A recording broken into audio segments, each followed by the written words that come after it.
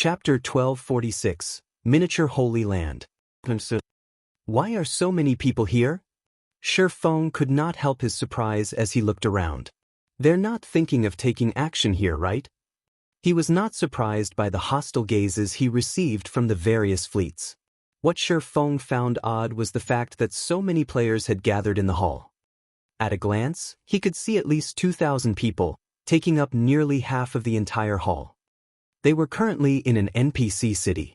Attacking another player here would be detrimental unless these players were absolutely confident of escaping the NPC guards.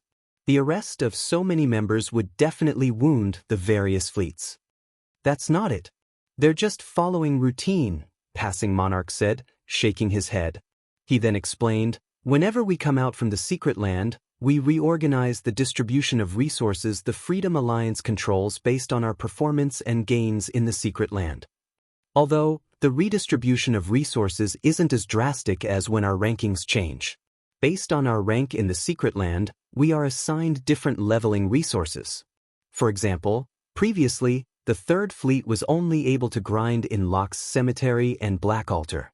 Since the Third Fleet has come out on top this time, we might get assigned to the Silent Lumberyard and Stormwind Shelter to level up. You're seeing so many members of the various fleets present right now simply because the party leaders of the various fleets are interested to know which leveling maps they'll be assigned to this time. As Passing Monarch spoke, his eyes shone with excitement. Obtaining a legacy was only part of the reason that Passing Monarch had recruited Shi Feng's help. The main motivation was to obtain better leveling resources for his fleet. In God's domain, it was common knowledge that an area's resources were limited. This was the case in every virtual reality game. Whether it was guilds or organizations such as the Freedom Alliance, due to such high member counts, they could not allow all their members level up in a single area. Otherwise, the amount of resources each member could obtain would be pitiful. Hence, it was necessary to assign the various fleets in the Freedom Alliance to different leveling areas. In high-resource maps, not only were there plenty of field bosses, but there were also plenty of advanced and rare quests. The same was true for treasure chests. If the Third Fleet were assigned to one such high-resource map, it would ease in their struggle for the position of First Fleet. Realization dawned on Shi Feng when he heard Passing Monarch's reasoning. He finally understood why these people gave them hostile looks. These players' hostility was likely due to more than just the lost top-tier weapons and equipment. The significant effect on their leveling spots was the main reason for their anger. The Freedom Alliance controls Stormwind Shelter as well? Shi Feng could not help but ask as he recalled a particular matter. In the past, as the guild leader of a second-rate guild, his access to information even surpassed that of peak experts. Although his knowledge was mostly limited to Star Moon Kingdom, he was familiar with plenty of famous locations and incidents relating to the various kingdoms and empires in the game. On average, the lifestyle players in Sea's End were no match for those on land. However, they would catch up eventually. While they would do so due to the development of naval transportation, the dozen or so miniature holy lands in Sea's End had a greater impact. Stormwind Shelter was one of these holy lands.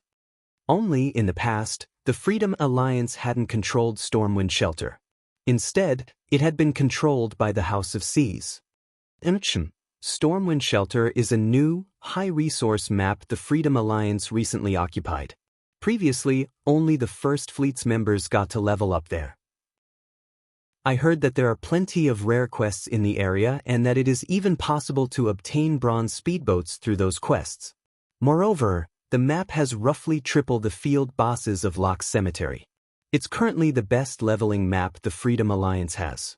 It is also much easier to obtain top-tier weapons and equipment there.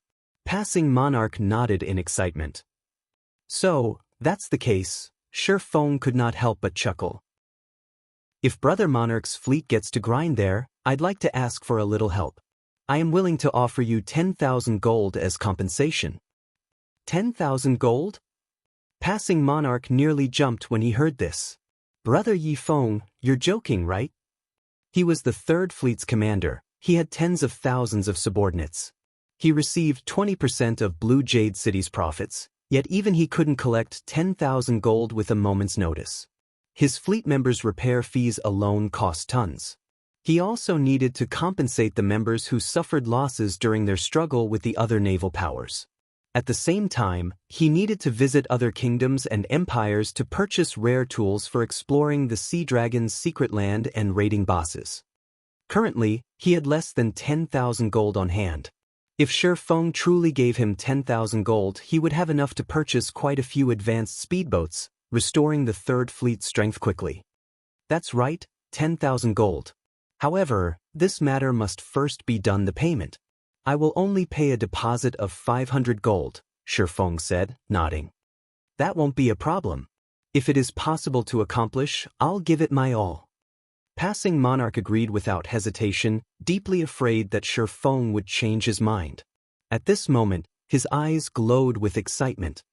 My request is very simple. If Stormwind Shelter falls under your control, I want Stormwind Town's Stormwind emblem, Shi Feng said, chuckling. The NPC towns within Sea's End were different from those on land. Rather, they were somewhat similar to Thunder Island. The higher a player's status was in a town, the more authority they would possess there. Only, unlike the Thunder emblem, where only 10 existed, there was no limit to the number of Stormwind emblems one could obtain. The only real limit was its abysmally low drop rate. As long as a player obtained a Stormwind emblem, they would be granted authority over Stormwind Town, capable of performing acts that normal players could not. There would be no need for players to accumulate reputation points gradually to increase their authority. The Stormwind emblem? Passing Monarch pondered. Although he had never leveled in Stormwind Shelter before, if he assumed control over the Stormwind Shelter, according to the Freedom Alliance's rules, the First Fleet's members would have to hand over the town emblems to him, allowing him to manage the area's town. Giving away one of those emblems wouldn't affect his operations in any way.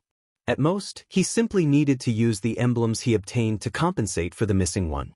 Alright, that won't be a problem. I'll get it done as soon as possible.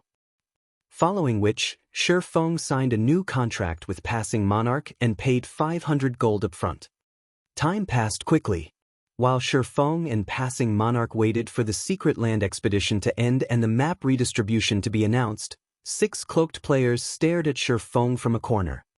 Scorpion, is he the one Leaves spoke about? A middle-aged man sporting a gray beard and 2 snow-white daggers sheathed by his sides asked as he glanced at an empty corner. That's right. He is the one the commander wants dead. Here is the latest information we have on him. Scorpion, who was in stealth, responded respectfully. When one spoke about the strongest player in the sacred temple, they didn't talk about Uncle Li. However, when it came to assassination, Uncle Li was the most powerful. Even the Sacred Temple's guild leader had declared that there was a 50% chance of him losing his life if Uncle Li wanted to assassinate him. While a 50% success rate might not seem very high, that was against the Sacred Temple's guild leader.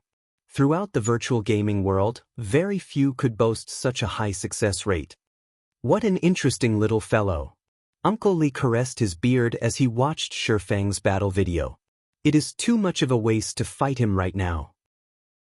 Forget it. Scorpion, go and get ready. Understood. Scorpion nodded hurriedly before departing. Chapter 1247, Receiving the Holy Land. Hellscythe _ Fluffy Goblin. Chapter 1247, Receiving the Holy Land. After Scorpion left, the middle-aged man called Uncle Li shifted his gaze towards the ranger beside him. The ranger carried a gray, double-string bow on his back. Although the ranger hid his appearance under a black cloak, his large stature made it difficult for others to miss him. If not for the ancient bow, most would assume that he was a shield warrior or guardian knight. Ghost, when the time comes, you'll strike first. Remember to use all of your black arrows, Uncle Li said in a deep tone. I know you're normally very stingy, but we cannot afford to be careless this time. Uncle Li, I still have 4 black arrows on me. Are we really going to use all 4 on that kid? The ranger, Hungry Ghost, asked reluctantly. The black arrows were not your ordinary arrows. They had been passed down from ancient times, and each possessed the power to rival Tier 4 skills. Current players and NPCs had no way of reproducing them, so each arrow used depleted the finite number in God's domain. One could only obtain more black arrows by raiding ancient ruins. We'll need at least that many to take him down, Uncle Li said as he glanced at Shifeng, who sat quietly across the room. Smiling, he continued, although he has yet to achieve a domain as 100 Leaves said, he is not far from it, either. With his frightening basic attributes and powerful skills, killing him will be slightly more difficult than killing actual domain realm experts. No wonder why 100 Leaves requested assistance from the guild leader. I guess I can use him as a guinea pig. Hungry Ghost's interest grew upon hearing Uncle Li's explanation. He clearly hasn't reached the domain realm, yet he's even more difficult to kill than domain realm experts? A petite female elementalist beside Uncle Li muttered as she followed his gaze to Shifeng. Licking her lips, she continued, in that case, he should have quite a few epic weapons and equipment on him. We should be able to make a fortune. Uncle Li, seeing as you've appraised him so generously, are you thinking of making a move personally this time? A shield warrior asked excitedly. Every time Uncle Li made a move, they learned a lot from him. Unfortunately, very few assassinations required Uncle Li's involvement. The other members of the team were usually enough for the job. If Uncle Li really joined the fight, their long trip here would be worth it. Meet him. Although you have a high chance of killing him if you all work together, this mission is very important. To make sure we complete the mission, I will have to take action as well. Uncle Li nodded. Hearing that Uncle Li intended to join the fight, the team members turned to Shifeng, pity in their eyes. If only they, Uncle Li's subordinates, struck, Shifeng would have some chance of surviving. However, if Uncle Li took action, then Shifeng had no hope whatsoever. While Uncle Li's team chatted amongst themselves, more players joined the gathering in the hall. Some arrived from the Sea Dragon's secret land, while others came from elsewhere. By the time the Sea Dragon's secret land closed, the hall was packed with players. As expected of one of Sea's End's overlords. Its foundation is incredible. Shifeng was a little surprised as he surveyed the room. Among the players present, the lowest was level 42. As for the weapons and equipment they wore, the most inferior was level 40 fine gold rank. There were over 2,500 such players. Even a first-rate guild didn't have these bragging rights. It was not hard to imagine how the Freedom Alliance had become one of the naval overlords in Shifeng's previous life. God's domain was still in its early stages, yet already the Freedom Alliance was so strong. With the assistance of the 3 major NPC cities the Freedom Alliance controlled, first-rate guilds couldn't compare to its income or number of players it could recruit. As Shifeng silently observed his surroundings, the clamor quieted. In the next moment, Silent Entropy, the First Fleet's commander, slowly walked up the stage in the center of the hall. Now that everyone is here, let us begin. Loudly, Silent Entropy continued. According to the rules, we will reorganize the leveling maps for each fleet based on their performances and losses in the secret land. I'll announce the results now. The present Freedom Alliance members were tense. Although the Alliance's leveling areas were all high-resource maps, there were also huge differences between them. I'm sure everyone already knows this, but the fleet with the best performance this time is our 3rd Fleet. Hence, from today on, 3rd Fleet will take over Stormwind Shelter and Silent Lumberyard. Placing in 2nd is the 8th Fleet. It will take over the Silent Canyon and Reef Sea. 1st Fleet came in 3rd. It will occupy the Black Altar and Lock Cemetery. As Silent Entropy announced the various fleets' ranks, silence reigned over the hall. Nobody could have imagined such a massive transformation. While everyone already knew that the 3rd Fleet had placed first this time, the fact that the 8th Fleet had placed second came as a big surprise. Meanwhile, the 3rd Fleet's members were ecstatic.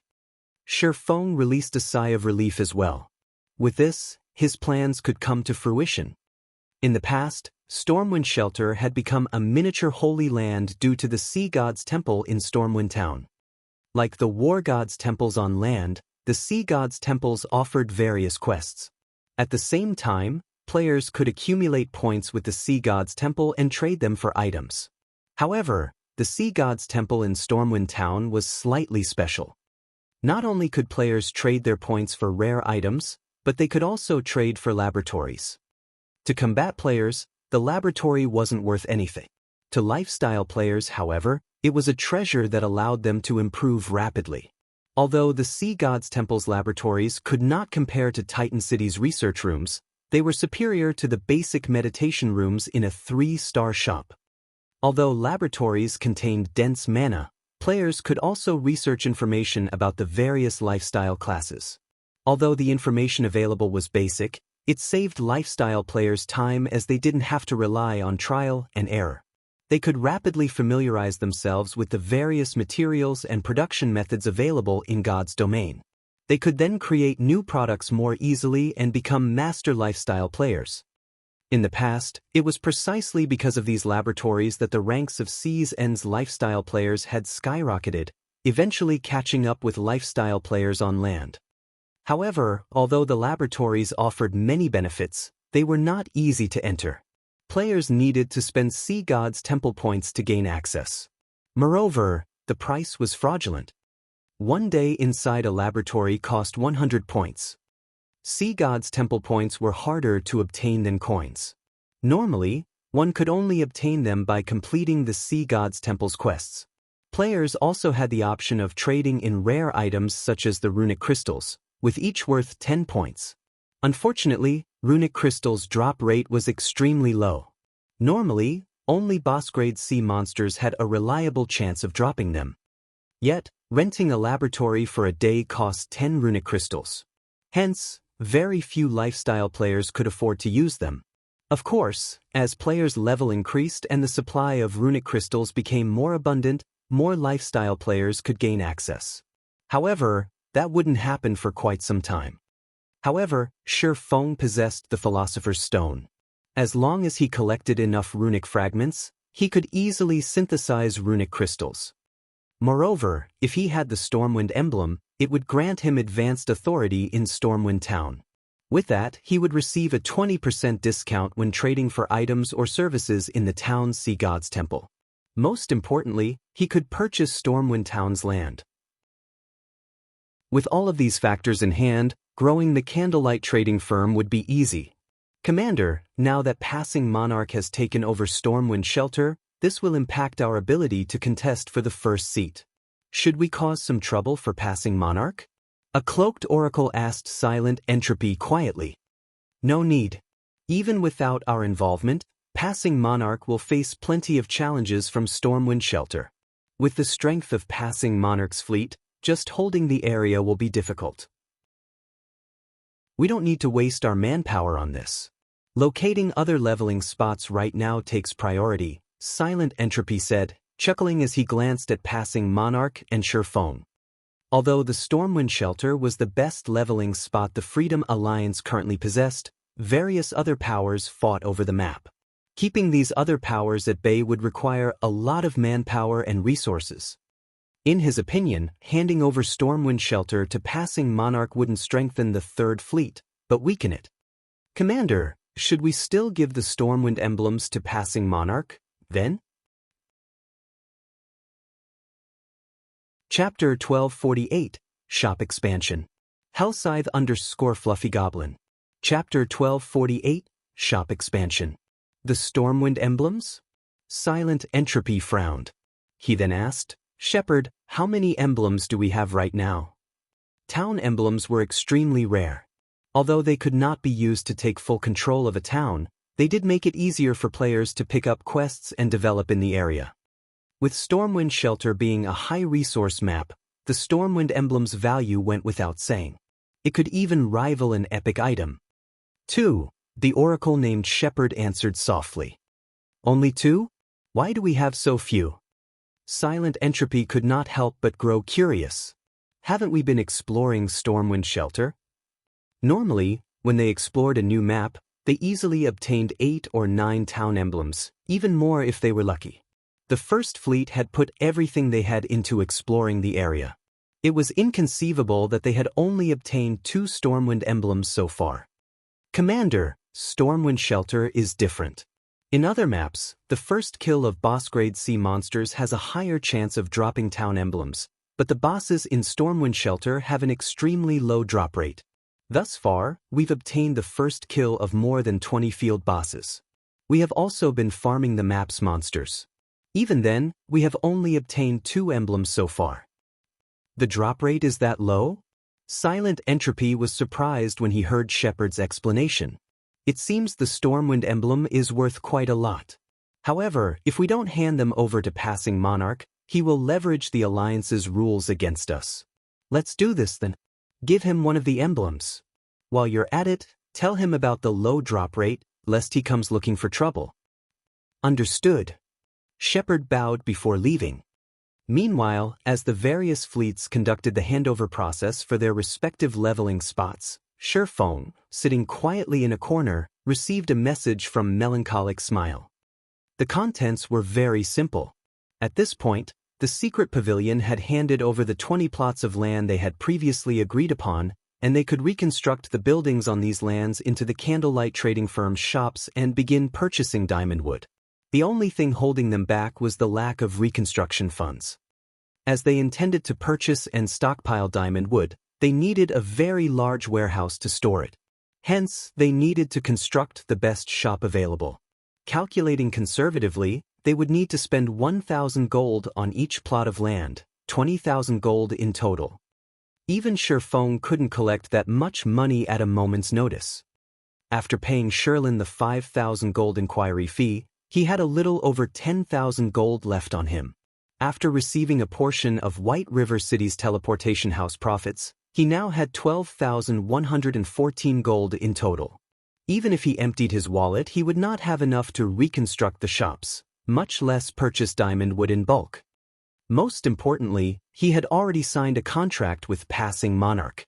As long as the latter gave him the Stormwind emblem, he would pay 10,000 gold. Once this sum was paid, he would only have around 2,000 gold left. Considering his financial status, Shifeng's stomach cramped. Passing Monarch approached quietly, excitement and joy plastered across his face. Brother Yifeng, here is the Stormwind emblem you requested. Don't lose it. For some reason, the emblem's drop rate in Stormwind Shelter is extremely low. I only have one. Replacing this will be very difficult, Passing Monarch warned his companion softly. He then traded the Stormwind emblem to Shifeng. Stormwind emblem. Once equipped, player will enjoy advanced authority in Stormwind Town. I'll be careful. Shifeng nodded as he stored the emblem. The Stormwind emblem's rarity didn't surprise him in the least. Otherwise, he wouldn't have offered to buy it for 10,000 gold. In the past, many people had offered to purchase the Stormwind emblem, and their starting bids were usually above 20,000. The emblem was far more valuable than epic items. However, even at that price, players rarely sold their emblems due to the abysmal drop rate. Aside from the higher drop rate for a first kill, subsequent field boss kills had a drop rate of roughly 0.1%. On average, the map only produced one Stormwind emblem per month.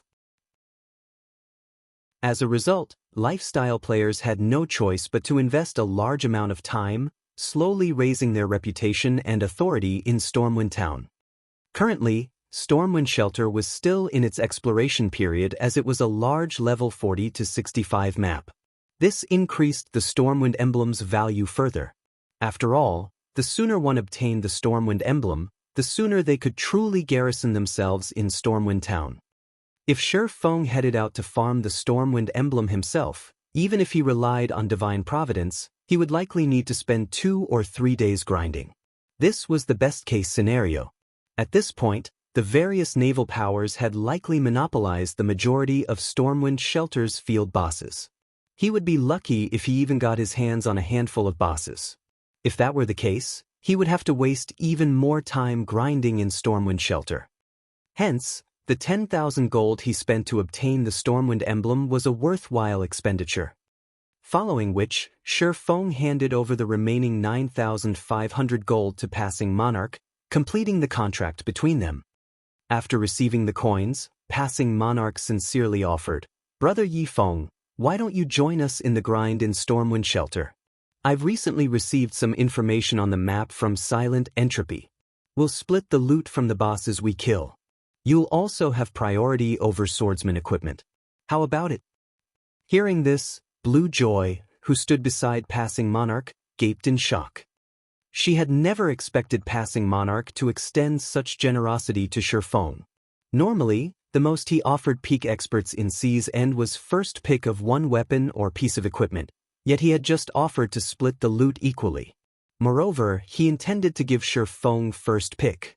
If news of this spread, it would shock every player in Sea's End. However, after considering it for a moment, Blue Joy wasn't terribly surprised. Passing Monarch wouldn't be so generous to just any peak expert. Shifeng was an exception simply because they had already witnessed his strength. With Shifeng's aid, they could take on even more powerful bosses. Although they would only be obtaining half of Theseus' boss's loot, their harvest would likely be more abundant than monopolizing the weaker boss's loot. Thanks for the offer, but I still have many matters to attend to. Shifeng rejected the kind offer. We'll raid bosses together if there is another chance in the future. While killing powerful boss-grade sea monsters was very profitable, he was the leader of a guild. There were many matters that required his attention. If a guild wished to grow powerful, it needed to be managed carefully. Zero Wing would not grow stronger if he neglected his responsibilities as the guild leader. If something like that were possible, so many guilds wouldn't vanish each day. Blue Joy was slightly disappointed by the swordsman's response. However, she knew it was reasonable. Shifeng was both a powerful expert and a member of Zero Wing. How could he possibly spare the time to level with them? What a pity! Until next time, during the next contest for the seeding positions, we'll have to trouble you again, Passing Monarch said, sighing. Following which, Shifeng said his goodbyes to Passing Monarch and the others before leaving the Blue Jade restaurant and hurrying to Stormwind Shelter. As soon as Shifeng left the restaurant, Scorpion, who had hidden in the alleyway beside the building, followed after him. Uncle Lee, the target has left Blue Jade restaurant. By the looks of it, he seems to be heading to the teleportation hall to leave Blue Jade City, Scorpion reported as he followed Shifeng. What a busy man. Follow him. The moment he steps out of an NPC city will be the moment he loses his life, Uncle Lee said, chuckling. It was unwise to attack another player in an NPC city. Although the security in Sea's End's NPC cities was not as strict as the cities on land, it could not be underestimated. Against an expert like Shifeng in particular, they needed a more suitable environment. Understood. Scorpion then quickly followed Shifeng into the teleportation hall. Chapter 1249, Nameless Shop. Hellscythe _ Fluffy Goblin. Chapter 1249, Nameless Shop. As a golden glow rose from the teleportation array, Shifeng disappeared from Blue Jade City to arrive in Stormwind Town. Stormwind Town was the only safe location within Stormwind Shelter. While it was called a town, it was not one bit inferior to the NPC cities in Starmoon Kingdom with a player population of 500,000 or so. Moreover, the NPC guards garrisoned here were all level 120 and above. The town's security was only second to Sea's End's 12 major cities. Not many have come here to level up yet. Shifeng examined his surroundings after leaving the teleportation hall. He saw fewer players on the street than NPCs. However, after giving the matter some thought, he found the situation reasonable. After all, Stormwind Shelter was a level 40 to level 65 map. At this stage of the game, only a minority of players were capable of reaching past level 40. Even if players in Seas End leveled up more quickly than those on land, there shouldn't be too many players capable of reaching level 40 and beyond. Not to mention, Stormwind Shelter was far more dangerous compared to maps of similar levels. As a result, fewer players were willing to visit this place. In fact, Stormwind Town possessed such high-level NPC guards due to the dangerous environment. Not only did players have to watch out for sea monsters when they left the town's protection, but they also had to be wary of Sawajin ambushes. Stormwind Shelter was home to the foreign race known as Sawajins. Leveling here was at least twice as challenging as in similar maps. Even if elite players from Sea's End formed a team, they would find it very difficult to survive here. A team would need expert leads at the very least. This was because Sahajins were not stupid like sea monsters. They were capable of jumping onto players' ships to engage in melee combat. At the same time, they would command sea monsters to attack ships, attacking players from all sides. As a result, players seeking to level in Stormwind Shelter needed high-quality ships and high combat standards. This was a trial for those living in Sea's End. Although very few players currently resided in Stormwind Town, correspondingly, players who had consistently grinded in Stormwind Shelter were stronger on average.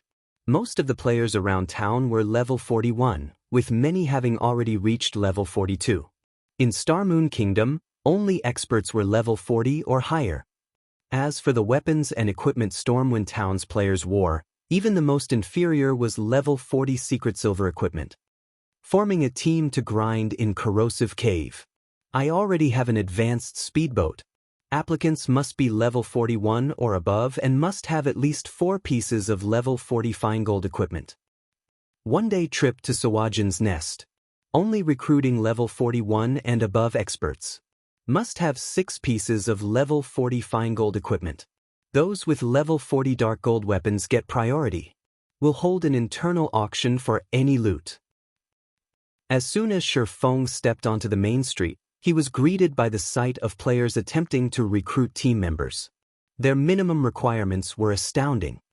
However, Shifeng paid little attention to these players as his goal was in the business district by the town's main entrance. The business district was Stormwind Town's most lively location. The players there were preoccupied with setting up stalls and selling wares. Selling this fine gold ranked blast bow at a low price. Interested buyers come quickly. Selling Sawajin's journals, 12 silver per page. Want to complete the quest? Don't miss out on this opportunity. Purchasing silver tiers for 3 silver each. Only purchasing 100 drops. Unlike in Starmoon Kingdom, players residing in Sea's End's towns would not sell their items at the auction house. Instead, they set up stalls in their respective business districts. There were 2 main reasons for this. The first was that auction houses were only available in the 12 major cities. Due to the large distance between each island, teleportation's fees were exorbitant. For example, it cost Shifeng 52 silver to teleport from Blue Jade City to Stormwind Town. Normally, players would teleport to District Town, rather than Stormwind Town, crossing the remaining distance on their speedboats. Although this path took a lot of time, it was much cheaper to teleport to District Town. The second reason was that fees in Sea's End's auction house were much higher than on land. The fee was roughly 20% of the item's total value. It was a fraudulent amount. However, one had to admit that the services one obtained in return for such an exorbitant fee were worthwhile. When using one of Sea's End's auction houses, a player's item would display in all 12 major cities. One would not have to worry about their items not selling. However, for mundane, low-value items, players generally had to rely on their own stalls. Either that, or they would accumulate those items for some time before selling them in bulk in an auction house. Very quickly, Shifeng arrived before an NPC grocery store in the business district. Dear customer, may I know what you are looking for? Our shop offers a wide range of fine products at affordable prices. The shopkeeper, a chubby, middle-aged man with a short beard, said as he greeted Shifeng. I'd like to rent your shop, Shifeng announced, wearing the Stormwind emblem. He had already inspected the business district and was rather fond of this grocery store's location. Using it as a secret shop for the candlelight trading firm would be ideal. Although he preferred to purchase the shop, he didn't have much money to spare at the moment. Hence, he settled with renting the shop for now. Unlike in Starmoon Kingdom, players did not have to negotiate with the town hall to purchase town shops in Sea's End. Players simply needed to negotiate a price with the shop owner. Of course, players had to possess sufficient authority within the town as a precondition. Even renting a shop required a certain level of authority. However, while renting a shop was much cheaper than outright buying one, there were 2 risks to consider. The first risk was that shops were rented to the highest bidder. Once a shop's rental period ended, players would have to outbid each other if more than one wanted the shop. The other risk was that, if another player bought the shop while it was being rented, the tenant would be deprived of their ownership once the rental period ended. Hence, renting was only a temporary solution. When taking long-term profits into account, it was better to purchase a shop. Dear customer, you have good eyes. Our shop has existed for more than 100 years. We also have the best location in town. As you are a valued guest, I can offer you a 10% discount. You can rent this shop for 900 gold per month, the shopkeeper said, joy lighting up his eyes as he rubbed his hands together. All right, I'll rent a month. Feng was slightly astonished when he heard this price. However, it was reasonable as this would become a miniature holy land in the future.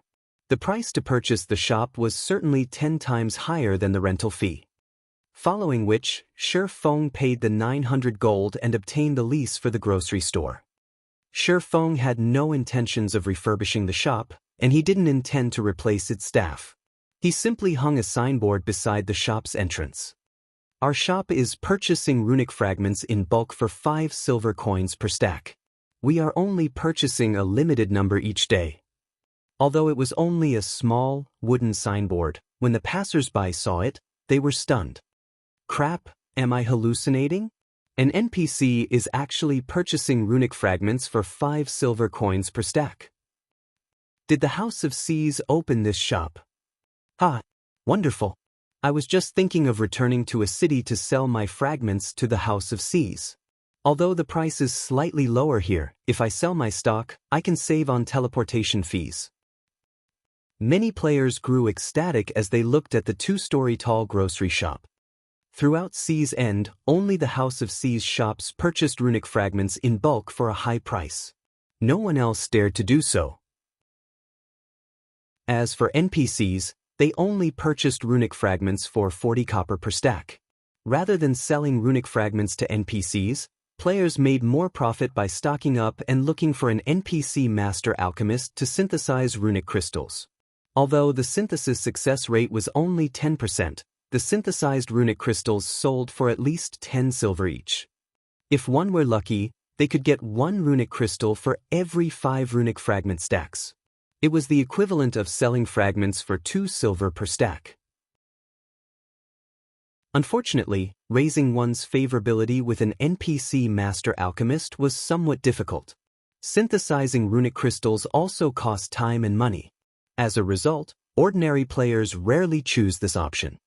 Hence, now that an NPC shop wanted to purchase runic fragments at 5 silver per stack, why wouldn't they be excited?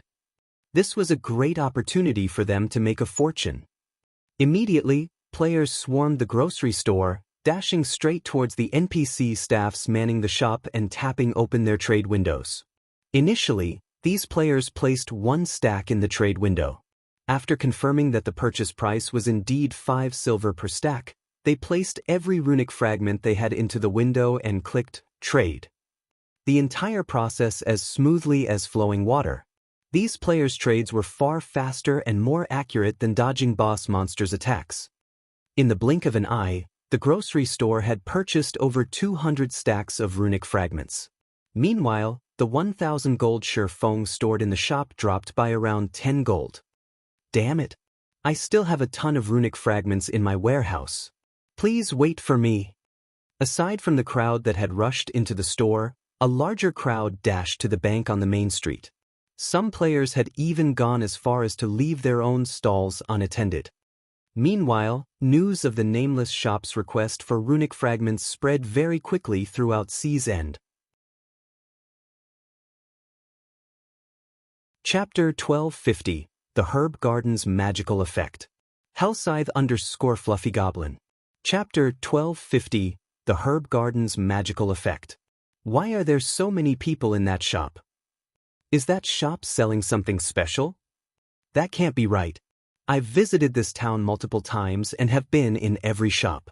If I recall correctly, that shop should be a grocery store, only selling common goods. It shouldn't have anything special to offer. Let's take a look. In any case, we are on break right now. Teams that had just returned from the fields grew curious when they saw the grocery store packed with players. Although Stormwind Town was quite large, elite players would investigate every new town or city to avoid missing some hidden or advanced quest. This was simply one of the basics of being an elite. By now, they had already explored Stormwind Town. However, the grocery store had never once been this popular. Naturally, they were curious. What? The shop is buying runic fragments at 5 silver per stack. Impossible! If this is true, can't our team earn 45 gold if we sell the 900 fragment stacks we've accumulated? The curious players were surprised when they read the sign hanging beside the entrance. These players immediately dashed into the shop for fear that they would miss the opportunity to sell their runic fragments. At the same time, they had swiftly contacted their companions and had them retrieve all of the fragments they had stockpiled in their warehouses. It seems that this has been quite effective. Shifeng, who quietly watched the crowd through the grocery store's second-floor window, nodded in satisfaction at the flow of players entering the shop. After a short moment, the grocery store had purchased over 7,000 stacks of runic fragments. He couldn't even store so many fragments in his bag. However, he hadn't only spent so much money on rent just to purchase runic fragments. If that were the case, he could simply set up a street stall. Rather, he had done so to build a sturdy foundation here for the candlelight trading firm. In the past, the Stormwind Empire had become a miniature holy land due to the area's Sea God's Temple.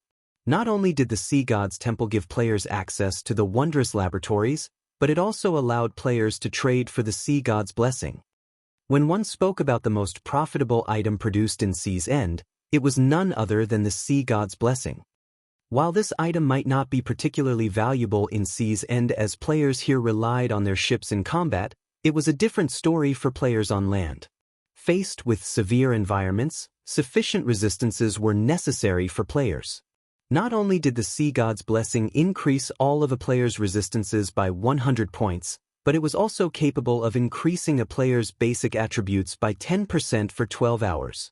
Moreover, the potion did not have a cooldown, and its effects could stack. Whether one raided a dungeon or adventured in the fields, the Sea God's blessing was a must-have potion. Time passed quickly.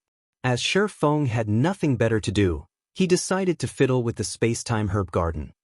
The grocery store sold plenty of items, including herb seeds. Although the herbs were common, they were enough for Shifeng. Shifeng wasn't an alchemist, but he knew what kind of potions players would need during particular times. He also knew which herbs were necessary to craft these potions. Around level 40, I recall that the various large guilds had focused on exploring ancient ruins. The various guilds had been desperate for lunar potions. The lunar potion's main material is the moonlight flower. Planting moonlight flowers isn't a bad option right now, Shifeng thought to himself. Normally, ancient ruins were located underground. Because of that, it was usually very dark inside. Even if players used spells, they would only illuminate a small area. This made their progress difficult and dangerous. Avoiding monster ambushes was particularly challenging. Hence, the lunar potion had become very popular around this stage of the game in the past. The lunar potion allowed players to see in the dark. In addition, the potion had a long duration, making it suitable for exploring underground ruins. It wasn't hard to find the lunar potion's recipe, and any advanced alchemist could easily produce it. Only, moonlight flowers, the potion's main material, was considerably rare, and this resulted in a low supply of the potion on the market. If he could obtain a large quantity of moonlight flowers, he could mass-produce lunar potions. Making a fortune would be a piece of cake. Currently, as the various large guilds had already begun to raid ancient ruins, the lunar potion's market price had already reached 6 silver per bottle. This price was already rivaled that of the intermediate all-recovery potions. Meanwhile, crafting the intermediate all-recovery potion nearly cost 3 silver, whereas one could craft the lunar potion for less than 80 copper, 50 of which were spent on obtaining moonlight flowers. However, due to the rise in the lunar potion's price, moonlight flowers' prices had also increased. Right now, each flower could sell for around 2 silver, significantly increasing the cost of the lunar potions. Following which, Shi Feng purchased a large quantity of moonlight flower seeds and filled the space-time herb garden. Each moonlight flower needed 2 by 2 yards to grow. Overall, the herb garden allowed Shi Feng to plant 62,500 flowers. Each moonlight flower seed cost 5 copper, costing a total of 31 gold, 25 silver.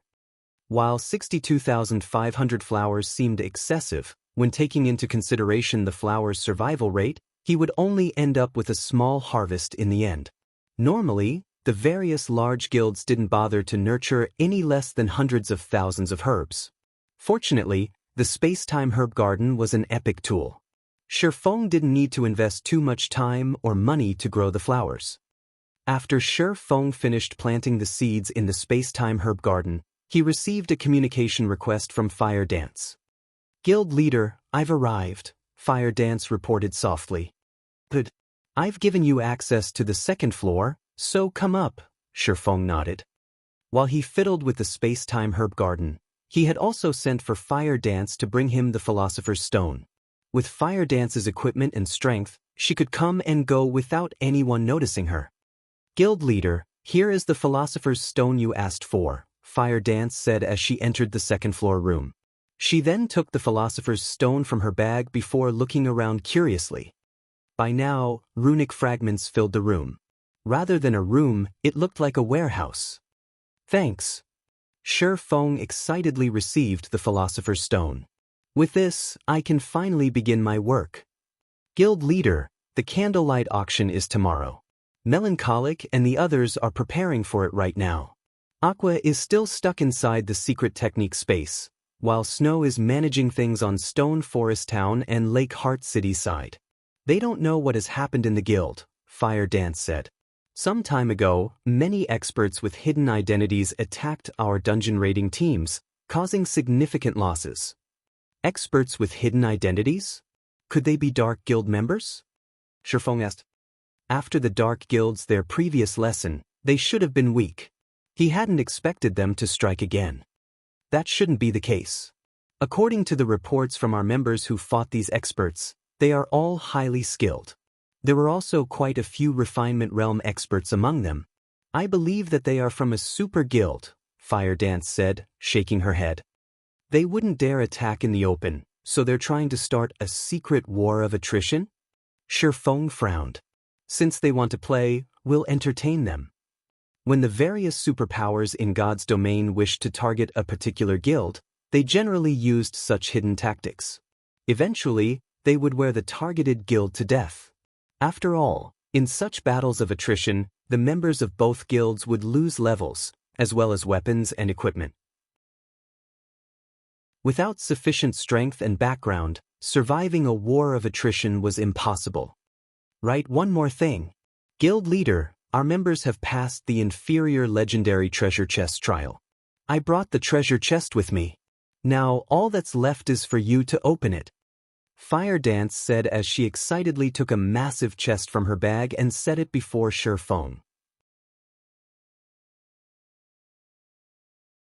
Chapter 1251, Treasure Appears. Hellscythe_Fluffy Goblin. Chapter 1251, Treasure Appears. Everyone has passed their trials already? Shi Feng could not help his growing excitement as he gazed at the inferior legendary treasure chest before him. Even in his previous life, he had never heard of an inferior legendary treasure chest. Initially, he had expected conquering the treasure chest to take a long time. After all, the trial inside the treasure chest wasn't easy to clear. Clearing it with enough people would be even more difficult. I wonder what kind of items are inside? It'd be great if a fragmented legendary weapon appeared. The guild could give birth to another peak expert. In God's domain, weapons provided a much higher boost to a player's combat power than equipment. Take Fire Dance for example. Although she was only a Refinement Realm expert, with 1,000 transformations abilities, she had a high chance of defeating Void Realm experts of the same level. Please let there be several items inside. Shi Feng suppressed his excitement as he activated Divine Providence. He then activated the treasure chest. The inferior legendary treasure chest's loading bar began to fill slowly. It took much longer than opening an epic treasure chest. 5 seconds, 10 seconds, 15 seconds. Fire Dance, who stood beside Shifeng, struggled to settle her nerves as she watched the loading bar. After 20 seconds, a clear click resounded throughout the room. Immediately, both Shifeng and Fire Dance held their breath as they watched the lid open, a myriad of colors slipping through the gaps. The treasure chest also radiated an aura that weighed on Shifeng. As for Fire Dance, she had unconsciously taken a step backward. What an intense feeling! Shifeng was inwardly surprised. If the shop were not strengthened by magic arrays, both the dazzling light and the powerful aura would attract everyone's attention in Stormwind Town. As the lights gradually dissipated, the items inside the treasure chest were revealed. When Shifeng and Fire Dance saw the treasure chest's contents, however, they were flabbergasted. The inferior legendary treasure chest only contained 2 items. There was nothing else. One of these items was an exquisite, black and white cape, while the other was a design. There were fewer items inside the treasure chest than they had expected. Normally, a treasure chest had between 3 and 5 items, yet this one only had 2. This was even after Shifeng had activated Divine Providence. It seems it really is unrealistic to ask for 2 fragmented legendary items from an inferior legendary treasure chest. However, these 2 items are an impressive bounty, Shifeng thought, smiling as he picked up the items for inspection. Nightwalker's Cape, Fragmented Legendary Rank, Cape. Equipment requirement, Strength 1500, Agility 1200. When equipped, all resistances increased by 100%. All damage received reduced by 30%. Strength increased by 40%. Agility increased by 50%. Endurance increased by 30%. Ignore levels plus 20. Movement speed increased by 30%. Attack speed increased by 30%. Reaction speed increased by 30%. Additional passive skill 1-. Nightwalker, when the cape is equipped, no information about the player can be examined.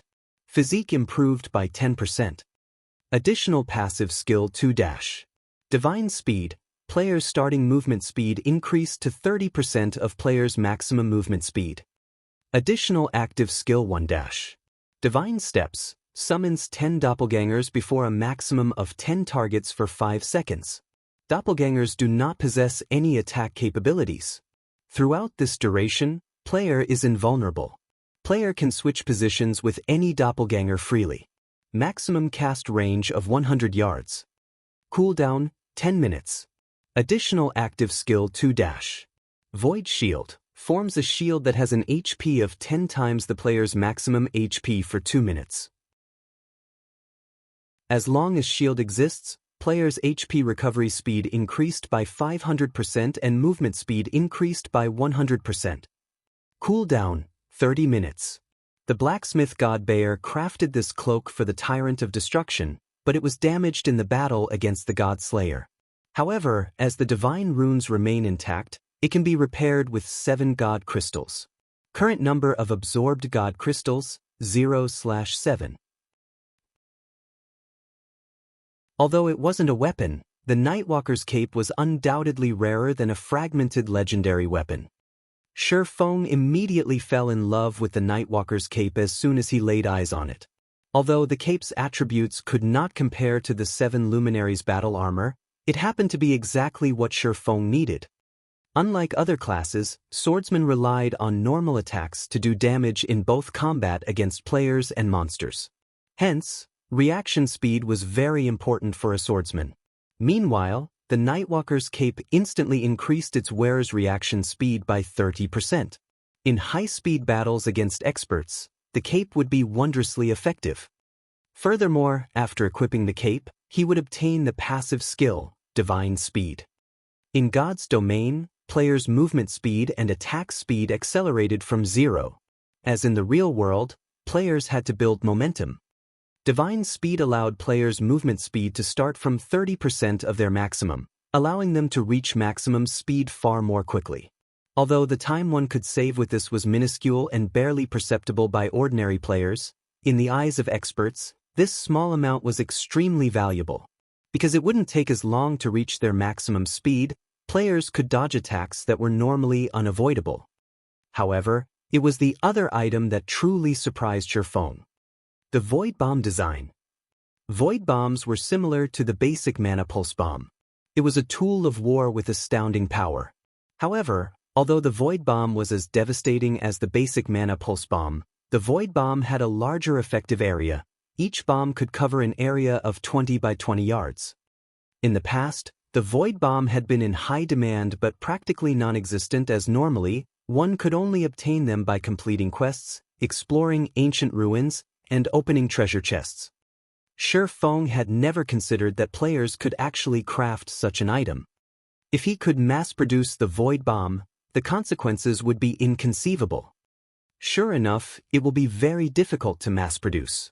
When Xianxia glanced at the required materials, he found that every material was extremely rare.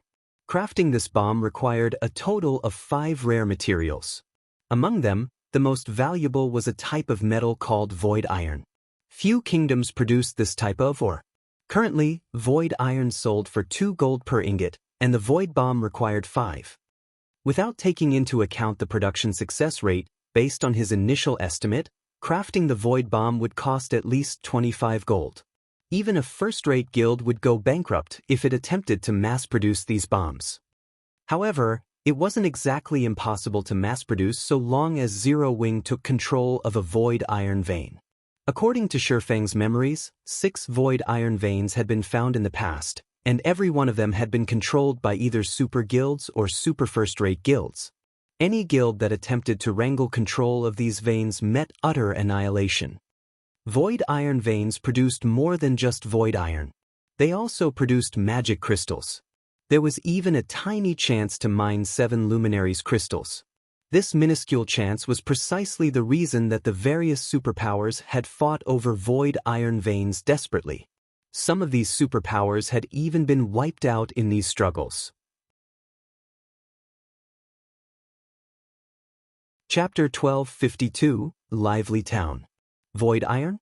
Xianxia fell into deep thought as he examined the Void Bomb design. Thus far, only he knew the secret that Void Iron veins could produce 7 luminaries crystals. Hence, the current superpowers shouldn't be so desperate to secure the veins yet. Even so, the fact that a Void Iron vein could produce magic crystals was tempting enough. Void Iron was also far more valuable than magic crystals. If a Void Iron vein were discovered, many of the superpowers would rush into the competition for it. Fortunately, it was not completely impossible for Zero Wing to occupy a Void Iron vein. There were very few Void Iron veins in God's domain, and they were all located in very dangerous areas, the lowest of which were above level 60. Among them, 1 Void Iron vein could be found in the Storm Empire. If we can occupy a Void Iron vein with the Candlelight Trading Firm's strength, we'll be capable of mass-producing the Void Bomb. They'll be very useful against dungeon bosses or in guild wars. Thinking up to this point, Xianxia's eyes shone with excitement. If even the basic Mana Pulse bombs could be so beneficial, mass-producing the Void Bombs would elevate the guild's strength to a whole new level. It would be a huge waste to pass up mass production. If there's an opportunity, we'll have to make a trip to the Eye of the Storm. The Storm Empire's Void Iron vein was located in the Eye of the Storm, which also happened to be the largest canyon in the Empire. Due to the area's steep terrain, it wasn't a suitable place for humans to build their homes. Hence, foreign races had ruled over the Eye of the Storm for many years, making it a very dangerous place for humans. As for the map's level range, it was between level 60 to level 90. Players below Tier 2 would surely die if they explored the map carelessly. Due to these risks, it's impossible that any current players or guilds had discovered the vein. It was even less likely that anyone had claimed it. Just knowing this gave Xianxia a huge advantage. Guild leader, you're so unfair. How can you admire the items without me? Fire Dance whined at Xianxia, who had been grinning silently into the treasure chest. Although she had watched and waited to see what items the treasure chest spawned, she couldn't see how many had appeared. Shi Feng had just opened an inferior legendary treasure chest. Since there were 2 items inside, they must be extraordinary. Here you go. But let's keep this between us, don't tell anyone. Shi Feng finally remembered that Fire Dance was waiting beside him. He then shared the item's statistics with her. Upon seeing the information, Fire Dance was dazed. Both the Nightwalker's cape and the Void Bomb design were astounding items. If they could mass-produce the Void Bombs in particular, they wouldn't have any issues dealing with mythic monsters in the future. However, the fact that Shi Feng could equip the Nightwalker's cape right now was even more shocking than the items themselves. Her 1,000 transformations only had an equipment requirement of 700 strength and 700 agility, yet the Nightwalker's cape required 1,500 strength and 1,200 agility. Even level 50, Tier 2 players would be hard-pressed to meet such high requirements. Guild leader, what level are you right now? Fire Dance asked curiously. Level 50, Shi Feng responded nonchalantly. He had no intention of hiding the truth from Fire Dance. Hearing this response, Fire Dance was speechless. She knew that Shi Feng possessed a hidden class. Moreover, leveling up his class required double the EXP of a normal class. Meanwhile, she had been trying desperately to level up. She had even taken down so many bosses with Shi Feng. Even so, she was only level 48. Although she was only 2 levels away from level 50, with her leveling speed, she would roughly need another 5 or 6 days before hitting that milestone. Alright, snap out of it. I'll send the Void Bomb design back with you, but first, make a few trips to the Sea God's temples, Shi Feng said, chuckling. He needed to synthesize a large quantity of runic crystals. He did not have the free time to travel to and from the Sea God's temple. Meanwhile, Fire Dance was both stealthy and swift. As long as she held the Stormwind emblem, she could convert the runic crystals into Sea God's temple points before converting those into Sea God's blessings. Following which, Shi Feng rapidly synthesized one runic crystal after another. A stack contained 100 individual runic fragments, and each synthesis required 50 fragments. Fortunately, the Philosopher's Stone had a synthesis success rate of 100%. In just a few seconds, Shi Feng finished synthesizing a runic crystal. As Shi Feng synthesized runic crystals and Fire Dance moved the runic fragments from the shop's warehouse to the 2nd floor. Damn it! Why is that bastard still inside the shop? How many does he intend to buy? Scorpion muttered in annoyance as he glared at the grocery store opposite of the open-air bar he watched from. As he did not want to alert Shi Feng of his presence, he did not dare move too close to the swordsman. After all, experts of their standards were extremely sensitive to their environments. If he accidentally leaked the slightest killing intent, Shi Feng was likely to discover him. When stalking targets of Shi Feng's caliber, he maintained a distance of over 200 yards. Stormwind Town's security was much stricter than Blue Jade City's. Although these guards' levels were lower, there wasn't much difference to players of his level. They would die instantly either way. He couldn't afford to strike inside Stormwind Town. It would only be time to make his move after Shi Feng left the town to grind or quest. Time passed quickly. Before Shi Feng realized it, the 1,000 gold he had set up to purchase runic fragments had depleted. In the end, the shop had purchased 20,000 fragment stacks in total. With this, he had bought out nearly every player in Stormwind Town. However, news travels quickly, and players from other cities had discovered that a grocery store in Stormwind Town was purchasing runic fragments. They had rushed in from nearby towns and cities. Even now, a long line of players still waited by the shop's entrance. Crap, why aren't they buying anymore? I just arrived, for God's sake. Are you guys buying fragments tomorrow? I still have 30 stacks here. The players outside of the shop grew flustered, afraid that they had missed their chance to make some money. Dear customers, please rest assured that our store will purchase a large quantity of runic fragments every day. However, as we have already reached our quota for today, please come back tomorrow, one of the female NPCs managing the store formally announced as Shi Feng had requested. Hearing the announcement, everyone outside the shop relaxed. Many reluctant players even decided to spend 2 silver coins to set a stall up beside the store. They intended to wait until the next day to sell off their runic fragments. The business district had grown quite lively. As more time passed, even more players rushed to the area as some set up stalls and others visited bars to chat while they passed the time. In less than half an hour, the crowd had doubled. Guild leader, have these people lost their minds? They're actually willing to wait until tomorrow to sell their runic fragments? Fire Dance was confused as she watched the players crowd the street outside the shop. Rather than waiting here, doing nothing, it would be much more profitable to grind or quest. It isn't that easy to make money in God's domain. These players have particularly larger expenditures, Shifeng explained, smiling bitterly in response to Fire Dance's question. Fire Dance was a considerably powerful expert. After joining Zero Wing, her strength had even increased by leaps and bounds. Meanwhile, the guild paid for most of her costs, including her repair fees and the cost of her usual consumable items. In addition, she wore a set of top-tier equipment. Her equipment needs were met.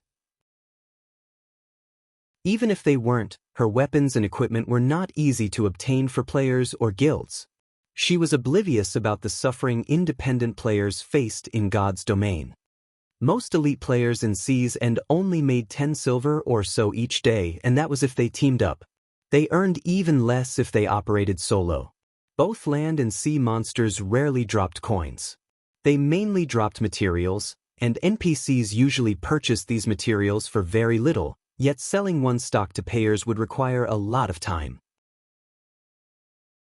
For the majority of these players, quests were their most profitable source of income. Unfortunately, very few players actually got their hands on high-quality quests. To these players, an opportunity to sell their runic fragments for 5 silver per stack was like a gift from heaven. If they had stockpiled fragments, they could easily make several gold. How could these players possibly bypass such a golden opportunity?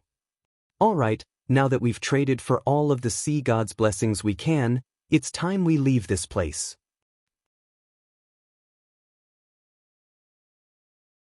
Chapter 1253, Money-Earning Tactic. Guild Leader, are we returning to the guild? Fire Dance asked. She had already made multiple trips to the Sea God's Temple, trading points for a total of 8,000 bottles of Sea God's Blessing. She had also seen the potion's effects, and she had to admit that it was a miracle tool for grinding and raiding dungeons. If players could increase their attributes by 10%, dungeons would become at least 10% easier. This way, players could lower the equipment and weapon requirements, and they could dispatch more players to difficult dungeons. The Sea God's Blessing also increased players' resistances by 100 points, making it even easier to raid bosses that dealt magical damage. Moreover, the potion had a duration of 12 hours. That was more than enough time for a 50-man team to raid a large-scale team dungeon. If they offered the Sea God's Blessing to their guild members in exchange for guild contribution points, their members could level up and upgrade their weapons and equipment much faster. No. We're heading to the Fire Dragon Empire, Shifeng said, shaking his head. The Sea God's Blessing was precious. If not for the Philosopher's Stone, it would not have been possible to obtain so many within such a short time. While it was not a bad idea to put it up for trade in the guild, doing so would expose his identity. Moreover, earning money was far more important right now. In the past, the Sea God's Blessing had sold for a maximum of 2 gold in Sea's End and 3 gold on land during its peak. Land players hadn't discovered the Sea God's Blessing yet, making this an excellent opportunity to make a fortune. If he waited until more players in Sea's End realized how important this potion was, and news of the potion spread to the mainland, he would lose the opportunity to sell it for a high price. Fortunately, there were a limited number of Sea God's temples available, and each temple only stocked 50,000 bottles of Sea God's Blessing each week. It wasn't even enough to satisfy Stormwind Town's players. So, the price shouldn't be affected overmuch. In any case, he had to earn as much as he could while he didn't have any competition. The Fire Dragon Empire was one of the 4 great empires. The empire stood at the peak of God's domain in both quantity and quality of experts. The empire was home to plenty of powerful adventurer teams. Thus, it was an ideal place to sell the Sea God's blessing. He also had the option of selling the potions in Blackwing City. However, as the Sea God's blessing was relatively affordable, more players would fight over it in the Fire Dragon Empire. Although he would have to spend quite a bit on teleportation fees, compared to the potential profits, the expenditure was negligible. Following which, Shi Feng descended the stairs. As for Fire Dance, she activated stealth and followed as they traveled to the Fire Dragon Empire together. Since Fire Dance had picked up 8,000 bottles of Sea God's blessing, Shi Feng's bag couldn't store them all. He needed help transporting the potions. HM? He's finally leaving? A hint of excitement flashed in Scorpion's eyes when he saw Shi Feng exit the shop. Quickly, he finished the glass of liquor he had just ordered. Overall, he had waited several hours for Shi Feng to leave the shop. Although it was common for assassination experts like himself to wait several hours at a time on a mission, stakeouts were tiresome. However, before Scorpion could celebrate, he saw Shi Feng head towards the teleportation hall. After traveling all the way here, he doesn't plan to go out and level? Scorpion was confused as he watched Shi Feng leave the town via the teleportation hall. Suppressing his bubbling frustration, he called out the system map and checked Shi Feng's current location. Flame Dragon City? Scorpion nearly cracked his teeth when he saw the location on the map. Flame Dragon City was the Fire Dragon Empire's imperial capital. The security there was several times higher than Stormwind Town's. It was even more difficult to take out a target there. Excellent. I refuse to believe you won't head out to level or quest at some point. Scorpion ground his teeth as he paid 7 gold, 20 silver to teleport to Flame Dragon City as well, his hatred of Shi Feng growing ever stronger. A single teleportation fee had lightened his pockets by 20%. Sea's End was already quite far from the Fire Dragon Empire. Meanwhile, the fee for teleporting out of Sea's End was more expensive than elsewhere. Very players chose to travel to the mainland to level. Even if they did decide to do so, they would travel via a flying ship, which was much cheaper. Flame Dragon City. As the imperial capital of one of the 4 great empires and the venue for the Dark Arena, the player population surpassed the other empires' capitals. Moreover, the Fire Dragon Empire had a treaty of alliance with the several neighboring kingdoms, which resulted in 40% cheaper teleportation fees between these countries, attracting even more players. One could see plenty of player trading firms as they wandered through the capital's business district. Many independent adventurer teams also sold rare items monsters had dropped. It would be great if White River City were even half as impressive as this city. Shi Feng sighed ruefully as he gazed upon Fire Dragon City's business district. 2-star shops were still extremely rare. Generally, only first-rate guilds had the capacity to set one up. However, as he walked through the business district, he saw plenty of 2-star shops. Moreover, Fire Dragon City had long since activated the flying transportation feature, allowing players to travel to leveling spots that could not be reached with teleportation arrays. The various trading firms displayed even more impressive merchandise. Even level 40 fine gold equipment was available for purchase. Only, the prices for such items were much higher than market value. It was clear that the shop owners did not want players to buy these items, intending to keep them on display.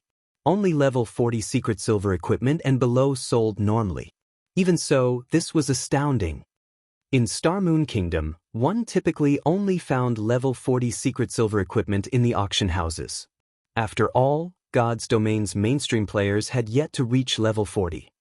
Meanwhile, it was because these trading firms sold the best equipment available that adventurer teams visited so frequently. After all, they might come across weapons or equipment that suited them.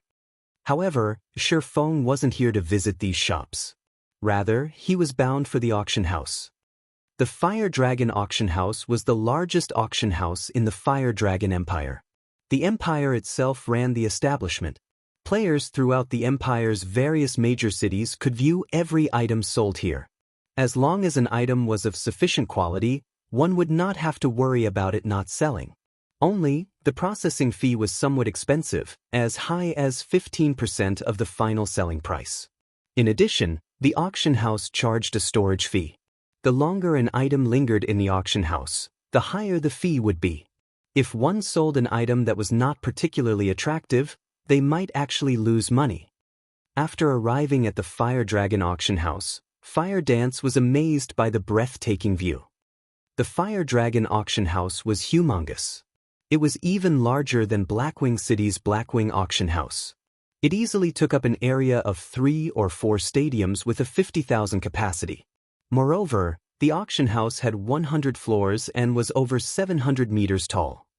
A sea of players drifted in and out of the auction house.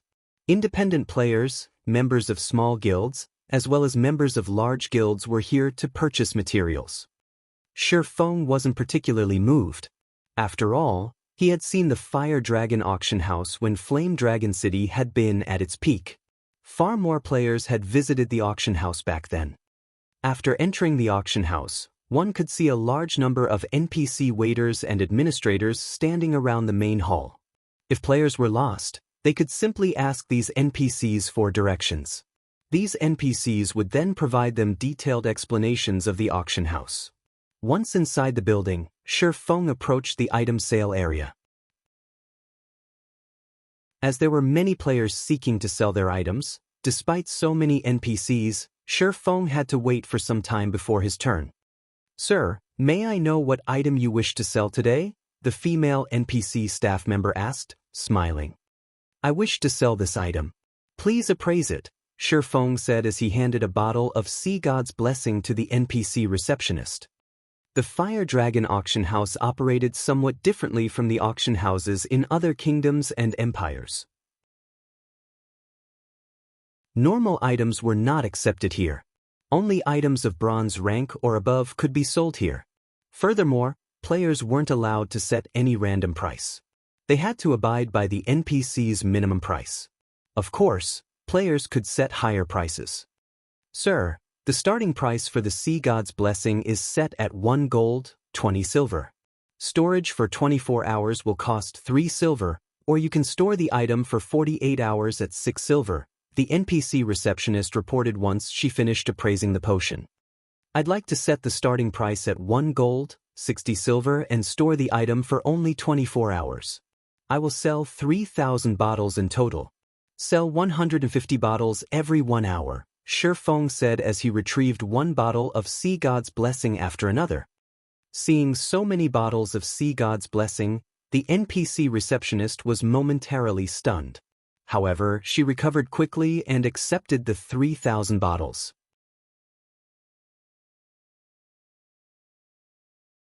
Chapter 1254, Taking the Empire by Storm. After commissioning the 3,000 Sea God's Blessing bottles to the Fire Dragon auction house, Shi Feng left the auction house with Fire Dance and hurried back to the teleportation hall. Guild leader, with the capabilities of the Fire Dragon Empire's players, they shouldn't have any problems using 8,000 Sea God's Blessings. "Why are we setting out for another empire?" Fire Dance asked, confused. "We are too poor right now. With our limited stock of Sea God's Blessings, we have to employ hunger marketing if we want greater profits," Shi Feng explained, smiling bitterly. If given the choice, he would sell all the potions here in one go rather than waste time running about. However, he had too many aspects that required funds. This was especially true for fees to reconstruct the 20 shops he had recently acquired from the secret pavilion as well as the diamond would cost. Naturally, he had to try to earn as much as possible. Although there were a lot of players in the Fire Dragon Empire and plenty of first-rate guilds, he couldn't place all of his eggs into one basket if he wanted the Sea God's Blessing to fetch a high price. After all, despite the potion's affordable price, it was still easily affordable for ordinary players. Normally, only guilds and powerful adventurer teams could buy the potion in bulk. Yet, there was a limited number of such adventurer teams and guilds in the Fire Dragon Empire, limiting how high the Sea God's Blessing's price could rise. Hence, he had decided to test the waters with 3,000 bottles first. Very quickly, Shi Feng and Fire Dance traveled to the Beast Empire's Beast City. Meanwhile, Scorpion, who had been tailing Shi Feng in secret, fumed with rage. Shi Feng had arrived in Flame Dragon City less than an hour ago, yet he was leaving already. It wouldn't be so bad if Shi Feng's destination were outside the city. However, of all the places Shi Feng could have chosen, he chose the faraway Beast Empire. A one-way trip there from Flame Dragon City cost 3 gold, 74 silver. Not only had Scorpion failed to find an opportunity for his allies to ambush Shi Feng, but he had also wasted over 10 gold. This was hard-earned money that he had saved to purchase a new weapon. While he was one of the Sacred Temple's peak experts, he had obtained most of his weapons, equipment, and skills himself. He was only slightly better off than the guild's elite members in that he could purchase top-tier items cheaply with coins or guild contribution points. Yet, now, he had spent nearly 1/3 of his savings just to follow Shi Feng around. He even began to consider attacking Shi Feng outright. Shortly after Shi Feng left the Fire Dragon auction house, the Sea God's blessing appeared in the auction house's potion window. Who's the seller? He's actually selling a potion for 1 gold, 60 silver. Has he lost his mind? Crap. Does he think he's selling dragon blood? The various guilds and adventurer teams' logistic members, who had come to purchase potions, were astonished when they saw the Sea God's blessing. The intermediate regeneration and intermediate mana recovery potions they usually purchased only cost several silver per bottle. Even the mana mixture, which was slightly more valuable, only cost a dozen or so silver coins. Meanwhile, the mana mixture could temporarily increase a player's maximum mana by 10%. Yet, someone was actually selling a potion that no one had ever heard of for 1 gold, 60 silver. Moreover, that was only the potion's starting price. However, these logistics members quickly calmed themselves as they clicked to check the Sea God's Blessings attribute panel and read its introductory text. As logistics members, their task was to purchase all sorts of useful potions. Whenever a new potion appeared, they were required to investigate it. If they missed an opportunity to obtain a particularly precious potion, they would be severely reprimanded. However, as these players read the Sea God's Blessings introduction, their mocking laughter died as an excited madness took its place. Leader, I discovered a super potion that increases all basic attributes by 10% and resistances by 100 points for 12 hours. If every member of our Royal Thunder team drinks this potion, we won't have any issues raiding Hell Mode team dungeons. A potion can do that. Buy them all. Quickly. But the potion isn't cheap. Not cheap? How much is it? As long as it isn't too outrageous, we'll take them all. The starting price is 1 gold, 60 silver per bottle. The various logistics members contacted their superiors. If the potion had simply cost 20 or 30 silver per bottle, they could make the decision on their own. However, the Sea God's Blessing's starting price was too high. They did not have the authority to approve such a large purchase. When they learned of the potion's starting price, the superiors in both the large guilds and the adventurer teams were stunned into silence. However, after a moment of silence, every one of these upper echelons issued the same command. Buy them all. While the price was indeed very high, its effects were astonishing. If used properly, it could easily elevate a team's strength to a whole new level. The potion might even enable a team to raid a dungeon of a higher difficulty, allowing access to higher quality weapons and equipment. Immediately, the various logistics members bid on the Sea God's Blessing. From the initial 1 gold, 60 silver, the price quickly rose to 1 gold, 61 silver, before rising again to 1 gold, 62 silver. The potion's price soared. At the same time, news of the Sea God's Blessing shocked many first-rate guilds and superpowers. How can such a potion actually exist? Investigate this potion's origin and the method to obtain it immediately. Unlike ordinary large guilds and adventurer teams, these first-rate guilds and superpowers were more interested in the Sea God's Blessing's origin. Immediately, they began to research the potion. At the same time, they sent their logistics members to purchase every available bottle. At most, the 150 available bottles would cost several hundred gold. Ordinary large guilds might hesitate to make such a large expenditure, but this amount of money was negligible to first-rate guilds and superpowers. As long as they could raid level 45 Hell mode large-scale team dungeons, obtaining 2 or 3 pieces of level 45 dark gold equipment, they would make up for the loss with money to spare. Have these people lost their minds? It's already at 2 gold, 60 silver per bottle, yet they're still bidding. The first-rate guilds and superpowers intervention caused the price of the Sea God's Blessing to skyrocket, instantly exceeding the various adventurer teams' budget. Leader, the potion's price has already reached 2 gold, 65 silver. By the looks of it, the price will continue to rise. I no longer have enough coins on hand to buy all of the potions. Damn it. This is definitely those first-rate guilds doing. But this is our best opportunity to take down a Hell mode team dungeon. We cannot miss this chance. I'll have someone send you some money later. We don't need to purchase all of them. 50 bottles should be enough. Understood. At the end of the day, an adventurer team could not compete with a large guild's financial strength. Fortunately, adventurer teams didn't need all 150 bottles. They could manage with 1/3 of that.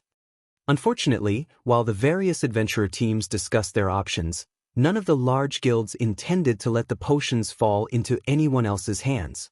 Very quickly, the price of the Sea God's Blessing broke past the 4 gold threshold, exceeding the record high in Shifeng's previous life. Once the auction for the 150 Sea God's Blessing bottles concluded, Shifeng was stunned. System: the Sea God's Blessing you placed in the auction house has sold. After deducting the procedural fees, 5 gold, 16 silver has been sent to your bag. System: the Sea God's Blessing you placed in the auction house has sold. After deducting the procedural fees, 5 gold, 24 silver has been sent to your bag. System: the Sea God's Blessing you placed at the auction house has sold. After deducting the procedural fees, 5 gold, 19 silver has been sent to your bag. A series of 150 system notifications bombarded Shifeng. In the blink of an eye, he had gained nearly 800 gold.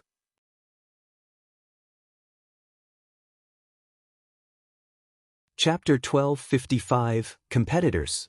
Guild Leader, what happened? Fire Dance asked when she noticed Shifeng's joyful smile. It's nothing. I just made a small profit, that's all, Shifeng replied, chuckling. In the past, the Sea God's Blessing had only sold for 3 gold during its peak. Now, he had managed to sell the potion for an average of 5 gold, 20 silver. That was nearly double the price back then. Moreover, this had only been the first batch. As the potion's fame spread, its price would continue to rise. The only problem was the attention from the various large guilds. By now, the various large guilds should have begun their investigation into the potion. With a little effort, it wasn't hard to learn about the Sea God's Blessing. After all, the Sea God's Blessing was one of the basic items available for trade in the Sea God's Temple. Once the various large guilds discovered the potion's origins, they would try to obtain it for themselves by any means necessary, rather than purchase the bottles from the auction house. After all, it was much cheaper to obtain the potion from the Sea God's Temple. With enough runic fragments, they could hire an NPC master alchemist to synthesize runic crystals. Employing a master alchemist might be difficult for ordinary players, but that was not the case for large guilds. Even if a master alchemist only had a 10% synthesis success rate, with each stack of runic fragment only costing 5 silver, the potion's total cost wouldn't exceed 1 gold, 50 silver. It was much cheaper than buying the potion from Shifeng. With the potion's growing popularity, I need to hurry. Thinking up to this point, Shifeng rushed back to Stormwind Town with Fire Dance. Now that the various guilds had caught wind of the Sea God's Blessing, they would find a way to obtain them in Sea's End. However, the Sea God's Blessing was not available indefinitely. Each Sea God's temple only stocked 50,000 bottles each week. If he secured all of the available Sea God's Blessings, even if the other guilds had the required points, they wouldn't be able to trade for the potion. Meanwhile, throughout Sea's End, players had only discovered 10 Sea God's temples. As long as he had the funds, it wasn't impossible to clear the temple's stock. After all, he had already earned some funds from the first batch of Sea God's blessings. However, when Scorpion realized Shi Feng was returning to Stormwind Town, he very nearly lost consciousness. After traveling around the continent, he returned to where he had begun. In total, he had spent more than 24 gold on teleportation fees. Scorpion wanted nothing more than to rip Shi Feng apart with his own hands. Stormwind Town. When Shi Feng returned to the grocery store, he discovered far more players in the business district. These players watched the grocery store like hawks, waiting for the NPCs to hang the wooden signboard that announced the purchasing of runic fragments. The shop really has become quite famous. I should be able to collect a lot of fragments. Shi Feng smiled as he entered the grocery store. Upon his return, Shi Feng also received the profits from the first round of sales in other empires. Although the potions were not as popular as they were in the Fire Dragon Empire, each bottle still sold for 5 gold or more. Overall, the 600 bottles that had sold in 4 other empires had earned Shi Feng an additional 3,000 plus gold. Without hesitation, Shi Feng equipped the grocery store with 3,000 gold and began to purchase runic fragments once more. Meanwhile, Fire Dance headed out to purchase the Sea God's blessing. Quick look, the signboard is up again. Ha! I knew it wasn't a waste of time to wait. I've purchased a ton of runic fragments from other cities. I'll make a fortune. When the waiting players saw the signboard, they charged into the shop. Among them, there were a few merchant players trying to make a profit through the price spread. After purchasing runic fragments in other NPC cities, these merchant players would come running to the grocery store to sell the fragments for 5 silver per stack. Even if they only earned 1 silver per stack, selling 5 or 600 stacks would earn them 5 or 6 gold. Even experts couldn't earn that much money in a single day. He had offered to purchase each stack of runic fragments for 5 silver precisely to inspire these merchant players to do the dirty work for him, purchasing fragments from other cities and saving him plenty of time. In just 10 minutes, the grocery store had purchased over 6,000 runic fragment stacks. This was far faster than before. Unfortunately, Shi Feng's synthesis speed remained constant as the Philosopher's Stone could only synthesize 1 runic crystal at a time. Time passed quickly. Despite players' rush to sell their fragments, Shi Feng's funds didn't decrease in the slightest. On the contrary, he continued to gain more coins. Very quickly, Shi Feng had accumulated 20,000 gold. Meanwhile, Fire Dance had purchased the remaining 42,000 bottles of Sea God's blessing in Stormwind Town's Sea God's temple and stored them in the grocery store's warehouse. Following which, Shi Feng sent the 20,000 gold he earned to Melancholic Smile, contacting her and saying, "Melancholic, I just sent you 20,000 gold. Once you receive it, start the new shop's reconstruction." The sooner those 20 shops were complete, the sooner they could purchase diamond wood. After all, if the other guilds learned about the diamond wood's value, it would become extremely difficult to purchase even if Zero Wing had the funds. 20,000. Guild leader, how did you get so much money? Melancholic Smile was momentarily dumbfounded. She had been managing both the Candlelight trading firm and Zero Wing's finances all this time, so she was very aware of their financial situation. Both the guild and the trading firm continued to expand. As a result, the cost of the guild's benefits rose each day. They also had to continue purchasing more materials. There was also the fact that Stone Forest Town had recently become an intermediate town, so they had plenty of buildings to construct. Practically all of the guild's funds had already been allocated. The guild simply had no money to spare right now. "I just made some money selling potions. I'll send the money for the diamond wood a little later," Shi Feng said, chuckling. His current earnings were only the tip of the iceberg. If he could monopolize the Sea God's blessing before the other guilds gathered enough points to trade for it, he could easily make several times more than his current profits. It was for this reason that he had sent Fire Dance to visit the other Sea God's temples to exchange their points for Sea God's blessing. While Fire Dance visited the various Sea God's temples, Shi Feng wandered throughout God's domain, selling the sea god's blessings. Although he could only carry 4,000 bottles with him at a time, the potion's prices continued to increase. Excluding the Fire Dragon Empire, the sea god's blessings' maximum price had risen from 5 gold, 20 silver to 5 gold, 60 silver.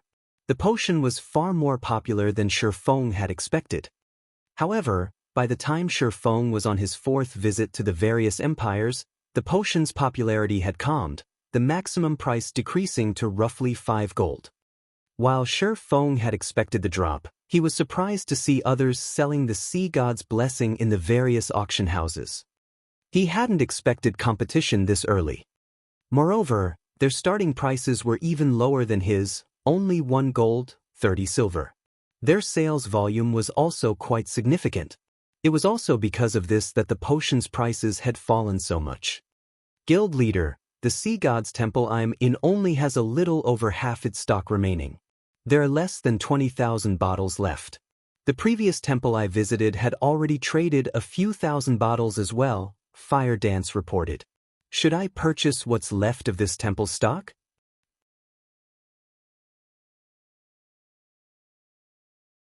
Chapter 1256, Tyrant vs. Lunatic. I've really underestimated them this time.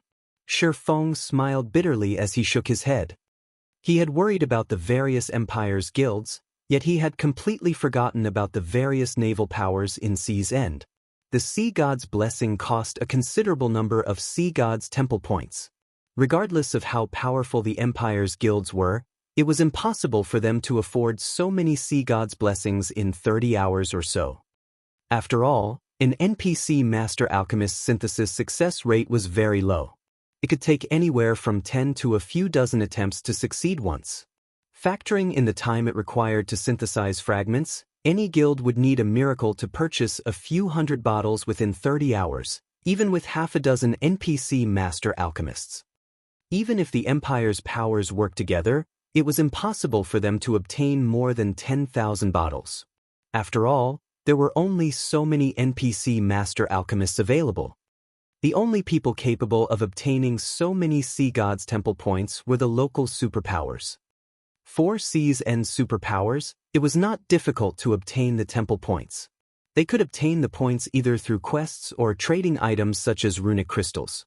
Not only could one obtain runic crystals through synthesis, but they could also obtain them by killing boss-grade sea monsters in Sea's End. Guild leader, should we continue to purchase the potion? Fire Dance asked as she watched Shi Feng on the screen. They had rushed to purchase the sea god's blessing in the first place to avoid competition, limiting others' access to the potion.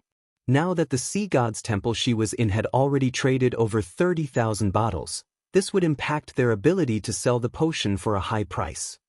Of course, why wouldn't we? At worst, we'll earn a little less profit, Shi Feng said, chuckling. Although competition would decrease the price, they could still earn coins at a frightening rate. Moreover, he had the Philosopher's Stone to synthesize runic fragments. Even if the potion sold at its minimum price, he would still make a profit. Furthermore, he had already met his initial goal. The sea god's blessings price had surpassed his expectations. After repeated sales, he had over 60,000 gold on hand. It was enough to deal with matters such as his Tier 2 promotion, purchasing diamond wood, and reconstructing Stone Forest Town. They also had nearly 140,000 bottles in the grocery store's warehouse. Even if he sold the potion for 2 gold per bottle, he would have more than enough money to construct his city. Understood. After giving the matter some thought, Fire Dance understood Shi Feng's reasoning. She also felt that she had been a little too greedy. Stormwind Town. After returning to the grocery store, Shi Feng discovered that the crowd around the shop had disappeared. Now, there were only a few dozen people around. Every one of these players radiated an imposing aura, their very postures threatening anyone who dared to approach. Just as Shi Feng neared the shop, a robust, middle-aged man called out to him, "Friend, are you trying to sell off your runic fragments?" Shi Feng nodded, pretending to be just another adventurer trying to make some gold. "I'd advise you to go elsewhere, then.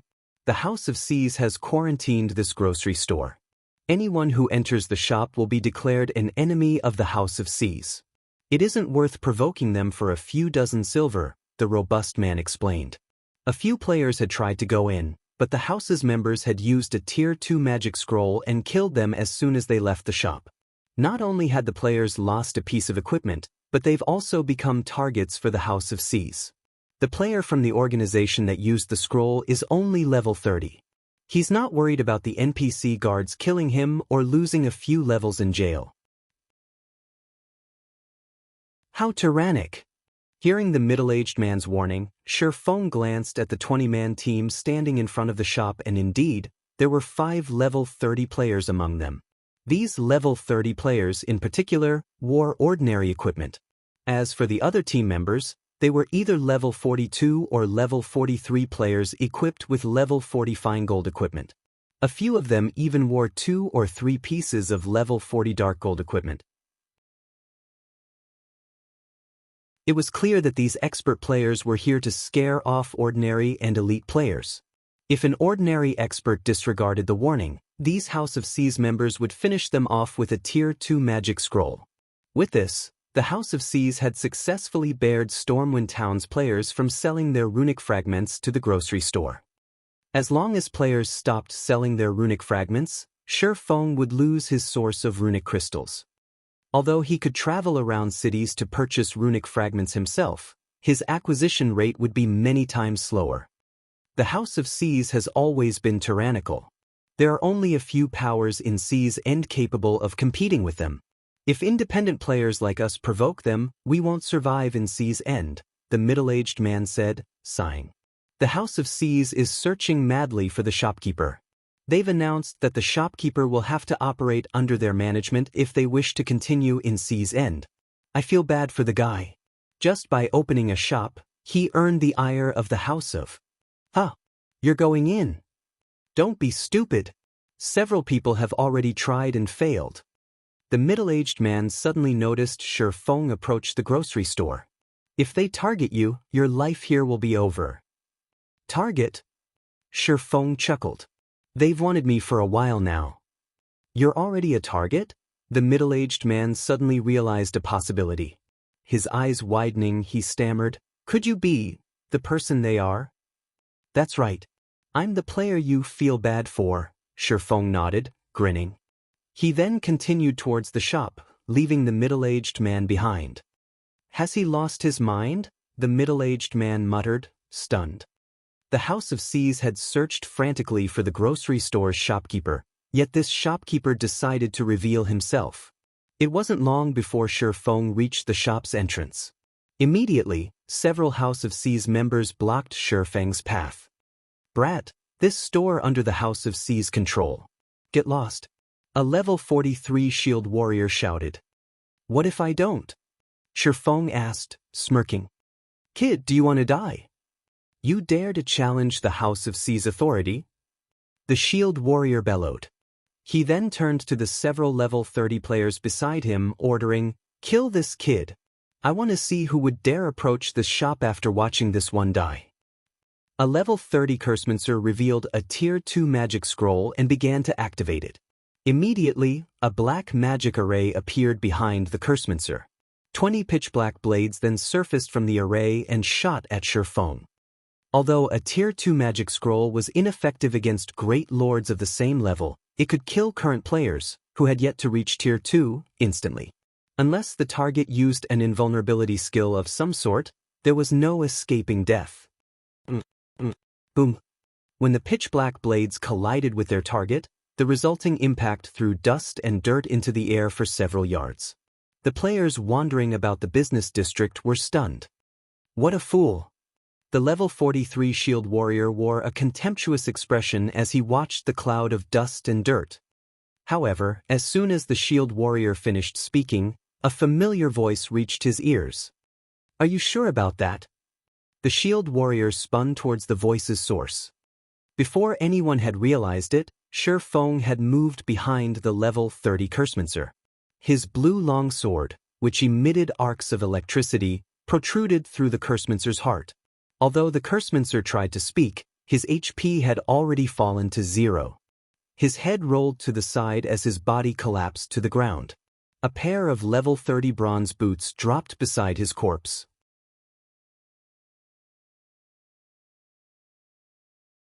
Chapter 1257, Declaration of War. Impossible!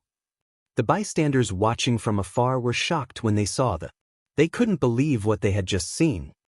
Even an agile assassin couldn't dodge so many of those pitch-black blades.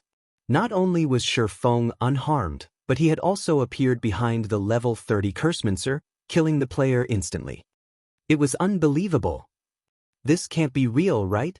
Is he an NPC? The middle-aged man, who had warned Shi Feng, muttered. The House of C's members surrounded Shi Feng while everyone recovered from their shock. Kid, you really do want to die. The level 43 shield warrior assumed Shi Feng must have used a skill to avoid the incoming spell, surprised by the swordsman's performance. He turned to the level 30 players beside him and said, "You four attack together. I refuse to believe that this kid has any more skills to save himself." The four level 30s promptly took Tier 2 magic scrolls from their bags and activated them. Two of the four Tier 2 spells were single-target spells. The others were AoEs. All four spells bombarded Shi Feng, leaving him no room to dodge. "Let's see how you dodge these attacks," the shield warrior sneered. They had long since familiarized themselves with the rules of combat inside towns and cities. The system wouldn't deem an attacking player's spell channeling to be aggressive until it locked onto a specific target. If the target retaliated, attacking first, the system would deem them the aggressor.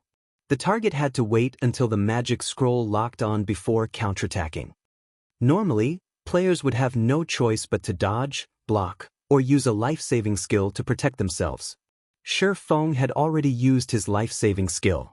He would die, facing 4 magic scrolls, if he didn't have another. "Want to run?" "I don't think so," Shi Feng said, smiling when he noticed the players around him slowly back away to avoid the incoming assault. These people were 10 years too early if they thought they could use the game's rules against him. He sheathed Killing Ray and leaned forward to grab the retreating players, pulling them to his position. The retreating crowd gathered around Shi Feng once more, forming a human shield. "Damn it! He wants us to perish together." The level 43 shield warrior had never expected Shi Feng's strength to be so high. No matter how they struggled, Shi Feng still drugged them to his sides, using them as shields. It was already too late for them to dodge. They had no choice but to activate their life-saving skills to survive the incoming Tier 2 spells. Boom. 11 House of C's experts died as the series of explosions echoed throughout the district. All of the survivors' HP had dropped to critical levels. What's going on? Everyone was dumbfounded. Am I hallucinating? Friendly fire? The House of C's members had used a similar strategy to attack other experts that had tried to enter the grocery store. They would surround the disobedient expert before attacking with Tier 2 magic scrolls. They would back away quickly after launching the spells. The experts were utterly helpless as they died. Now the House of C's members hadn't retreated once the spells had been launched as if they had developed Alzheimer's. On the contrary, they had moved closer to the target. Meanwhile, Shi Feng had moved over a dozen yards away from his original position. He looked like a spectator, quietly observing the commotion. The Nightwalker's cape's effects really are impressive. As expected of a fragmented legendary item, Shi Feng gazed at the battered House of C's members with satisfaction. The increase to his physique, reaction speed, and starting speed had felt pleasant as he moved. "Who are you? Why are you trying to go against the House of C's?" The level 43 shield warrior had lost his previous arrogant demeanor. All that was left was solemnity and fear. With a threatening tone, he asked, "Are you not afraid of the House of C's hunting you down?" As an expert, he knew full well what had happened even if the spectators didn't. Shi Feng had actually managed to grab every one of them as they attempted to retreat and drug them back to him. He had swiftly retreated a dozen yards away afterward. He had never even heard of this level of skill or reaction speed. He even wondered if it were something players could achieve. You're asking for my identity even after searching for me for so long? Shifeng laughed. He had no intention of hiding his ownership of the grocery store. If someone used their brain, they'd know only a player would purchase runic fragments in bulk at a high price. It would hurt his development in Stormwind Town if he did not respond properly now that the House of Seas had come all the way to cause trouble. So, you're the shopkeeper. Realization dawned on the shield warrior. That makes things easier. Our guild leader has stated that your shop may continue to purchase runic fragments in bulk. However, you must hand over 80% of your profits. Don't even think about running a shop in Sea's End in the future otherwise. Our House of Seas will hunt you to the ends of God's domain. The fear on the shield warrior's face faded when he spoke of the guild leader's command, reverting to the prideful, confident expression he had before. It was as if the guild leader's command was a system rule, and no player could challenge it. None of the Sea's End players present doubted the validity of those boastful words no matter how laughable they seemed. The House of Seas was one of Sea's End's overlords. It was the #1 ranking overlord. Even the mighty Freedom Alliance, not to mention the other powers at the Sea's End, had to show respect to the House of Seas. The House of Seas also possessed a shop in all 12 major cities in Sea's End. It was obvious just how powerful the guild was. The House of Seas could easily stop the players in Sea's End from entering a particular shop if it wanted to. The players in Stormwind Town proved this point. How was a shop going to buy or sell items if it didn't have any players visiting it? In other words, the shop was useless. Interesting. This is too interesting. Scorpion, who had been watching since the beginning, was ecstatic when he heard the shield warrior's words. The frustration from spending so much money on teleportation fees instantly vanished. Not only will you become the Sacred Temple's target, but you'll also be the House of Seas' target. I want to see how you're going to survive on your own strength in the future. The House of Seas' strength wasn't comparable to that of a super first-rate guild, but it was still a veteran first-rate guild. The House of Seas' current strength was extraordinary because it had focused its development in Sea's End and had the support of major corporations. Identical Summer had sought cooperation with the House of Seas for this same reason. If the House of Seas wanted to deal with Shifeng, the Sacred Temple would have a much easier time assassinating him. If he couldn't run a shop in any town or city in Sea's End, he would have to explore and do quests to procure weapons, equipment, and other resources. They would have plenty of chances to strike.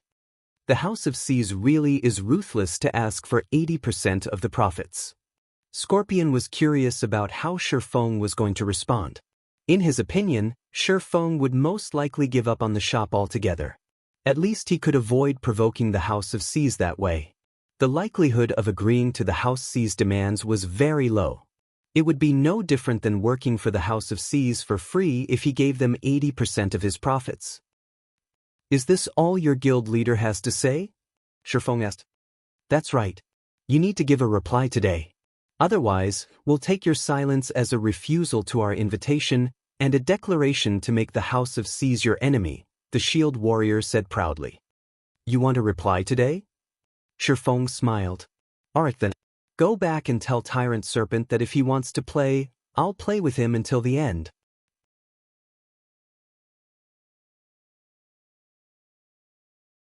Chapter 1258, Disturbance at Sea. Although Shifeng's tone had been casual, the entire business district had fallen silent when they heard his words. The spectating players stared at Shifeng with dumbfounded expressions on their faces. A lunatic. He's a lunatic. He actually dares to challenge the House of Seas by himself. Does he know what he just said? The bystanders started excitedly chatting about the situation. The House of Seas was one of Sea's End's overlords. Only a handful of powers in Sea's End were bold enough to provoke the organization, yet now, a lone player had declared war against this overload. This was the first time such an incident had occurred in Sea's End. Normally, the most they had heard was certain expert players killing an elite or expert member. Even so, such incidents became hot topics, independent players revering the player in question. Now that someone had openly declared war on the House of Seas, the various spectators commended him, even if it were just a boastful declaration. It was enough to shock players throughout Sea's End. Meanwhile, news of this matter quickly spread to Sea's End's official forums. Mysterious expert openly declares war on the House of Seas. The instant this post published, it sent waves throughout Sea's End. Does this guy want to die? Or does he plan to delete his account and start a new one? After receiving such a challenge, the House of Seas will never live this down if they don't kill that player back to level 0. I heard that the House of Seas is trying to take 80% of that player's profits. Anybody in their position would retaliate. He's still a fool. The House of Seas has plenty of members and influence. They even have ways of hunting down assassin players. Since he's just a swordsman, he will have a hard time going out to level up from now on. That shouldn't be the case. The player has hidden his identity and appearance. Causing trouble for him won't be so easy. What do you know? Don't you know that the various large guilds have tracking experts? There are also a few tracking tools available. Not even wearing a black cloak will help this guy. After all, the black cloak can only hide a person's basic information and appearance. It can't hide a person's figure and class. With how many members the House of Seas has, they can easily send a few assassins to keep an eye on him. This guy is simply too amazing. Even if he dies back to level 0, his achievement will be recorded in God's domain's history. None of the players on the official forums had an optimistic view of Shifeng's foolish actions. However, they were happy to see such an incident. At the very least, the event would spark conversations during their daily visits to the bar. Meanwhile, back in Stormwind Town's business district, the several surviving members of the House of Seas were dazed for a long moment upon hearing Shifeng's reply. They even wondered if they had heard wrong. What a joke! They were the House of Seas, one of Sea's End's overlords. Only a handful of superpowers in Sea's End would dare to declare war against them. Even if they wanted to, they'd have to spend a long time considering the consequences before making a decision. They would avoid war unless it was absolutely necessary. Yet, now, the proprietor of a measly grocery store had declared war on the House of Seas. This was simply a mockery. "This is your reply?" the level 43 shield warrior asked in a chilling tone. "That's right. No matter how many times you ask, my answer will be the same. If you want a war, then let's do it," Shifeng said nonchalantly. While the House of Seas possessed an extraordinary background, unfortunately, Sea's End was simply too far away from Starmoon Kingdom. Even if his identity were exposed, Shifeng would not be afraid to declare war. Moreover, he needed to rely on the sea god's blessing as a long-term source of income. He also planned to stock some of the potions for the guild. Hence, he intended to purchase runic fragments long-term.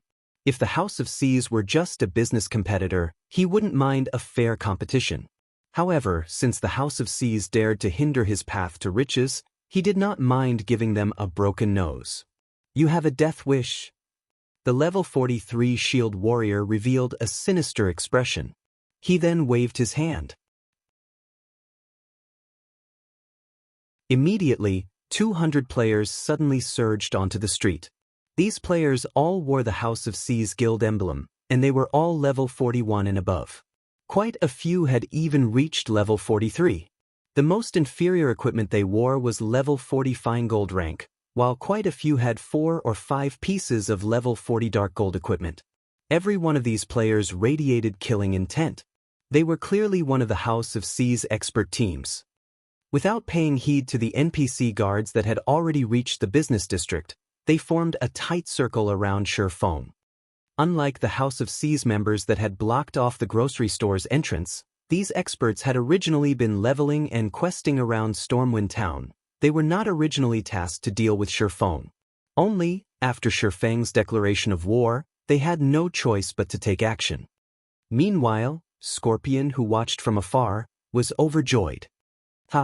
Now that this concerns the guild's reputation, the House of Seas won't let you get away even if they have to sacrifice their expert team. Scorpion was thrilled as he watched at Shifeng.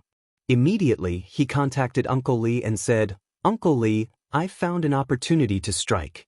The target is currently in Stormwind Town's business district and is surrounded by the House of C's expert team. If Uncle Li's party tried to assassinate Shurfent normally, the battle would likely drag on. If the fight drug on for too long and the NPC guards arrived, killing Shurfeng would become even more difficult.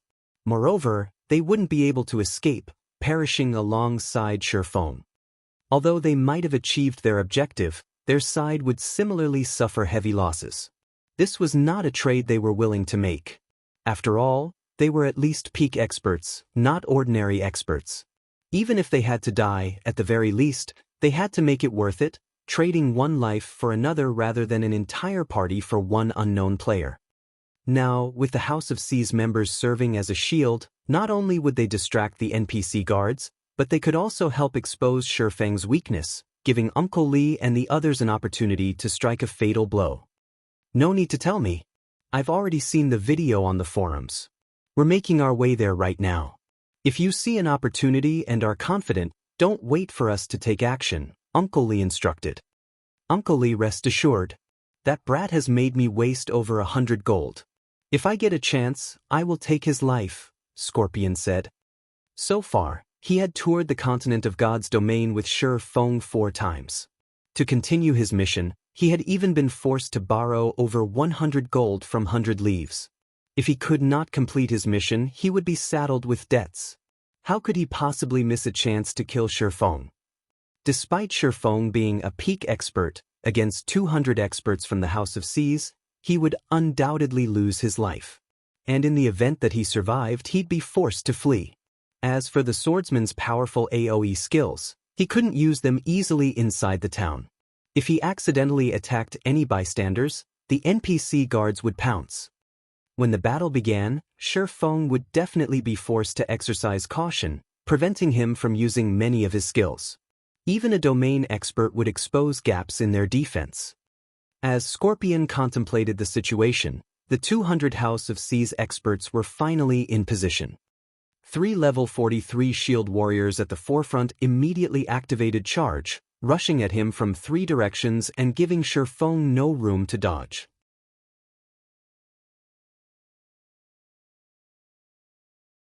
Chapter 1259, First Strike. Melees, distract him. Ranged players, get ready to attack. The black-clad ranger leading the House of C's expert team commanded as he glared at Shurfeng, who remained motionless. Use a magic array to suppress the NPC guards. Do not give him any chances to escape. Almost immediately after the ranger issued the command, a golden magic array appeared in the business district.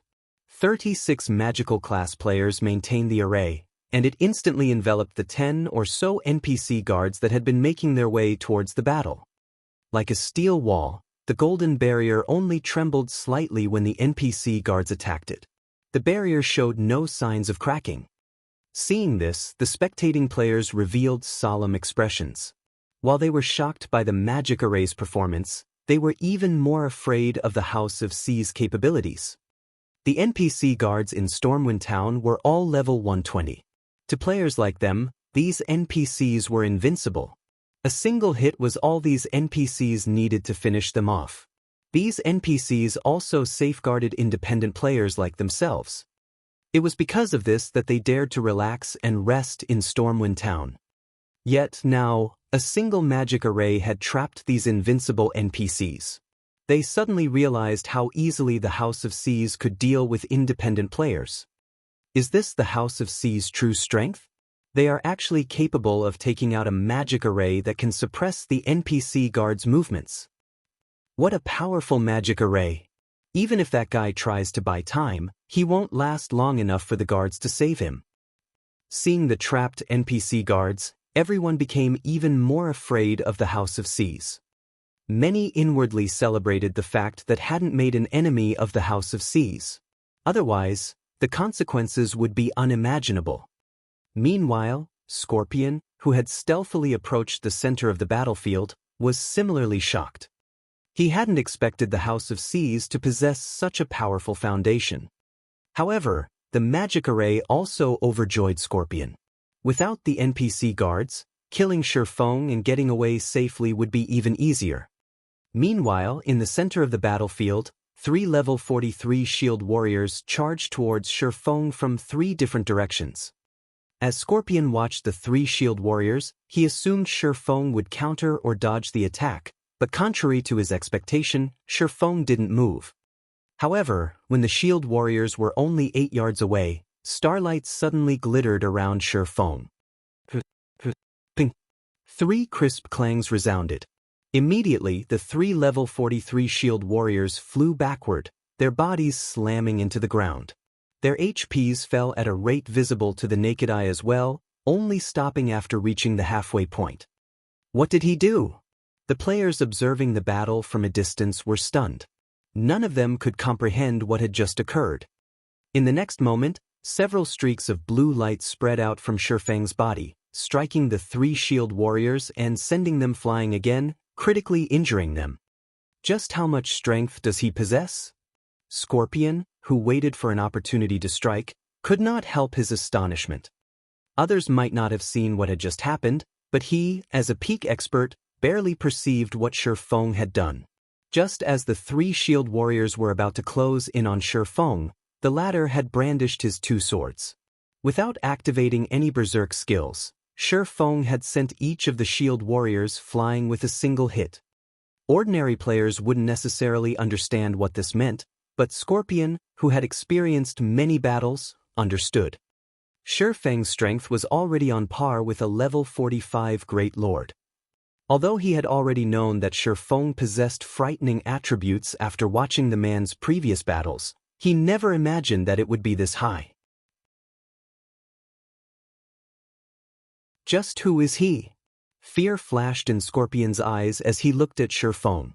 He no longer believed that he was capable of killing the swordsman on his own.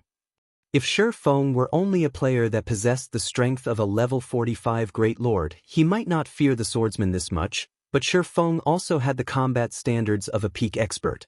It would not be a trivial matter overcoming the combined factors. Such a high-strength attribute. The black-clad ranger leading the House of C's team was also surprised.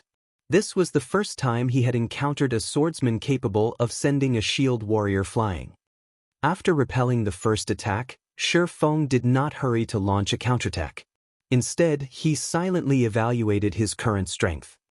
After all, he had recently donned the Nightwalker's cape. He still did not have a concrete idea of how much he had improved. Only through actual combat would he understand his current capabilities. A normal attack is now enough to throw a level 43 shield warrior wearing top-tier equipment 15 yards. My strength should roughly be at the same level as a level 45 Great Lord. In the case of level 50 monsters, I should be at the standard of a High Lord. As expected, the Nightwalker's cape really is frightening. Shifeng was astonished.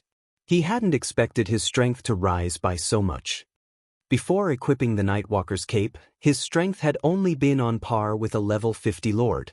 Although there was only one rank between a Lord and a High Lord, level 50 was a major turning point for monsters. A level 50 Lord was significantly stronger than a level 49 Lord. Normally, only level 50, Tier 2 Berserkers wearing full sets of level 50 Dark Gold equipment could rival a level 50 Lord's strength. The only reason he achieved a similar result was the Heavenly Dragon's Breath and the numerous epic weapons and equipment he possessed.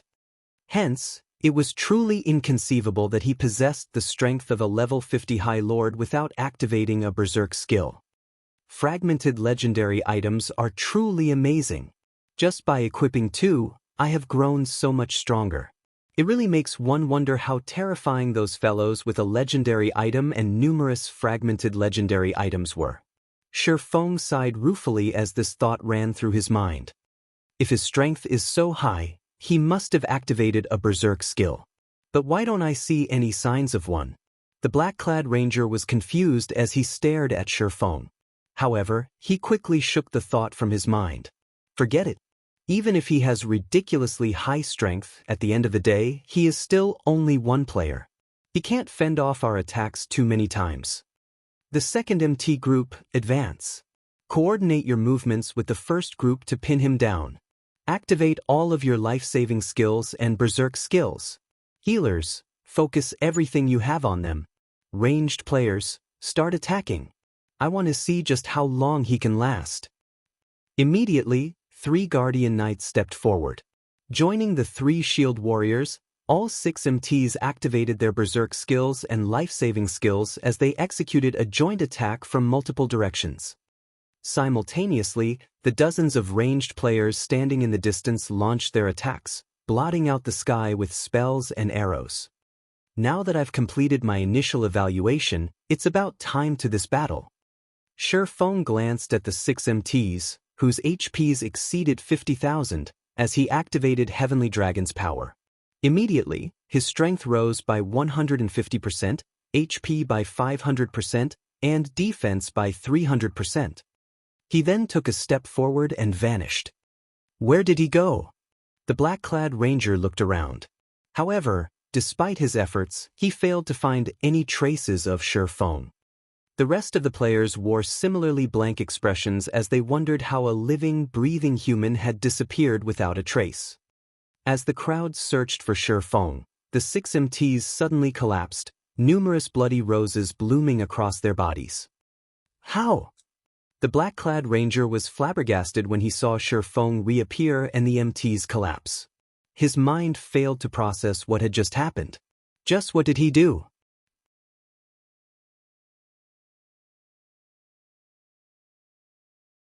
Chapter 1260 Key to the Abyss. While everyone struggled with their confusion, Shi Feng advanced and dashed for the attacking ranged players. Don't stop attacking him. Absolutely do not let him approach. The black-clad ranger shouted. He then retrieved the longbow from his back and pulled it into a full moon, firing a series of 5 arrows at Shi Feng. The other ranged players continued to fire various spells and arrows. Although they had clustered their attacks, Shi Feng continued forward while executing Sword's Orbit to defend himself. Not only had he avoided every attack, but he had also swiftly arrived before a group of magical class players. Suddenly, a blue flash escaped Shi Feng's right hand. 2 elementalists, each with nearly 20,000 HP, collapsed instantly. Following which, Shi Feng took another step forward and appeared before a Cursemancer. He struck again. In such a way, the House of C's member fell, one after another. Not even one lasted a brief moment against Shi Feng. The swordsman dodged or blocked every attack against him.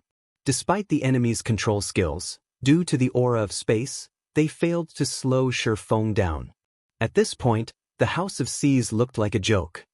Despite watching one ally collapse after another, the House of C's members were utterly helpless. How can this be possible? The level 43 Shield Warrior, who led the initial 20-man team, was stunned.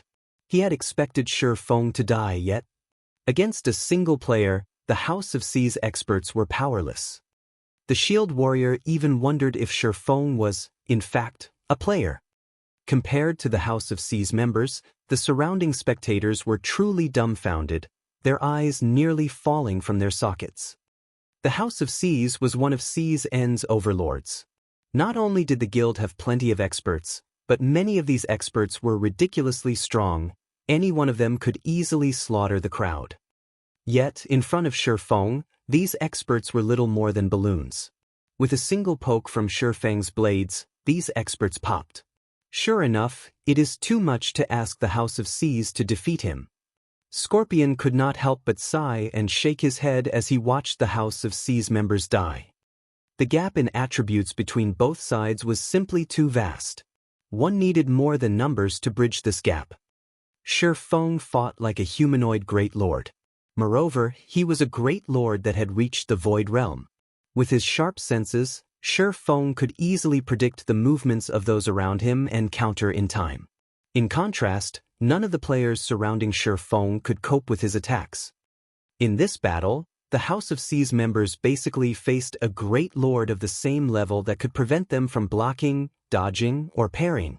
All they could do was throw their lives away. Among those present, who could possibly receive a direct attack from a great lord of the same level and live to tell the tale? Furthermore, Shi Feng had activated his Berserk skill. Scorpion was relieved that he hadn't joined the fray earlier. Otherwise, he really would have pointlessly thrown his life away as well. In a short moment, the House of C's expert team had lost over 30 members. Against Shi Feng's relentless momentum, some of the House of C's members had lost their courage, losing strength as they slumped to the ground, paralyzed.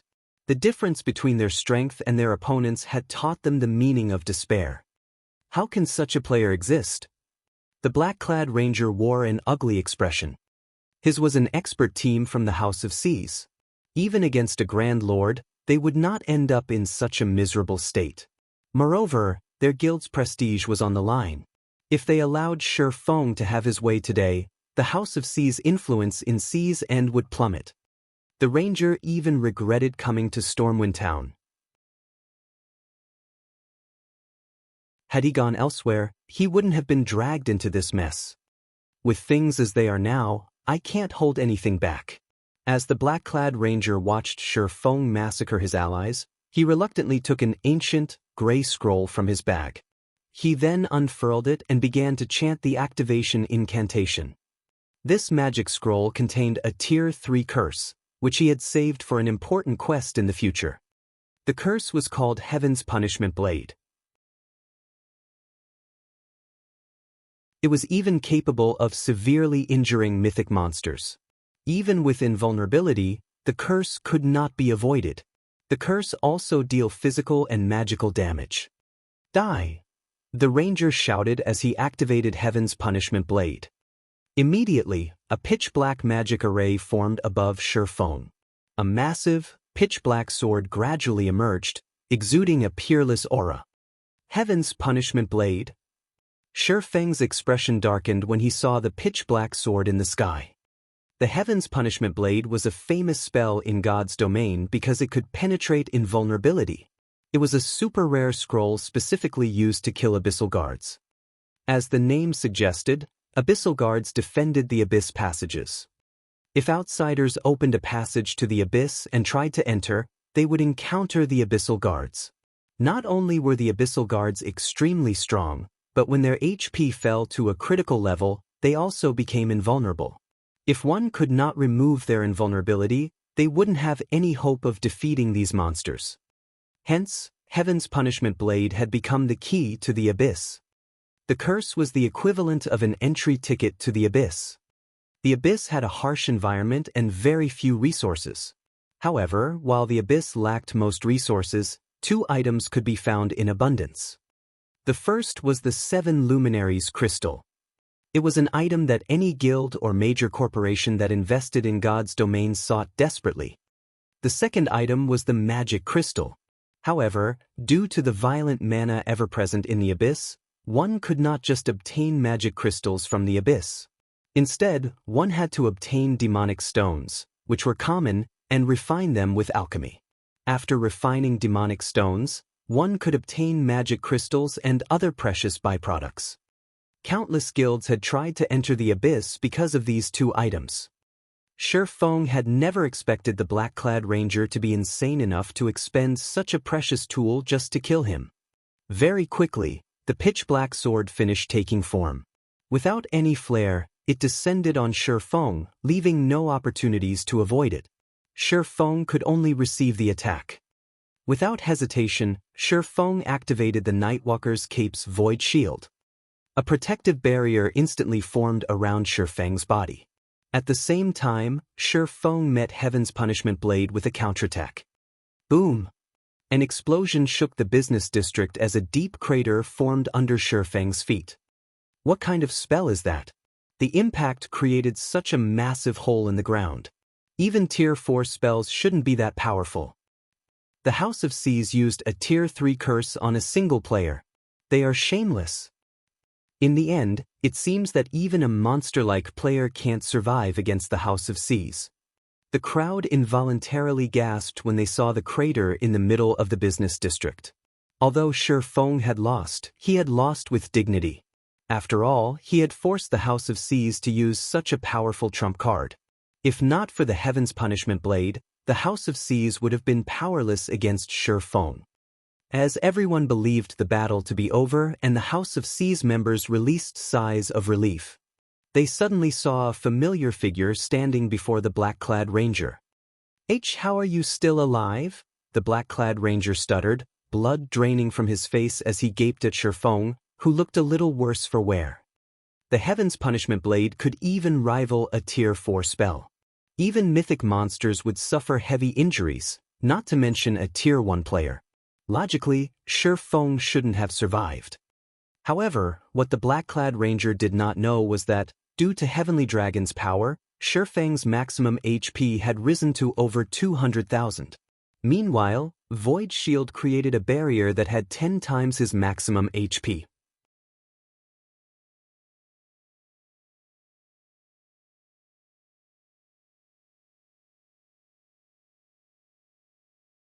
When the black-clad ranger, who had commanded the team, died, the House of C's members' spirits finally broke, and they scattered. Shifeng didn't bother to chase down these players. After all, the NPC guards would hunt down anyone that had attacked him. If he attacked those that hadn't attacked him, the guards would hunt him instead. Chasing these players down was no longer important. As Shifeng looked for a place to sit and recover, he discovered that he couldn't remove any items from his bag. He couldn't access any of his skills, either. Suddenly, a silent figure appeared behind Shifeng. Even with Shifeng's sharp senses, he failed to detect the figure's arrival. It was as if this figure had melded with the environment.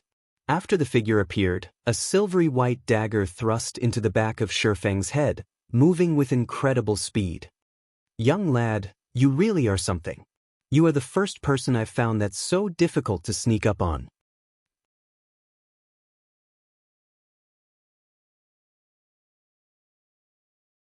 Chapter 1261, Expert Companion. Although Shifeng had sensed someone behind him, everything had happened too quickly. He couldn't use any of his skills or tools, and it was too late to turn around and defend himself.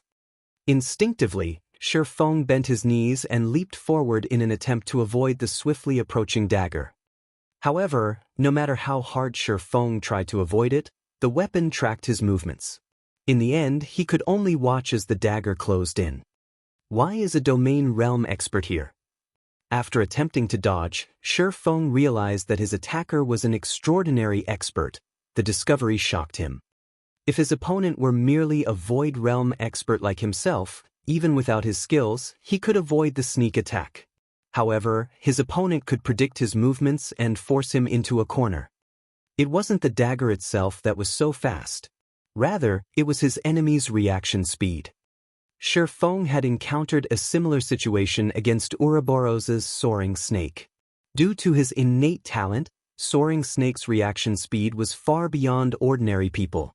Meanwhile, Shifeng's current attacker was twice as fast as Soaring Snake.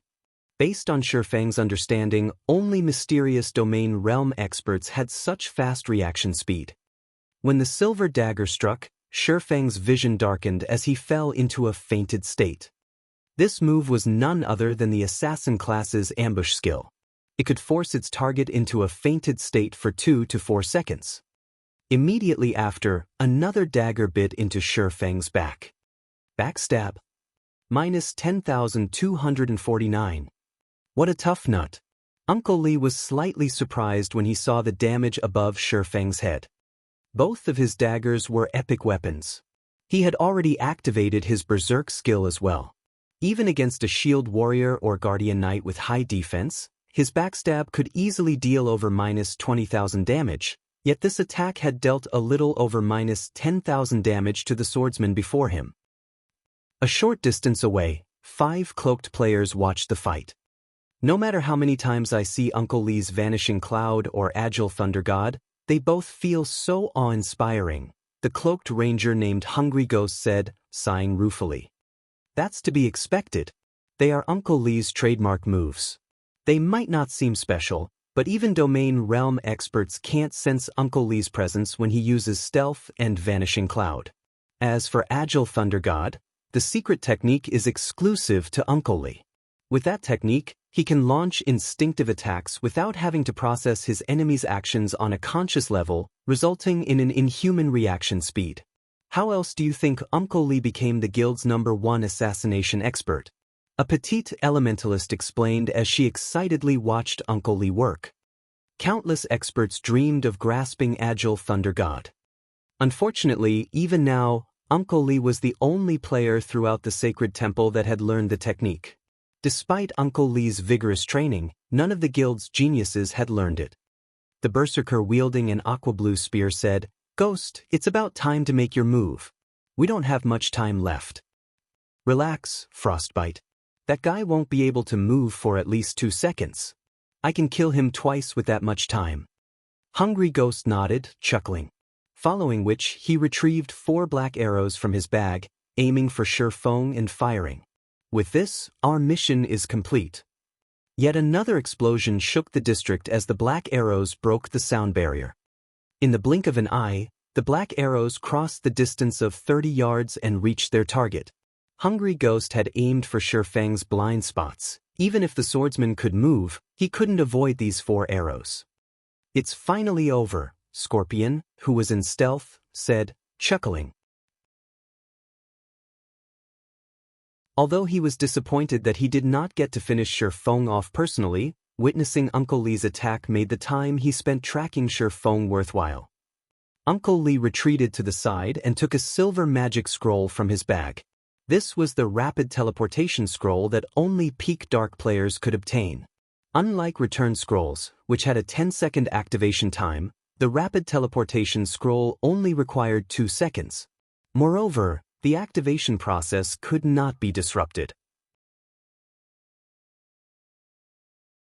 At the same time, the scroll would form a magic barrier around the user that could both protect the user and prevent NPCs from sensing them. Right now, he needed to retrieve the items Shifeng would drop on death and leave Stormwind Town as fast as he could. As the 4 black arrows were about to slam into Shifeng, however, a black figure appeared before him.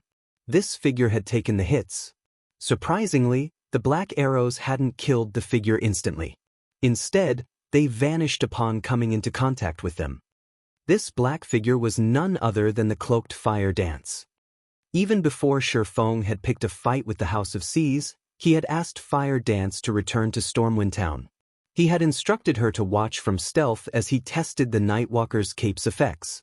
Moreover, he didn't want others to know that anyone else was related to the grocery store unless absolutely necessary. Only, he hadn't been expected to be ambushed by a domain realm expert. What? He has an assassin companion. Scorpion, who was in stealth, could not help his surprise. While the black arrows were frightening, assassins possessed wind steps and vanish. Both skills provided momentary invulnerability. No matter what kind of attacks they faced, they would not receive any damage during the invulnerability period. The assassin had used those 2 exact skills to protect Shifeng from the black arrows. Damn that Scorpion! What has he been doing all this time? Hungry Ghost cursed. Didn't he say the target has been alone? Now that this assassin had disrupted their plans, it would become significantly harder to assassinate Shifeng in the future. Uncle Li, who stood a short distance away from Shifeng, remained extremely calm despite the unexpected development. Without hesitation, he dashed forward, his daggers ready to end Shifeng. Although they had to change their plan, it did not change the fact that Shifeng was still in a fainted state and unable to move. Even without the black arrows, he had other means of taking Shifeng's life. After all, Shifeng only had around a quarter of his HP remaining. The black arrows were only overkill. Meanwhile, Hungry Ghost and the others regained their composure and assaulted Shifeng from all directions. Although Shifeng now had an assassin protector, the assassin class specialized in single targets. Against so many attackers at once, she couldn't protect the swordsman. However, as Uncle Li and his teammate were about to reach Shifeng, 5 more figures appeared around him. Why does he have so many companions? Hungry Ghost and the others were stunned. 6 players now surrounded Shifeng, a full party. At this point, Scorpion's surveillance was a joke. What Hungry Ghost and the others did not know was that this was one of 1,000 transformations as additional skills, Phantom. It allowed Fire Dance to create 5 copies of herself. However, Fire Dance had not activated Phantom to shock her opponents. She used the skill to cope with so many enemies. Phantom allowed her to switch places with any of her doppelgangers without a cooldown. Even without moving, Fire Dance could protect her guild leader from any direction. Moreover, thanks to illusory power and thousand transformations itself, Fire Dance's strength was only inferior to Shifeng's. Ding, ding, dang. Following which, Fire Dance easily blocked the incoming arrows and spells. Against Uncle Lee's lightning-quick Assassinate, Fire Dance countered with her fragmented legendary short sword. Ping! On her own, Fire Dance should not be capable of blocking Uncle Lee's Assassinate, which he empowered with Agile Thunder God. However, thanks to Thousand Transformations' hidden effect, she parried the attack in time. Fire Dance had only been forced to retreat by half a step even after receiving the attack. In contrast, Uncle Lee had been forced 2 steps back, his HP falling by over 200.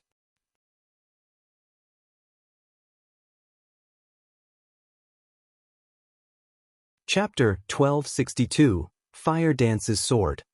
She blocked it? Hungry Ghost and the others were momentarily stunned. Not only had Shifeng's companions blocked all of their attacks, but one of his companions had even parried Uncle Lee's Assassinate. Even Domain Realm experts had a hard time against Agile Thunder God. After all, not only did the technique massively increase attack speed, but it also prevented the opponent from predicting the attack's trajectory. The technique was impossible to react to. Throughout the sacred temple, there were only a handful of people that could block Uncle Lee's Agile Thunder God. Moreover, that was only if their mental clarity were at its peak, yet this assassin had blocked the old man's attack effortlessly. Why wouldn't they be surprised? Just who are these people? Scorpion was flabbergasted as he watched from a safe distance. It wouldn't have been terribly surprising to see an expert like Shifeng in Sea's End, but he had been joined by an expert capable of blocking Uncle Lee's attacks. No one would believe that these two weren't backed by some superpower. After all, experts of such standards were rare even in super guilds. Meanwhile, Fire Dance focused on Uncle Lee, who stood before her, her mind clear like never before. Her instincts constantly warned her that, against this expert, the slightest slip-up would cost her life. If not for Thousand Transformations' hidden effect, she would have fallen prey to Uncle Lee's Assassinate. Interesting. Although Uncle Lee was slightly surprised that Fire Dance had blocked his attack, his resolution to kill Shifeng had not wavered in the slightest. Immediately, Uncle Lee used shadow steps and appeared behind Shifeng, his dagger aiming for the swordsman's kidneys. Because he didn't use any skills this time, he could attack with both daggers simultaneously. With this, he drastically reduced the likelihood of Fire Dance blocking the attacks. Despicable. Although Fire Dance knew that Uncle Lee had used shadow steps, she reacted a moment too late. By the time she switched places with one of the doppelgangers and arrived behind Shifeng, neither her superior attributes nor her speed could help her block the attacks. With no other choice, Fire Dance twirled the dagger in her left hand and slashed downwards, activating one of the Petrified Thorn skill. Petrification Domain. Immediately, all enemies within 50 yards were dealt 500% weapon damage and had their movement speed reduced by 50%. At the same time, Fire Dance's attributes rose based on the number of targets the domain had affected. However, as if Uncle Lee had been prepared for this, he used wind steps, becoming momentarily invulnerable and negating Petrification Domain's damage. Meanwhile, his 2 daggers struck Shifeng. Minus 2,718. Minus 2,259. To Shifeng, who still had over 50,000 HP remaining, those 2 attacks only took around 10% of his HP. Sure enough, normal attacks are not enough to kill him. Uncle Lee frowned, frustrated with Shifeng's defense and HP. As Uncle Lee was about to use the 5-star eviscerate he had accumulated, Fire Dance, who was faster, slashed Thousand Transformations at the man. Although Uncle Lee sensed the attack coming, he didn't want to waste a skill to block it. Quickly adjusting his footwork, he tilted his body slightly to dodge the incoming short sword.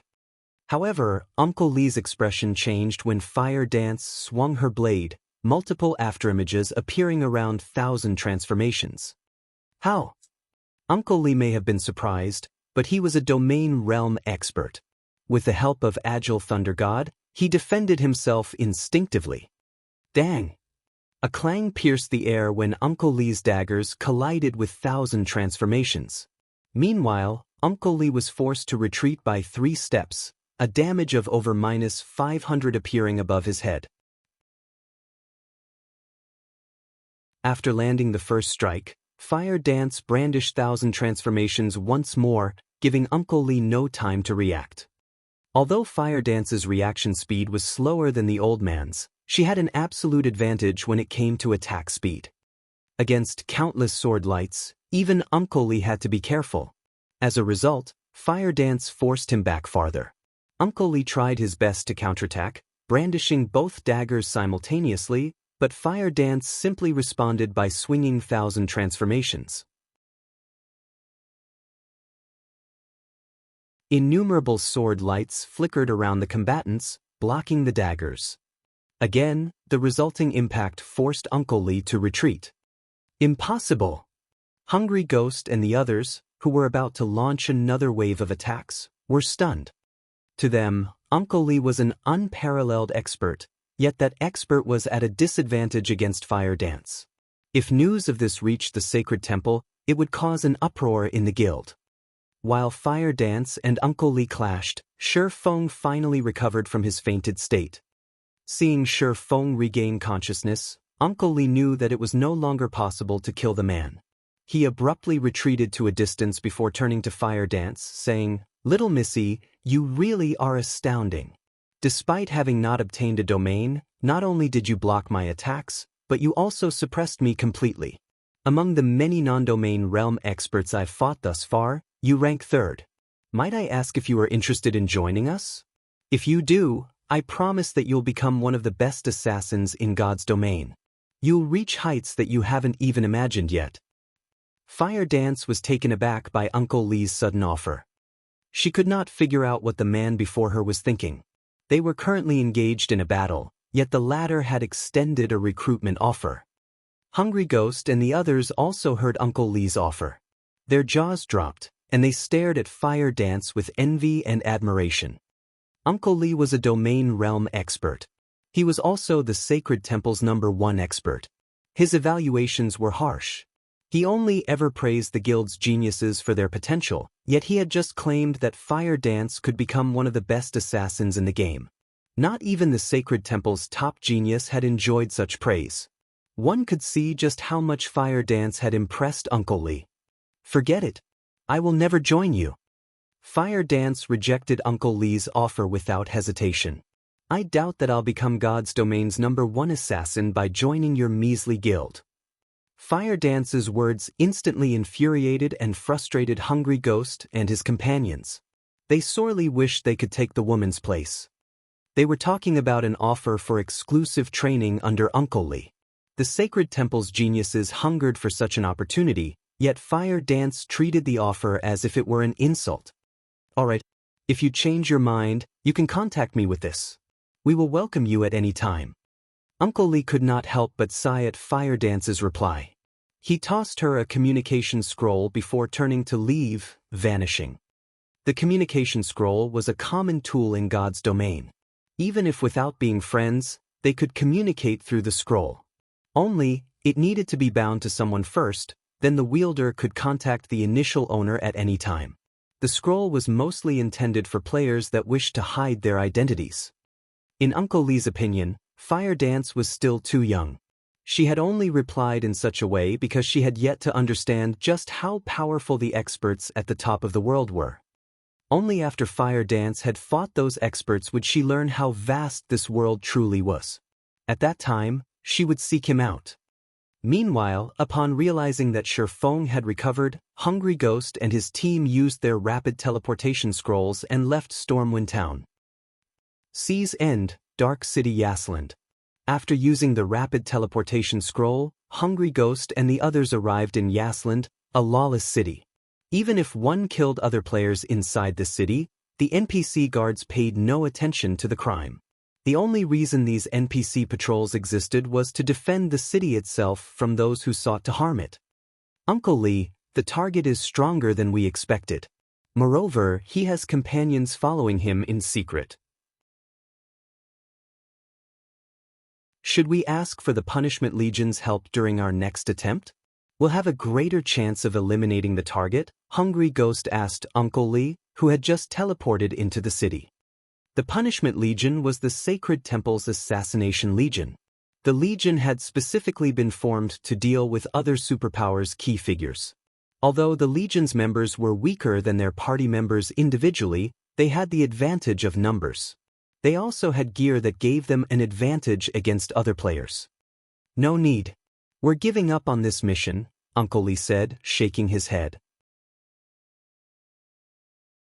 As for the guild leader and 100 Leaves, I'll explain the situation to them personally. You guys can go level up and upgrade your gear for now.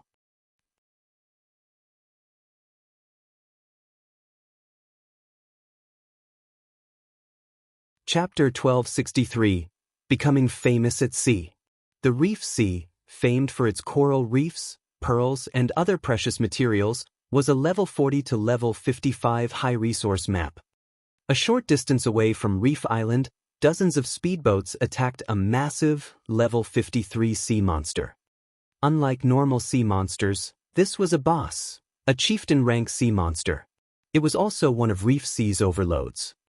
Right now, this overlord had very little HP remaining. Its HP is at 20%. Advanced speedboats, back away. Let the bronze speedboats tank it. 100 Leaves commanded through the team chat. After the Freedom Alliance redistributed the leveling maps, the 8th Fleet's members traveled to the Reef Sea and Echo Canyon to level. The first thing they needed to do was kill the map's field bosses. The first reason was to guarantee their ship's safety when exploring these maps, allowing their members easy access to towns and leveling spots. The second reason was to obtain the weapons and equipment these bosses dropped. Each map had a limited number of field bosses. Once these bosses were killed, they could take anywhere from 1 to 3 days to respawn. Each time players killed these bosses, they dropped fewer top-tier weapons and equipment when they respawned. Hence, when the area's major powers discovered a field boss, they swarmed to kill it immediately. This was also why conflict was so common in leveling maps. As independent players passed, they watched the 8th Fleet with shock and envy. The Freedom Alliance's 8th Fleet is so strong. They're actually challenging a 9-claw squid so soon after arriving. Even the Freedom Alliance's 2nd Fleet never dared to challenge this boss. Haven't you heard? There's been a huge shift in the Freedom Alliance's ranks. The 8th Fleet currently ranks the 2nd strongest. As for the 2nd Fleet, it's ranked 10th. We really got lucky this time. If they kill the 9-claw squid, it'll be easier to get to Reef Island. The passing players chatted as they watched the battle. Not only was the 9-claw squid one of Reef Sea's overlords, but it was also Reef Island's gatekeeper. Reef Island was a valuable location due to its ancient ruins. One could obtain plenty of treasures and top-tier items in those ruins. However, players had to get past the 9-claw squid before they could reach Reef Island. Some time later, the 9-claw squid shrieked as its body slammed into the water. A large number of items then dropped around its body. The spectators drooled when they saw the loot. As this was the first time the 9-claw squid had been killed, it had dropped plenty of items. They could count at least 50 in total. Moreover, every item was top tier. If put up for auction, the items would easily sell for large sums. Of course, the 8th Fleet had also paid a considerable price for these items. In total, they had lost 3 advanced speedboats and 11 ordinary speedboats. The fleet's bronze speedboats also received varying amounts of damage. The repairs would be costly. Repairing ships was far more expensive than repairing weapons and equipment. Even an ordinary speedboat with half of its durability would cost around 2 or 3 gold to repair. Advanced speedboats could cost anywhere from 10 to 20 gold. Needless to say, bronze speedboats were even more expensive. Moreover, advanced shipwright. Someone collect the loot. Everyone else, rest up. We'll dock on Reef Island soon, 100 Leaves instructed. She then noticed the communication request from Uncle Li, revealing an excited expression. She accepted the call and asked, Uncle Li, have you dealt with the issue? As far as she was concerned, once she dispatched Uncle Li's party, Shi Feng had no hope of survival. Uncle Li must have contacted her to report his success. No. The assassination failed, Uncle Li said, shaking his head. Failed? 100 Leaves was momentarily stunned. Quickly, she reacted and asked, "Is he that strong?" Uncle Li was the Sacred Temple's #1 assassination expert. Both Vanishing Cloud and Agile Thunder God were advanced techniques that even Domain Realm experts struggled to learn. Agile Thunder God, in particular, allowed one to become practically invincible in melee combat, giving the player the upper hand in every exchange. That's not the case. When we attacked, his companions showed up to protect him. When Uncle Li thought about Fire Dance, he was disappointed that he couldn't recruit the woman. Uncle Li, whatever you need for the next assassination attempt, just ask. I can even hire other assassination experts to help you. After hearing about Shi Feng's companions, 100 Leaves had a rough guess as to what had happened. Usually, assassination attempts were carefully planned. An unexpected factor would significantly decrease the chances of success. Unfortunately, now that the first attempt had failed, Shi Feng would be on guard, making it even more difficult to kill the swordsman. I've already discussed this with the guild leader, and we have agreed to give up this mission for the moment, Uncle Li said. Give up? 100 Leaves demanded. The target and his companions are all extremely powerful. I believe that they are supported by some superpower. Although we still don't know which superpower is moving in secret, our sacred temple has other matters to attend to. We don't have enough energy to fight another superpower, Uncle Li said seriously. My guild leader had decided to ignore them temporarily. We'll decide what to do after we take control of the Freedom Alliance. The guild leader said that? Although 100 Leaves was hesitant, she had to obey the guild leader. I understand. I'll make sure to secure the first fleet position in the next siege battle. Alright. Also, the target has declared war on the House of Seas. Don't poke your nose into this matter. Let them wear each other down, Uncle Li warned her before disconnecting the call. He declared war on the House of Seas? Has he lost his mind? 100 Leaves gaped, wondering if she had heard wrong. The House of Seas was even stronger than the entire Freedom Alliance.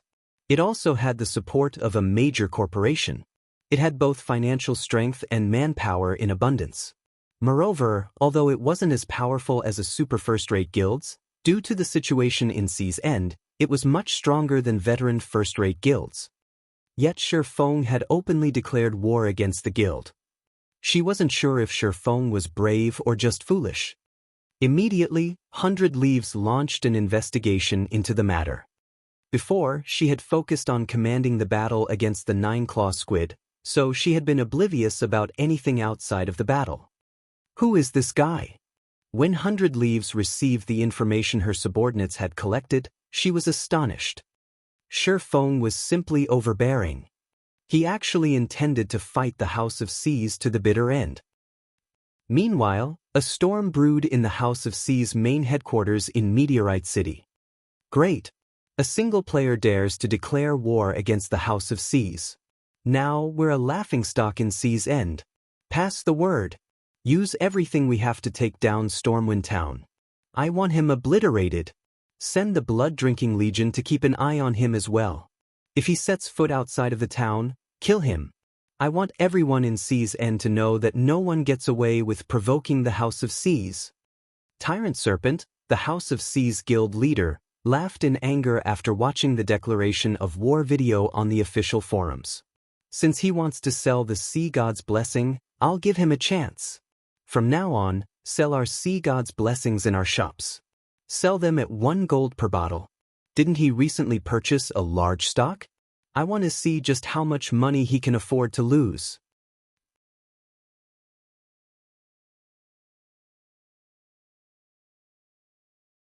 Chapter 1264, Number 1 at Sea. Inside the House of Seas meeting room. Tyrant Serpent's orders shocked the guild's upper echelons in the room. This was the first time they had seen their guild leader so enraged, angry enough to make rash decisions. Guild leader, isn't that a little too far? We're already spending 1 gold for each sea god's blessing we obtain. If we sell the potion for 1 gold, won't we be working for nothing? Moreover, our stock is limited. If we don't sell enough potions, that player will continue to make a profit, yet if we sell too many, we might not have enough for our members. It could hurt our exploration of Death's Waterfall. The House of Seas had stumbled upon the secret land, Death's Waterfall, by coincidence. The area's resources were beyond abundant. It was even home to quite a few ancient ruins. The small corner of Death's Waterfall they had explored thus far had already boosted the guild's strength significantly. Among their initial harvest, they had obtained over a dozen bronze speedboats. They had also obtained a mysterious iron speedboat. There was even less need to mention the number of top-tier weapons and equipment they had found. The areas of Death's Waterfall they had explored thus far were only the tip of the iceberg. The farther they ventured, the more frightening the treasures they encountered. However, the secret land's environment was severe. If players did not possess sufficiently high magic resistance, survival was out of the question. Hence, the House of Seas had purchased the Sea God's blessing in bulk. Fortunately, the House of Seas had met an NPC Grandmaster Alchemist, which allowed them to synthesize runic crystals at a much higher success rate. However, while the cost of synthesizing the runic crystals had decreased significantly, it still wasn't cheap. To explore Death's Waterfall, the House of Seas invested tons of coins and resources each day. Moreover, the guild increased its investments by the day. The more players they could send into the secret land, the faster they could explore the area. Naturally, they would send as many players as they could. This was also why their guild was in short supply of coins. However, after seeing the popularity of the Sea God's blessing in the various empires, they had found a solution to their money problem. They could sell some of their stock to fund the exploration. But selling the Sea God's blessing at cost would gain them nothing. Don't worry. Previously, we only purchased runic fragments for 6 silver per stack to prevent others from synthesizing runic crystals. If we purchase the fragments in bulk for 4 silver per stack, that brat won't have any hope against us, Tyrant Serpent said, chuckling. You just need to focus on finding an opportunity to kill that player. Hearing this, realization dawned on the upper echelons. After all was said and done, Stormwind Town was only a town. The teleportation fees to get there weren't cheap. Meanwhile, the House of Seas had shops in all of the 12 major NPC cities as well as numerous NPC towns in Sea's End. If players only planned to sell a small number of fragments, they could earn far more by selling them for 4 silver per stack rather than traveling to Stormwind Town to sell them for 5 silver per stack. By doing this, not only could they hinder Shifeng's financial progress, but they could also lower their cost of obtaining the Sea God's blessing, killing 2 birds with 1 stone. They doubted that Shifeng had the assistance of a Grandmaster Alchemist. If this competition persisted long-term, Shifeng would eventually fail to make any money with the Sea God's blessing, suffering losses instead. Guild leader is the best. If that brat had agreed to cooperate from the very beginning, he could have kept 20% of his profits. Now, he'll be kicked out of the competition and hunted endlessly. Following which, the House of Seas upper echelons left to fulfill Tyrant Serpent's orders. As the House of Seas had discussed Shifeng's situation, players also discussed the matter on Sea's End's official forums. Someone had long since uploaded Shifeng's declaration video against the House of Seas. No one had ever expected this outcome. Despite the House of Seas sending hundreds of experts at Shifeng, the guild suffered a miserable defeat, its experts either dying or running away with their tails between their legs. Shifeng's battle video had also mesmerized many independent players. Whether it was his positioning, dodges, or attacks, compared to the other expert battle videos they had seen, this video was worlds apart. In prior battle videos, they had seen experts take on 20 opponents at most. Moreover, those crowds usually consisted of ordinary players with poor equipment and low levels. The higher quality videos usually only recorded a single expert taking on 3 or 4 elite players. Even so, the videos were educational and helped them to learn many combat techniques. However, Shifeng's battle video showcased a fight against the House of Caesar's 200-man expert team. Even if some were not true experts, they were not that far off from it either. Just one of these players could easily overwhelm multiple independent players like themselves, yet Shifeng had suppressed all 200. If these players were distracted in the slightest while watching the battle video, they'd miss how the House of C's members had died. Some of them had even opted to play the video in slow motion. Their eyes couldn't keep up with Shifeng's speed, after all. Such a mythical battle completely redefined their definition of expert. Compared to Shifeng, the usual experts were nothing than a joke. The boss of this grocery store is invincible. He actually killed close to half of the House of C's 200 experts by himself. I wonder if he'd accept an apprentice? I have to ask him to teach me his ways. I wonder if that shopkeeper plans to establish an adventurer team or guild. If he does, I have to join even if I go bankrupt. How can he move so fast? Is he even human? He's a monster. There isn't a single player in C's End that's a match for him. Even those famous experts can't block one of his attacks. Ha! The House of C's is in trouble this time. They've provoked such an expert. If this expert wants revenge, the House of C's members will have to be careful. The House of C's has indeed knocked on the wrong door this time. However, it won't be easy for this expert to cause trouble for the House of C's. After all, the guild has nearly 1 million members.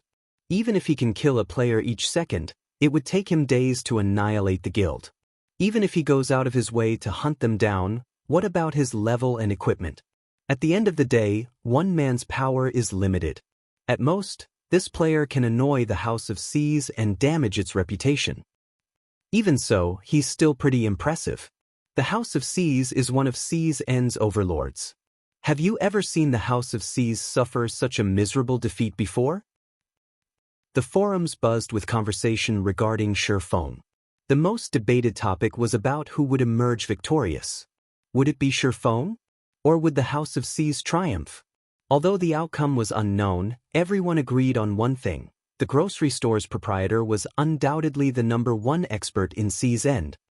For a time, many players dreamed of being Shifeng's students. Because of this, the grocery store's popularity skyrocketed. By now, practically everyone in C's End knew about it. In just half an hour after Shifeng's battle with the House of C's experts, Stormwind Town was packed with players, the town's player population increasing by several times. Many had come out of admiration, while some had come to convince Shifeng to teach them. There was also a portion that had come to sell their runic fragments. Players swarmed the shop.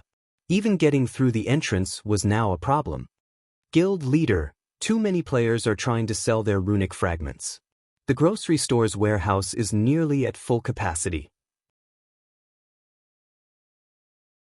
Why don't we start renovating the shop? We can bring in some of Candlelight's products, Fire Dance excitedly suggested after entering the second-floor room.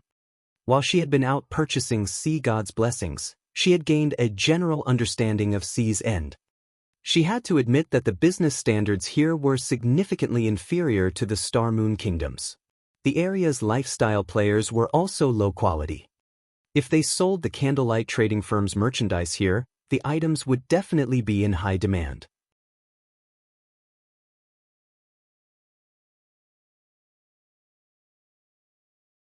Chapter 1265, Town Manager. Promote Candlelight's merchandise? Fire Dance's sudden suggestion tempted even Shifeng. However, he quickly came to a decision and shook his head, saying, "It's not time for that yet." Why? Fire Dance was confused. The House of C's can't touch us in Stormwind Town for now. Even if we sell our merchandise here, all they can do is watch. They might not be able to touch us, but that's not the case for everyone, Shifeng said as he glanced out the window. He pointed at the large group of players wearing the House of C's guild emblem that had appeared on the street below. Speak of the devil. Fire Dance curiously followed his gaze. Immediately, She noticed 100 House of C's members outside the grocery store. These players had blocked off the shop's entrance, preventing anyone from getting close. From now on, anybody that entered this grocery store will be an enemy of the House of C's. Anybody that ignores this warning will reap the consequences as soon as they leave the town. The House of C's will also start purchasing runic fragments without limit for 5 silver per stack. The leading House of C's member announced. The representative instantly had the attention of every player in the business district. They hadn't expected the guild to adopt the stick-and-carrot approach. Rather than provoking the House of C's, they'd be safest to sell their fragments to the guild. Fire Dance also realized what Shifeng had meant. The House of C's might not be able to attack them, but the guild could easily deal with other players. As Fire Dance considered the situation, several more groups appeared on the street. These players were all House of C's members, and they were all level 41 and above. They were decorated with excellent weapons and equipment, the most inferior of which was level 40 secret silver rank. After making their appearance, these players marched towards Stormwind Town's entrance. It was obvious they intended to grind in Stormwind Shelter. The House of C's sure moves quickly. Shifeng smiled faintly as he watched the House of C's elite teams leave town to grind. It seems we need to hurry. Guild leader, leave this to me. Even if the House of C's bars players from selling us their fragments in Stormwind Town, I can set up stalls in other towns and cities. I refuse to believe they can corner us completely, Fire Dance said confidently. She was an assassin. She was also incredibly strong. It would be very difficult for the House of C's to keep track of and assassinate her. Although it would be tiresome running about numerous towns and cities, and she could only carry so many runic fragments in her bag space, they could still purchase quite a few Sea God's blessings with 4,000 fragment stacks. The House of C's was dreaming if it thought it could stop them from purchasing runic fragments. No. We'll stop collecting runic fragments temporarily. Our priority is to secure ownership of Stormwind Town, Shifeng said, chuckling. Secure ownership? Fire Dance was surprised. That's right. The towns in Sea's End are slightly special. If we want to develop a shop here, we need to manage the town, Shifeng said, nodding. The town managers wield powerful authority. Although they cannot banish players from the town, they can prevent players from setting up shops. Players would have to sign a contract with the town manager before doing so. This is why there are so few shops in Sea's End and why the business development here is so poor. Currently, Stormwind Town isn't under any player's control. If we want to establish a shop, we need to take control of Stormwind Town quickly. If we let the House of C's get there first, we'll be doomed. This was also why the House of C's had dispatched several elite teams to grind in Stormwind Shelter. To become a town's manager, one first needed to have the most contribution points of any player in that town. They would then have to take the manager's test and pass it. Only then could they become the town's manager for a single month. Once the month ended, if the player still had the highest contribution points, they could continue to serve as the town's manager. If not, they would be replaced. It was a brutal competition. In contrast, the player towns on land did not have time limits. As long as no one else conquered the town, they could hold the position. Should I summon the Dark God's Legion to help? Fire Dance asked. If they wanted to obtain contribution points quickly, they needed more manpower. Currently, the Dark God's Legion was only second to Zero Wing's main force. Although the members were not as high-leveled as Sea's End's experts, when it came to combat standards, they could easily triumph. If it came to a fight, the Dark God's Legion members would have no problems taking on 3 of the House of C's experts. No need. We're more than enough for this, Shifeng said, waving his hand. While having the Dark God's Legion wasn't a bad idea, this problem couldn't be resolved with more manpower. After all, the requirement to become a town's manager depended on an individual player's contribution points, not the contribution points of a guild or team. Part of the reason that he had spent 10,000 gold to purchase a Stormwind emblem was to obtain Stormwind Town. Only, the House of C's had given him no choice but to accelerate his plans. With the Stormwind emblem, players were granted authority within Stormwind Town.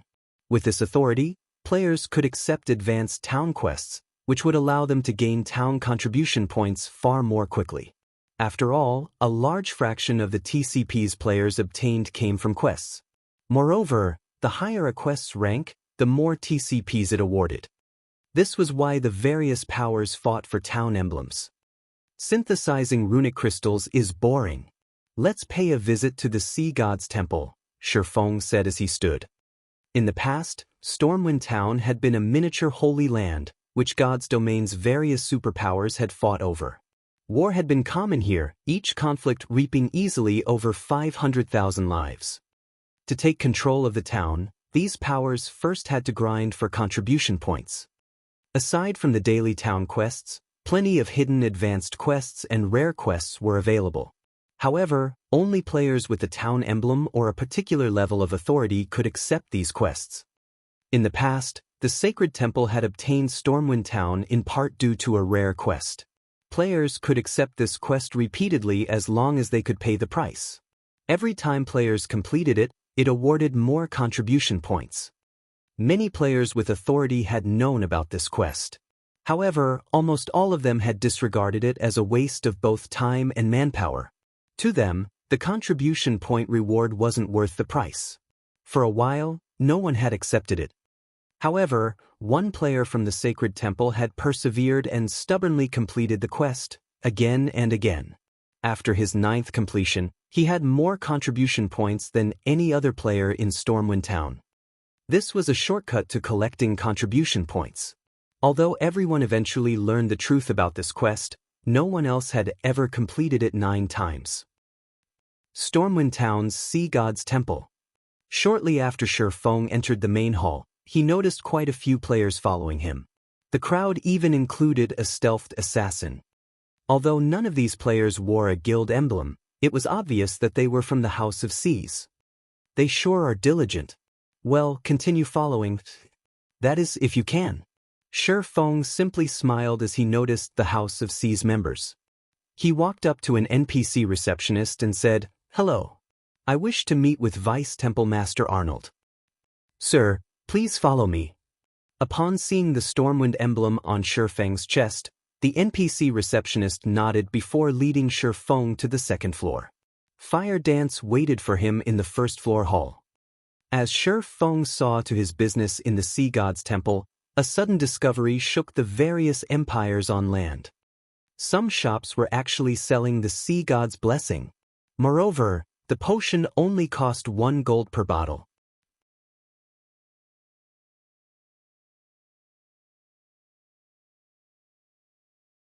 Chapter 1266, Dragon's Blood.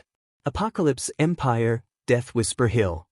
An army of over 100,000 undead guarded the Death Whisper Fortress. A legion of 1,000 players clashed with the constant stream of undead. These undead wore tattered armor and wielded swords and shields. Their movements were organized, and even the weakest among them was a level 42 elite, while the strongest included level 46 lords. If a normal 1,000-man legion faced this army, they would be terrified. However, this 1,000-man legion killed the undead with a militaristic efficiency, acting as if this situation were just a matter of course. Several hundred MTs raised their shields as they held the undead back, none of them even attacking the monsters as they focused on defense. With the limited space, the MTs maneuvered their shields and displayed impressive technique as they prevented the undead from breaking past their line. As for the DPS players behind the shield wall, they launched an unrelenting assault. Occasionally, they used AoE attacks, dealing high amounts of damage to a cluster of monsters. The DPS prioritized chieftain rank and above monsters. Healers, keep an eye on your mana. If it falls below 30%, retreat, switch players with a backup healer, and recover. Phoenix Rain commanded her legion while attacking a Lord-ranked monster. She remained wholly unperturbed despite facing down an undead army led by 100 lords. It seemed as if this battle were completely under her control. As Phoenix Rain was commanding the battle, Blue Phoenix, who wielded a dark blue crystal staff that radiated the epic rank glow and wore a complete level 45 dark gold set equipment for elementalists, walked up to her leader's side. Blue Phoenix then reported quietly, "Big Sis Rain, we just received news that a shop in Chaos Rock City is selling the popular Sea God's Blessing. Moreover, the potion only costs 1 gold per bottle." "What? Why is it so cheap?" When Phoenix Rain heard Blue Phoenix's report, a hint of surprise slipped through her calm exterior. Is the information reliable? Or is that shop just trying to become famous, selling a small number for such a low price? The Sea God's Blessing had become a strategic resource, which God's domain's superpowers competed over. Its effects were wondrous for exploring secret ruins and raiding dungeons. Among the Sea God's Blessings sold in the Apocalypse Empire, Phoenix Rain had only obtained a little over 500 bottles. Miracle and Battle Wolves had snatched the majority of the potions. Meanwhile, she was saving these Sea God's Blessing as a trump card to raid large-scale Hell Mode team dungeons and the competition on Thunder Island. Previously, the cheapest Sea God's Blessings in the Apocalypse Empire's auction house had sold for 6 gold. Even after deducting the processing fees, the players selling the potion would get over 5 gold per bottle, yet someone had decided to sell it for 1 gold. No matter how she looked at it, this felt like fake news. She had long since investigated the Sea God's Blessing. The potion could only be purchased from the Sea God's Temple. The only way to obtain a large quantity in a short time right now was to trade in runic crystals. However, runic crystals were even rarer than magic crystals. Other than defeating boss-grade sea monsters, the only reliable way of obtaining them was to synthesize runic fragments.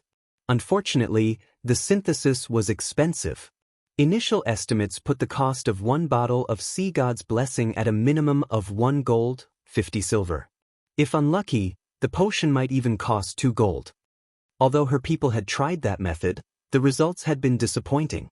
After all, they knew very few NPC master alchemists. Moreover, unless they achieved a certain level of favorability with these NPCs, they would not receive any help. Most importantly, each Sea God's Temple had a limited number of Sea God's Blessings. By the time they had amassed a large number of runic crystals, the Sea God's Temple they had visited had run out of stock. I thought the same thing. But according to our reports, the shop has already sold more than 1,000 bottles. Many large guilds have given up on purchasing the potion in the auction house. Only independent teams with flimsy information networks are bidding on the potions, Blue Phoenix explained. This is interesting. Have you found out who runs that shop yet? Phoenix Rain asked, chuckling softly. Yes. The House of Seas owns the shop. It is a warehouse-type shop that the House of Seas operates to collect materials and potions that cannot be found at sea. Blue Phoenix then sent Phoenix Rain the related information. Chaos Rock City ranked in the tens among the many NPC cities in the Apocalypse Empire. It was insignificant compared to the Imperial capital. With enough money early in the game, anyone could obtain land in the NPC cities ranked beyond 10th place. None of the superpowers would pay any attention to these small cities. Taking advantage of this fact, powers such as the House of Seas, that were not based in the Apocalypse Empire, had purchased the lands. One of the reasons for doing so was to set up a foundation for any potential development. They could also set up a shop to serve as their eyes in the Empire while they used it as a warehouse of sorts. Their competitor must be quite strong to force the House of Seas to this, Phoenix Rain chuckled. Since the House of Seas wants to stomp its competition by lowering the potion's price, we'll use this opportunity to buy as many as we can. However, we cannot let the House of Seas' competitor die off too quickly. Have someone contact the competitor and tell them that we wish to have a chat. Understood. Blue Phoenix promptly began to contact her subordinates. While Phoenix Ran and Blue Phoenix had conversed, the other major powers had sent their people to investigate the situation. After all, they all knew that the House of Seas had a very strong backer. They were curious to know who was capable of forcing the House of Seas into this corner. Moreover, whoever was responsible was capable of securing a large quantity of Sea God's Blessings. If the other party were strong enough, they could consider forming a partnership. If not, all the better. Stormwind Town, Sea God's Temple's second-floor reception room. After waiting in the reception room for some time, Shifeng watched a stern, gray-robed, old man nearing his 70s enter the room. Although this old man's hair was fully white, he brimmed with spirit. Moreover, the instant this old man appeared, Shifeng felt the space around him radiate an immense pressure. He felt as if he would be turned into meat paste if he made any sudden movements. This old man was none other than Arnold, the Vice-Temple Master of Stormwind Town's Sea God's Temple. On the surface, the NPC's information showed that he was a level 160, Tier 3 Great Mage. In reality, however, he was a Tier 4 Great Wizard. Only, due to his last battle, he had fallen ill, falling a tier as a result. This was the beginning of the rare quest chain. "Young adventurer, what business do you have with me?" Arnold asked indifferently as he watched Shifeng. As the Sea God's Temple's Vice-Temple Master, his status was extremely high. If not for Shifeng's Stormwind emblem, he would not be worth this NPC's time. Arnold's cold greeting didn't particularly surprise Shifeng. Smiling, he answered, "Lord Arnold, I've heard that, to protect this town in the past, you fought a desperate battle against an abyssal monster. In the end, you used a curse to kill the monster. However, you suffered a backlash as a result. I have an advanced healing potion with me. I hope that it can be of some help to your injuries." Saying so, Shifeng took an advanced healing potion from his bag. "Thank you, young adventurer," Arnold said, his tone no longer cold and indifferent. He then shook his head and said, "However, you are better off saving this advanced healing potion for yourself. I know full well what kind of wound I suffer.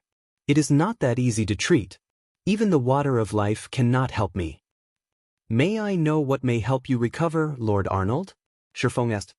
"Young adventurer, I do not wish to belittle your strength, but curing my wounds is too difficult."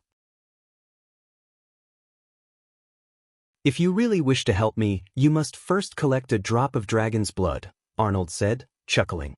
He then turned and left the reception room. System: Rare Hidden Quest, Heroes Past, triggered. Do you wish to accept? Shifeng accepted the quest without hesitation. Sure enough, the quest is the same as it was in the past. Shifeng released a sigh of relief. After all, he did not have a deep understanding of Sea's End. Much of his information contained falsehoods.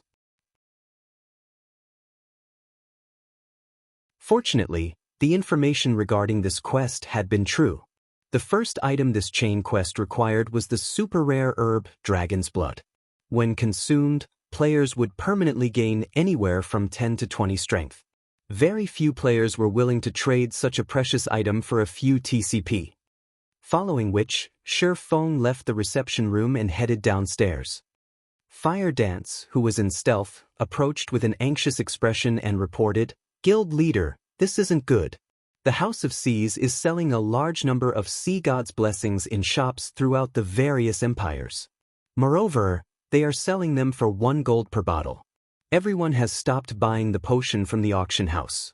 In addition, the House of Seas is purchasing runic fragments without limit in the various towns and cities for 4 silver per stack. I'm afraid that it won't be long before they buy out all of the runic fragments other players have accumulated. If that happens, it won't be easy to purchase fragments in bulk anymore."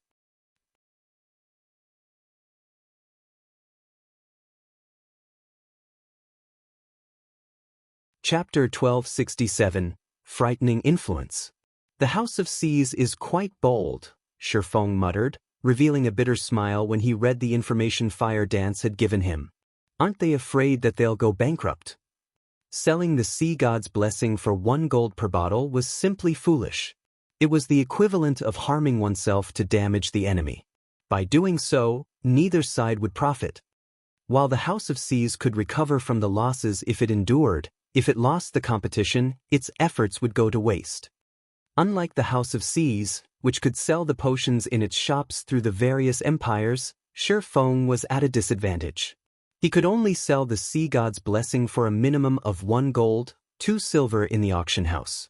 In this case, he only sold a very small number of Sea God's blessings each day. He would make barely any money. Guild leader, are we still going to sell the Sea God's blessing? Fire Dance asked. Of course we are.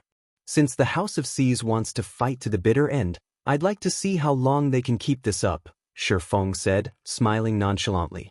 Get a group of trustworthy assassins from the guild over here and have them sell our Sea God's blessings in the various empires. We'll sell the potion for 60 silver per bottle. Limit the sales volume to 3,000 bottles per empire per day. Have them work in 3-man groups and rotate. Instruct a few others to split up and head to Seas End's cities to purchase fragments in bulk. Since the House of Seas will buy the fragments at 4 silver per stack, we'll buy the fragments at 5 silver per stack. Keep our prices 1 silver higher than the House of Seas. To any other player, selling the Sea God's blessing for 60 silver per bottle would result in a loss. Fortunately, that wasn't the case for Shifeng. If he purchased runic fragments at 5 silver per stack, it would only cost him 12 silver, 50 copper for each bottle of Sea God's blessing. By selling the potions at 60 silver per bottle, he didn't get as much profit. Even so, profit was profit. The House of Seas could only blame itself for picking a fight with the wrong player. Understood. Fire Dance smiled. Had the House of Seas chosen to challenge them properly, both sides would have made a profit. Now, however, the House of Seas had shot itself in the leg. Following which, Fire Dance contacted the guild's elite assassins and had them hurry to Stormwind Town. Meanwhile, Shifeng brought 4,000 bottles of Sea God's blessing back to White River City. He planned to store them in the guild warehouse and let the guild's core members trade GCP for the potions. At the same time, he intended to search for Dragon's Blood. Dragon's Blood was also known as Draconic Herb. It was extremely rare. Even if one scoured Seas End, they wouldn't find it. Normally, it was a treasure that only bloomed in kingdoms and empires that produced herbs. To obtain the herb, a player needed luck. Even Shifeng would have a hard time finding the herb. Hence, he would rely on the candlelight trading firm to purchase it for a high price. Otherwise, he'd never move to the next part of the quest chain. White River City's teleportation hall. As soon as Shifeng returned using the return scroll, he discovered a flood of players teleporting into the city. There were at least twice as many players than before. Among them, there were members of large guilds belonging to other kingdoms and empires. He easily counted members of 14 first-rate guilds in the teleportation hall. There were also a large group of Battle Wolves members. For a moment, Shifeng wondered if he had mistakenly teleported to the Beast Empire's capital. What's going on? Shifeng was surprised as he observed the teleportation hall. Before Shifeng could figure out what was happening, he heard players discussing the candlelight auction. There sure are a lot of people going to the candlelight auction this time. No kidding. Not only will the auction offer slots to enter the holy city of Titan, but they're also selling bronze mounts and personal houses. The popularity of the holy city's slots goes without saying. And every player wants a personal house. Not only can you train in a high mana density environment, but you can also take advantage of the NPC shops selling rare items. It'd be so convenient to travel to and from Stone Forest Town and the nearby leveling maps.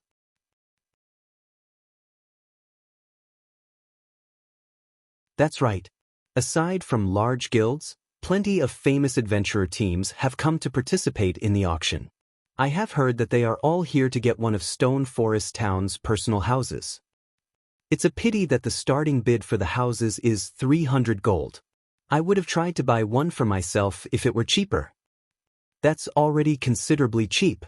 Stone Forest Town is the #1 player town throughout Starmoon Kingdom and the neighboring kingdoms. Practically every player in the teleportation hall chatted about the candlelight auction and Stone Forest Town. When they talked about Stone Forest Town, they wore yearning expressions. Has Stone Forest Town become so popular? Shifeng was slightly surprised. While he acknowledged that Stone Forest Town was a valuable location, he hadn't thought that it would attract so many players from other kingdoms and empires. After all, Stone Forest Town's location was gradually growing less profitable. By the time mainstream players were over level 50, the town would lose its competitive edge. The only advantage the town would have at that time would be its mana density and the NPC shop's rare items. White River City, Candlelight Trading Firm. Players crowded the 7-story tall building's entrance. Originally, only players with 10 gold or more could enter the shop. However, due to the high number of participants, the trading firm had been forced to raise the requirement to 100 gold. Even then, the designated auction venue, which could accommodate 10,000 people, was full to the brim. Even the VIP rooms were not enough. Originally, only those carrying over 2,000 gold qualified to use the VIP rooms. Now, only those with 10,000 gold or those from superpowers could use the rooms. Most first-rate guilds didn't have 10,000 gold lying around, yet the 30 VIP rooms were occupied. The candlelight auction was more popular than anyone had expected. Melancholic Smile, the auction's host, was stupefied. She found it truly hard to imagine that a mere auction, held by a player-operated shop, could attract so many superpowers and famous adventurer teams. Melancholic Smile wasn't the only one surprised. Even the various powers that had come to attend the auction were shocked to discover so many competitors. Normally, only superpowers auctions attracted so much attention, yet an upstart guild had achieved the same results. Moreover, these powers had all come of their own volition. None of them had been invited. Meanwhile, in a VIP room on the second floor. Guild leader, I've already checked. 7 super guilds and super first-rate guilds are in attendance. Practically every first-rate guild from the neighboring kingdoms and empires are here as well, Purple Eye reported to Galaxy Past. There really is no competing with Zero Wing. Galaxy Past smiled bitterly as he watched the sea of players in the first-floor hall. Only after many years had Galaxy Past developed the Star Alliance into a first-rate guild. However, if the Star Alliance held an auction right now, they'd be lucky if even 5 or 6 first-rate guilds attended. In contrast, Zero Wing had only begun its development after God's Domain launched, yet it had surpassed his many years of effort. Galaxy Past had to admit that the comparison was odious. What kind of reaction will Singular Burial have if he finds out about this? Galaxy Past muttered. Some time ago, Heaven's Burial had announced that it would hold an auction at the same time as the Candlelight Trading Firm. However, Heaven's Burial had become a laughingstock.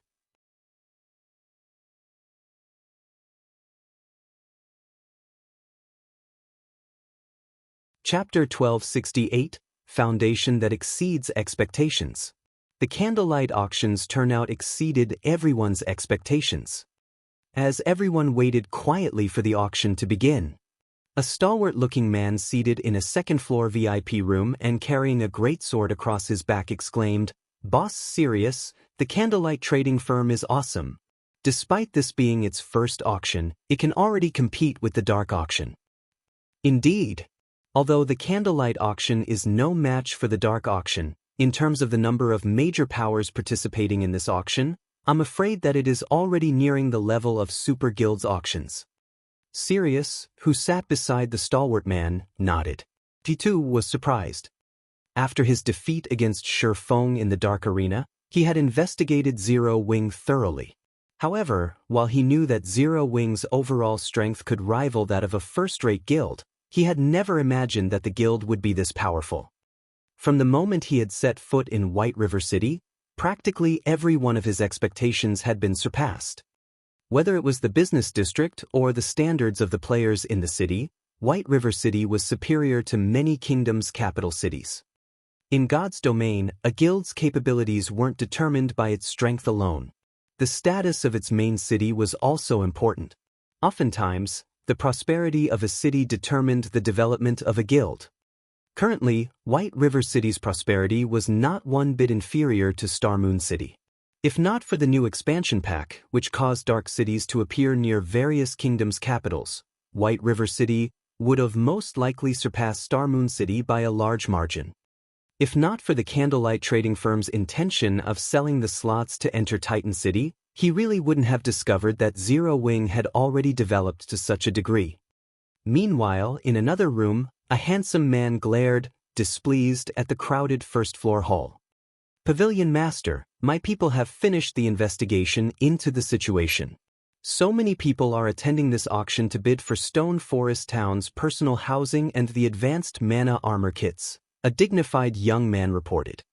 Although this young man simply stood there, he seemed like the center of the universe. Moreover, he radiated a terrifying aura. Even the man's companions, who were level 42 experts, wouldn't get within 10 yards of him. This young man was none other than the monster of the Dragon Phoenix Pavilion that had grasped a domain at a very young age, Martial Dragon. Zero Wing is actually capable of such a grand auction. No wonder why Rain has such an optimistic view of this guild. It's a pity that, even after attracting so many customers with the Holy City slots, Zero Wing only has such pitiful items to sell. Nine Dragons Emperor sneered when he saw Melancholic Smile walking up to the stage. If this auction were organized properly, it could attract so many more major powers in the future. It would massively boost Zero Wing's development. After all, these major powers had money. Anyone else would only have spare change. Zero Wing would never have attracted the true major powers if not for the Holy City slots. As Nine Dragons Emperor fell silent, the auction officially began. Under the crowd's attentive gaze, Melancholic Smile, who wore a luxurious, blue dress, approached the front of the stage. Ladies and gentlemen, welcome to the Candlelight Auction. This auction will have two phases. During the first phase, we will sell items that have been carefully selected by our own auction house. The second stage will be a bartering session with the auction house as an intermediary. However, to ensure the quality of the items offered for trade, we will collect a processing fee of 10 magic crystals or 3 gold coins for each item. For materials specifically, we will charge 15 magic crystals or 4 gold coins per stack. As Melancholic Smile finished explaining the auction's flow, a commotion swept through the crowd. Crap, this is fraud. Even a first-rate guild's auction wouldn't dare charge 10 magic crystals for every item. That's right. How can you be this greedy? Players in the first-floor hall shouted their indignation. Although many of the major powers present had attended the dark auction before and knew about these bartering sessions, Candlelight's high price was ludicrous. The dark auction only dared to charge a high price because it was the best auction throughout God's domain. Only extraordinary existences were invited. Ha! Zero Wing sure is interesting. Nine Dragons Emperor could not help but laugh when he heard Melancholic Smile's explanation. However, this is a good opportunity to earn some money from the major powers. After all, a few of the superpowers here have come to bid for the Holy City slots. Whether it is the adventurer teams, independent players, or guilds, none would miss such a golden opportunity to trade high-value items. Such a shameful behavior would earn the various major powers ire. Needless to say, the Candlelight auction wouldn't happen again. Even Phoenix Rain's reputation in the Dragon Phoenix Pavilion would be soiled for supporting Zero Wing. Just what is Black Flame thinking? Yuan Tiexin stared at Melancholic Smile in confusion. Is he so desperate for money that he's willing to abandon his reputation? The first auction was always the most important. Asking for such an unreasonable price would only incur the wrath of the various major powers. None of these powers would likely visit the auction house in the future. Purple Jade, who sat beside Yuan Tiexin, was also confused. Based on her understanding of Black Flame, he wouldn't make such a newbie mistake. Meanwhile, as Melancholic Smile saw the attendees' reactions, she revealed an expression that seemed to say, as expected. Originally, she had planned to set the processing fees at 1 magic crystal or 30 silver coins per item. This way, they could more or less guarantee the quality of the items while avoiding such a negative reaction. After all, the Candlelight auction was relatively small compared to something like the Dark auction. Players weren't likely to offer high-quality items for trade. The Candlelight auction had only attracted so many superpowers and first-rate guilds due to the Holy City slots. Yet, Shi Feng had insisted on increasing the price. It was obvious he was treating the various attendees like fools. However, now that things had already developed to this point, Melancholic Smile could only endure the complaints while starting the auction. We will now begin the auction. The first item we are offering is a magic whale skin. Melancholic Smile said as she gestured to the semi-transparent screen above the stage. The screen displayed an image of the magic whale skin as well as its attribute panel. Suddenly, the venue fell silent. What? Everyone was stunned after reading the item's introduction. The various major powers, particularly the superpowers, had already begun to develop their naval forces. Hence, they understood just how important ships were and were madly investing manpower and resources into obtaining high-ranking ships. These major powers wanted to upgrade their high-ranking ships to ease the fights against sea monsters. These organizations were even purchasing bronze rank strengthening items at astronomical prices. However, such strengthening items were extremely rare, no less than the high-ranking ships themselves. Even if one obtained such an item, they'd refuse to sell it. After all, if one could strengthen their own ships, their power at sea would increase by a large margin. Yet, the candlelight trading firm was actually auctioning off a dark gold ranked strengthening item.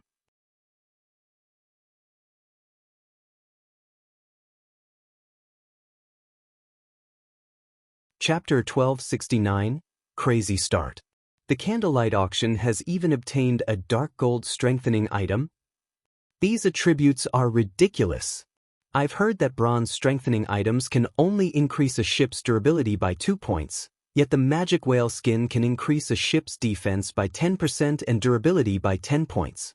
It can even increase movement speed by 3%. The various guilds' upper echelons in the first floor hall panted as they stared at the magic whale skin.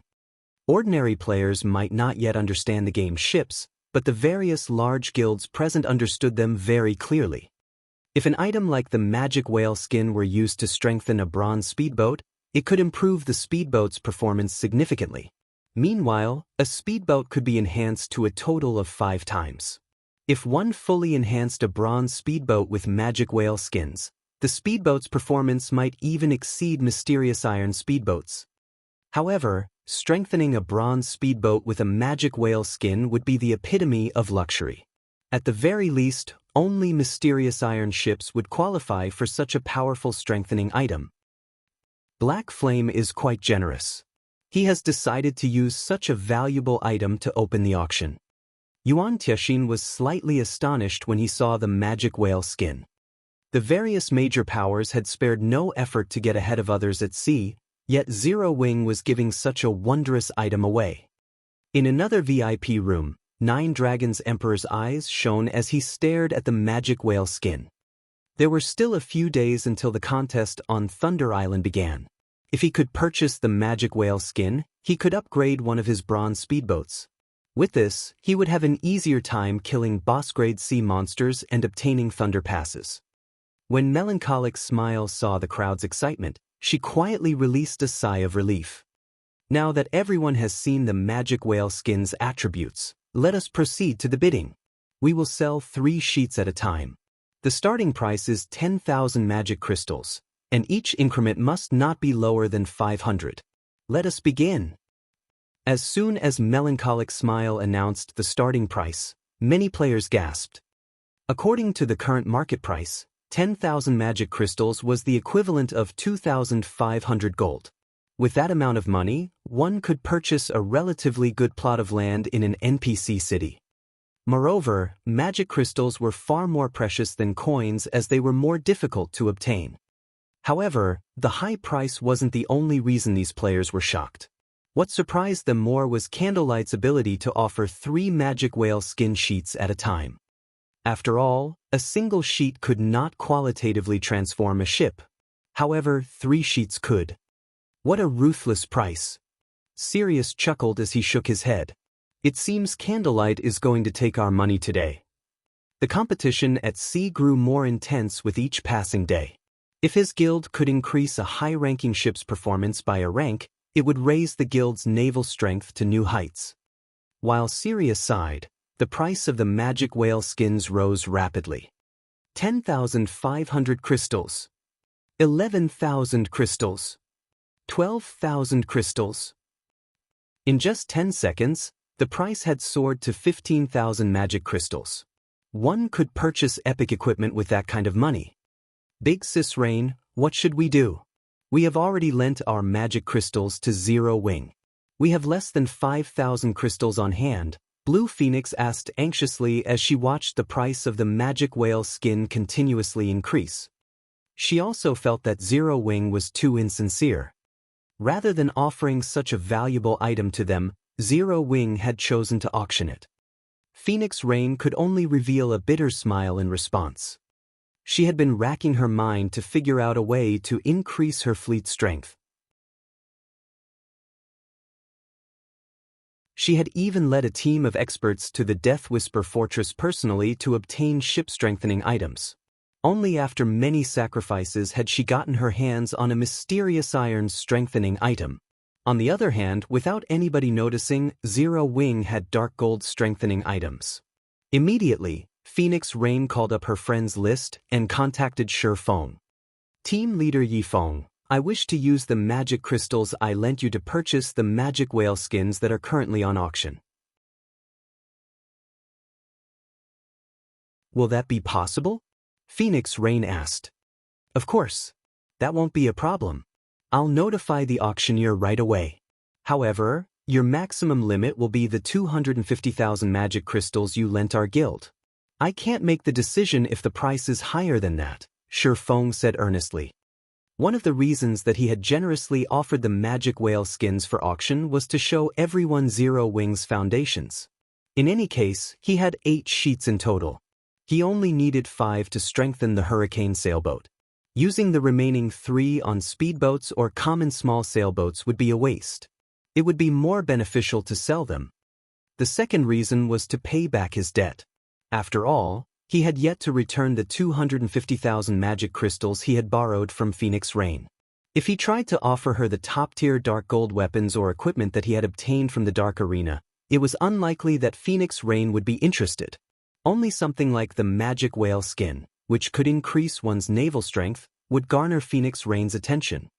Hearing Feng saying so, Phoenix Rain relaxed. There were still 5 days until the debt was due. Zero Wing could easily reject her request. 20,000 crystals. Phoenix Rain instantly placed a frightening bid. As expected of the players in the VIP rooms, they can afford to place such insane bids casually. Both independent players and guilds in the first-floor hall were astonished by Phoenix Rain's bid. Even first-rate guilds were fortunate if they had a stockpile of 60,000 magic crystals. After all, there were too few sources. Moreover, their daily consumption was considerably high. It was impossible to stockpile so many. Spending 20,000 magic crystals just to strengthen a single ship was simply too much of a luxury. Only super first-rate guilds and super guilds were capable of such a thing. 21,000 crystals. 9 Dragons Emperor frowned as he placed a new bid. The Holy City slots were his main goal. Hence, he hadn't prepared many magic crystals. He currently had 24,000 crystals on hand. After all, a small guild like Zero Wing should not be capable of offering anything worth his while. Now, however, it was too late for him to send his subordinates to collect more magic crystals. It seems the other powers haven't come prepared.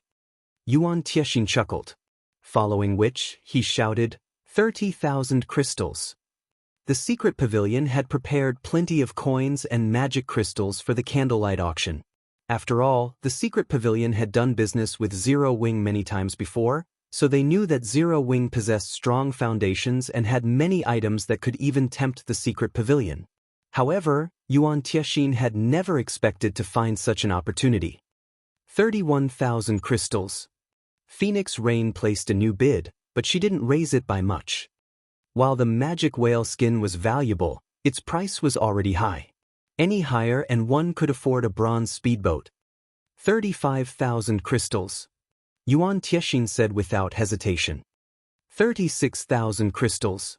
Phoenix Rain frowned as she glanced at Yuan Tiexin's room a short distance away. This was the highest she was willing to go. Although she had plenty of magic crystals, she could not waste them. The other audience members were stupefied. The cost of 3 magic whale skins could already rival half of a first-rate guild's magic crystals. It seems that they have reached their limit. Yuan Tiexin smiled. 40,000 crystals. The other superpowers might only want the magic whale skin to fortify a bronze speedboat. However, the secret pavilion was in possession of a mysterious iron speedboat. 3 magic whale skins could almost put their ship on par with a secret silver speedboat. A secret silver speedboat. He wouldn't even blink at spending 100,000 magic crystals on such a ship, much less 40,000. The instant he placed his 40,000 crystal bid, the venue fell silent. After Melancholic's smile knocked the gavel 3 times and confirmed the sale, a gasp echoed throughout the auction house. The major powers that had scolded the candlelight trading firm for fraud had run out of comments. The first auction item had sold for 40,000 magic crystals. They had to admit that the candlelight auction was high quality.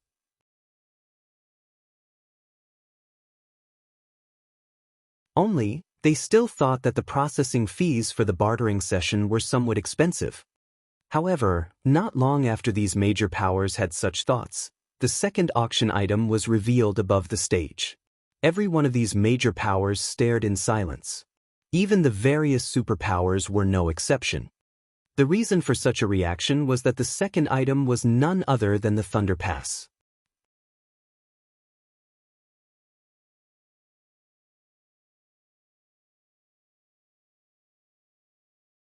Chapter 1270, The Cost of Arrogance. Thunder Island was no longer a secret among the various major powers. Even some second-rate guilds with powerful information networks knew about the island. Various superpowers were frantically collecting Thunder Passes, but these weren't easily obtainable, requiring a lot of manpower and resources. Each additional Thunder Pass would allow them to bring 10 more experts to Thunder Island. When the contest for Thunder Island's authority began, the superpower with the most Thunder Passes would have a greater advantage. Hence, the various superpowers constantly offered to purchase Thunder Passes at a high price, attracting plenty of adventurer teams to sail the Sea of Death and kill sea monsters. Only, there had been no news of any adventurer team obtaining passes even now. Nevertheless, the candlelight trading firm was selling a Thunder Pass. It was truly hard to imagine that an upstart guild's auction could consecutively offer 2 treasures that could tempt the various superpowers. Moreover, they had already announced the final item, the Holy City slots. How could these major powers not be shocked? Now that everyone has seen our second auction item, without further ado, we will begin the bidding at 3,000 magic crystals. Each increment cannot be lower than 100 crystals. Begin. Melancholic smile announced the starting price. This price surprised many of the players in the first floor hall. They all thought it was outrageously high. However, the various superpowers on the second floor made nothing of it. On the contrary, they all felt it was considerably cheap. After all, they normally offered 1,000 gold per pass. 4,000 crystals. 4,300 crystals. 5,000 crystals. As soon as Melancholic Smile opened the floor for bids, the various superpowers, which initially had little interest in the candlelight auction, contested madly for the Thunder Pass. These superpowers gave the players in the first floor hall no opportunities to intervene, raising the price again and again. Even the participating second-rate guilds felt out of their league in this auction. As for the players and guilds that had scolded the candlelight trading firm for being fraudulent, none of them dared to make a peep. Eventually, Phoenix Rain won the Thunder Pass for 8,300 magic crystals. Pavilion Master, are we letting Phoenix Rain have the pass just like that? Martial Dragon asked curiously. It doesn't matter. Any higher and the pass wouldn't be worth it. In any case, Rain has 10 extra slots. They're not enough to make a difference, 9 Dragons Emperor growled, sneering. After giving the matter some thought, Martial Dragon agreed with his guild leader. They had far more slots than Phoenix Rain. Even if she had 10 more, the increase wouldn't be enough to affect the big picture. Following the end of the second item's bidding, Melancholic Smile gestured to the image above the stage once more. However, the image remained the same as before. Smiling, she said, "Let's begin the auction for the third item." The third item is another Thunder Pass. Like before, the starting price is 3,000 magic crystals. Begin. What? There's more? Gasps echoed throughout the venue. Thunder Passes were extremely difficult to obtain. Obtaining one was already an amazing feat, yet Zero Wing had another to offer. Even Phoenix Rain was surprised. Of course, she was also elated. Although it was only one more entry pass, there was a huge difference between 10 and 20. Fortunately, among the superpowers present, she had the most magic crystals to spend. As soon as the auction began, the Thunder Pass's price instantly rose to 8,000 magic crystals. Unlike before, the various superpowers paid more attention to the Thunder Pass this time. They, too, realized what kind of consequences they would suffer if another power had 20 additional slots. The competition for the second Thunder Pass intensified. Eventually, however, Phoenix Rain obtained the second Thunder Pass for 15,400 magic crystals. Although the price was astoundingly high, Phoenix Rain felt that the money had been well spent. Just when everyone believed that the competition for the Thunder Passes had ended, Melancholic's smile pointed at the Thunder Pass's image once again. "This is insane." Just how many Thunder Passes do they have? The players in the auction venue involuntarily shuddered. This was especially true for the various superpowers in the second-floor VIP rooms. They could tolerate a single power obtaining 1 or 2 passes as it wouldn't significantly impact the outcome. However, if the candlelight trading firms sold too many Thunder Passes, the balance would change, affecting the contest. Contrary to everyone's expectations, Melancholic's smile did not immediately start the next round of bids. Instead, she took 3 Thunder Passes from her bag, stupefying everyone present. How do they have so many passes?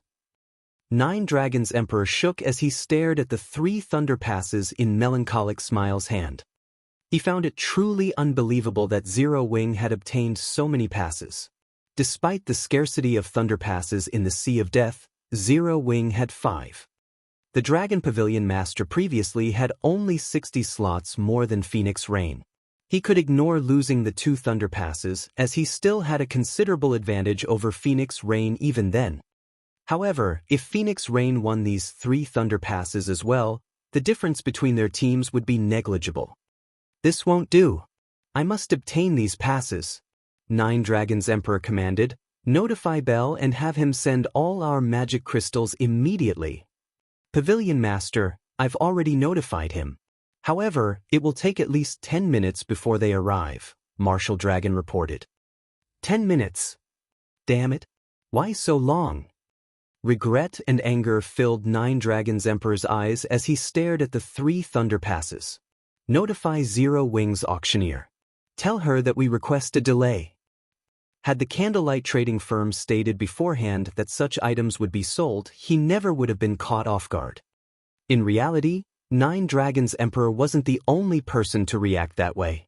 Even guilds such as Pantheon, Miracle, King's Return, Battle Wolves, and Sacred Temple were caught flat-footed. After all, nobody would have imagined that there would be such frightening items offered at the candlelight auction. They had prepared only the lands required to purchase the Holy City slots. Almost at the same time, the representatives of the various superpowers all reported back to the upper echelons of their respective guilds, having their guilds send magic crystals over. Aside from this, they also contacted the candlelight trading firm asking for a delay in the auctioning of the Thunder Passes or permission to use other items as collateral. This scene stunned the various major powers and adventurer teams present. After all, asking for a delay in the auctioning of an item was a relatively humiliating thing to do, as this would show that one had insufficient funds. Despite that, the various superpowers of God's domain were actually willing to cast away their reputation. It was truly inconceivable. "Guild leader, are we going to delay the auction of the Thunder Passes?" Melancholic Smile asked after contacting Sure Phone. Currently, 5 superpowers had requested a delay, something not commonly seen. If it were any other first-rate guild holding this auction right now, they would definitely acquiesce without hesitation. We can delay the auction, but tell them that they need to compensate us for the time lost. Every minute's delay will cost them 300 gold. They are welcome to delay the auction for as long as they want, Shifeng replied nonchalantly. Guild leader, this? Melancholic Smile's heart skipped a beat when she heard his answer. Don't worry about it. Just tell them as is, Shifeng said, chuckling. There were only a few days left until the contest over Thunder Island. At this point, practically all boss-grade sea monsters that could be killed had already been killed once before. Even if one killed the boss-grade sea monsters that respawned, the likelihood of a Thunder Pass dropping would be very low. After all, only a limited number of Thunder Passes could drop during each contest cycle. The only reason he had managed to obtain so many Thunder Passes was the King-class sea monster he had killed. If he did not make a killing off these superpowers now, he would be doing that King-class sea monster a disservice. Melancholic Smile fell speechless at Shifeng's words. Her guild leader was a little too good at earning money.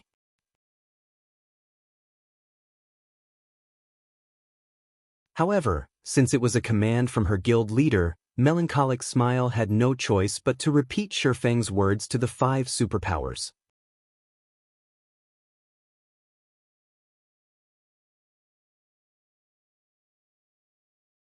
Chapter 1271, Frantic Struggle. Pavilion Master, Candlelight is clearly trying to extort us. Martial Dragon's expression darkened when he heard Melancholic Smile's reply. They would have to pay 3,000 gold if they wanted to delay the auction of the Thunder Passes for 10 minutes. Such a sum was enough to purchase a considerably good plot of land in an ordinary NPC city. Although 3,000 gold was nothing to the Heavenly Dragon Pavilion, they would be fools to accept this offer. At this moment, Nine Dragons Emperor also had an ugly expression on his face. This damnable Zero Wing. Nine Dragons Emperor pounded his fist on the armrest of his chair. In a chilling tone he said, "Let them have it. Isn't it just 3,000 gold? I'll have Phoenix Rain and Zero Wing pay it back 100-fold in the future." If he did not stop Phoenix Rain from obtaining the remaining 3 Thunder Passes, the struggle on Thunder Island would undoubtedly become more troublesome.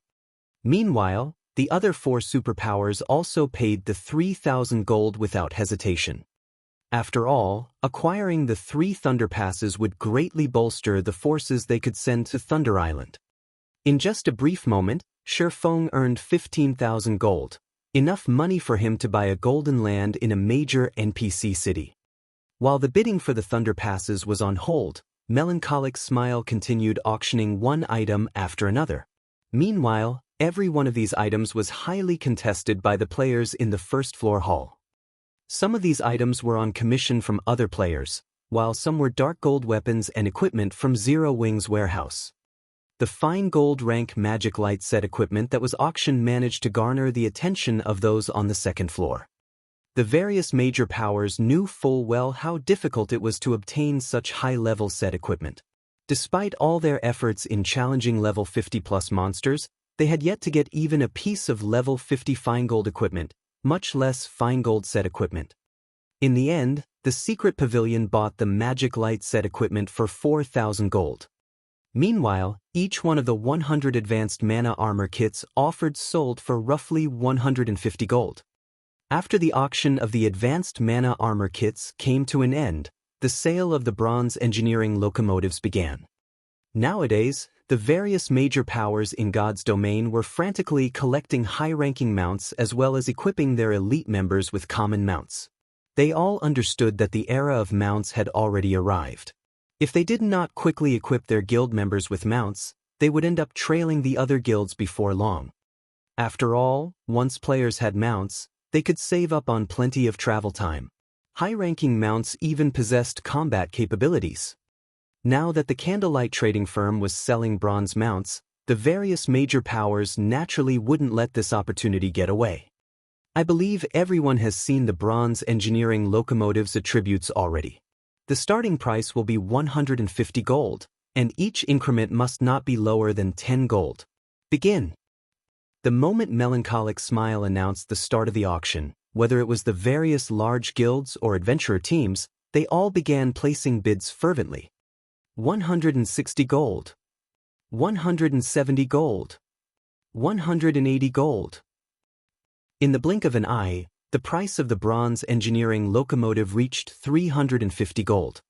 Just as everyone believed that the price of the mount would stop at 400 gold, a new bid came from one of the second-floor rooms. 600 gold. Yuan Tiexin declared. It's just a bronze mount, yet the guy in that room is actually offering 600 gold? He might as well use the money to buy a top-tier dark gold weapon. Everyone was astonished by Yuan Tiexin's bid.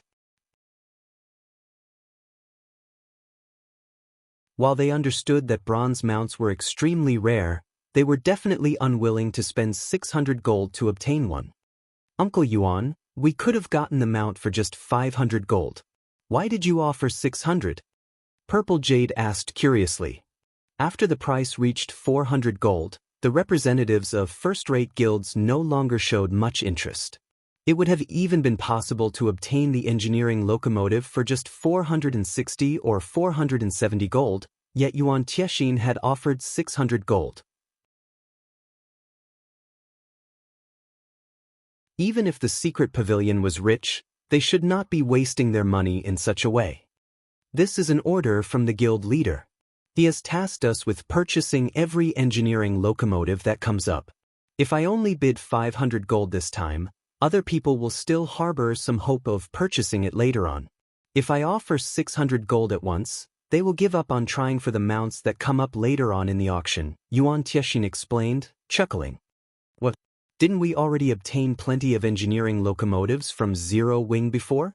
Moreover, many of our experts frequently raid ancient ruins to collect high-ranking mounts. We shouldn't be lacking in bronze mounts, right? Purple Jade asked, confused. It is precisely because we have obtained so many engineering locomotives from Zero Wing that we have even more reason to purchase every one of them that appears today, Yuan Tiexin replied, smiling. Originally, I also thought that there was nothing special about the bronze engineering locomotives. Their base attributes are even weaker than those of other bronze mounts. However, when 50 engineering locomotives are gathered within a certain range, they will gain a buff called Mechanical Heart. The buff increases the mount's movement speed by 15% and both the rider's and mount's defense by 20%. This buff will greatly assist teams in both travel and battle. They actually have such an effect? Purple Jade was shocked. She immediately understood why the guild leader wanted to purchase all of the bronze engineering locomotives. Large guilds often conducted team operations. If they could fully equip a 50-man team with bronze engineering locomotives, the team's efficiency would increase considerably. Following which, the secret pavilion instantly purchased every bronze engineering locomotive that went up on auction. Although some first-rate guilds tried to compete for the mount, the secret pavilion shut them down with a significantly higher bid. None of them got any chance whatsoever. In the end, the secret pavilion purchased all 10 mounts that were offered. Consequently, people also started recognizing the standard of the candlelight auction. At the same time, the atmosphere in the auction venue grew increasingly heated. When Melancholic Smile revealed the 3 thunder passes before everyone once again, the entire hall went into an uproar. The reason for such a reaction was everyone's desire to see the various superpowers going all out in bidding for the passes. Let us begin bidding for the next auction item. The starting price for these 3 thunder passes will be 10,000 magic crystals. Each increment may not be lower than 1,000 crystals. Begin. As soon as Melancholic Smile finished speaking, the struggle between the various superpowers present began. Only, before the crowd on the first floor could enjoy the pleasure of watching this auction, they heard a bid that made even the various first-rate guilds present shudder involuntarily. 50,000 crystals. 9 Dragons Emperor shouted. With the bid rising to 50,000 crystals right off the bat, the first-rate guilds present that were entertaining thoughts of competing for the Thunder Passes were immediately disqualified. Meanwhile, everyone present was also shocked by 9 Dragons Emperor's wealth. Just to obtain 3 entry passes, Nine Dragons Emperor had bid the equivalent of a first-rate guild's entire stockpile of magic crystals. 53,000 crystals. 55,000 crystals. 60,000 crystals. Phoenix Rain called out a new price. Now, just one Thunder Pass costs 20,000 magic crystals. Have these superpowers lost their minds? The players on the first-floor hall were stupefied. Melancholic Smile was also shocked. She could not comprehend why the various superpowers were going so crazy over a few entry passes. However, Melancholic Smile and the others did not realize Shifeng's intent in selling 3 Thunder Passes at once. The difference in the number of Thunder Island slots each superpower currently possessed was not particularly large. At this point, the number of slots each superpower wielded also wouldn't undergo any massive changes. The addition of these 30 slots might very well become the straw that broke the camel's back. Hence, the various superpowers naturally wouldn't give up on competing for them so close to the contest for Thunder Island's authority. Otherwise, wouldn't all their previous efforts in obtaining Thunder Passes go to waste?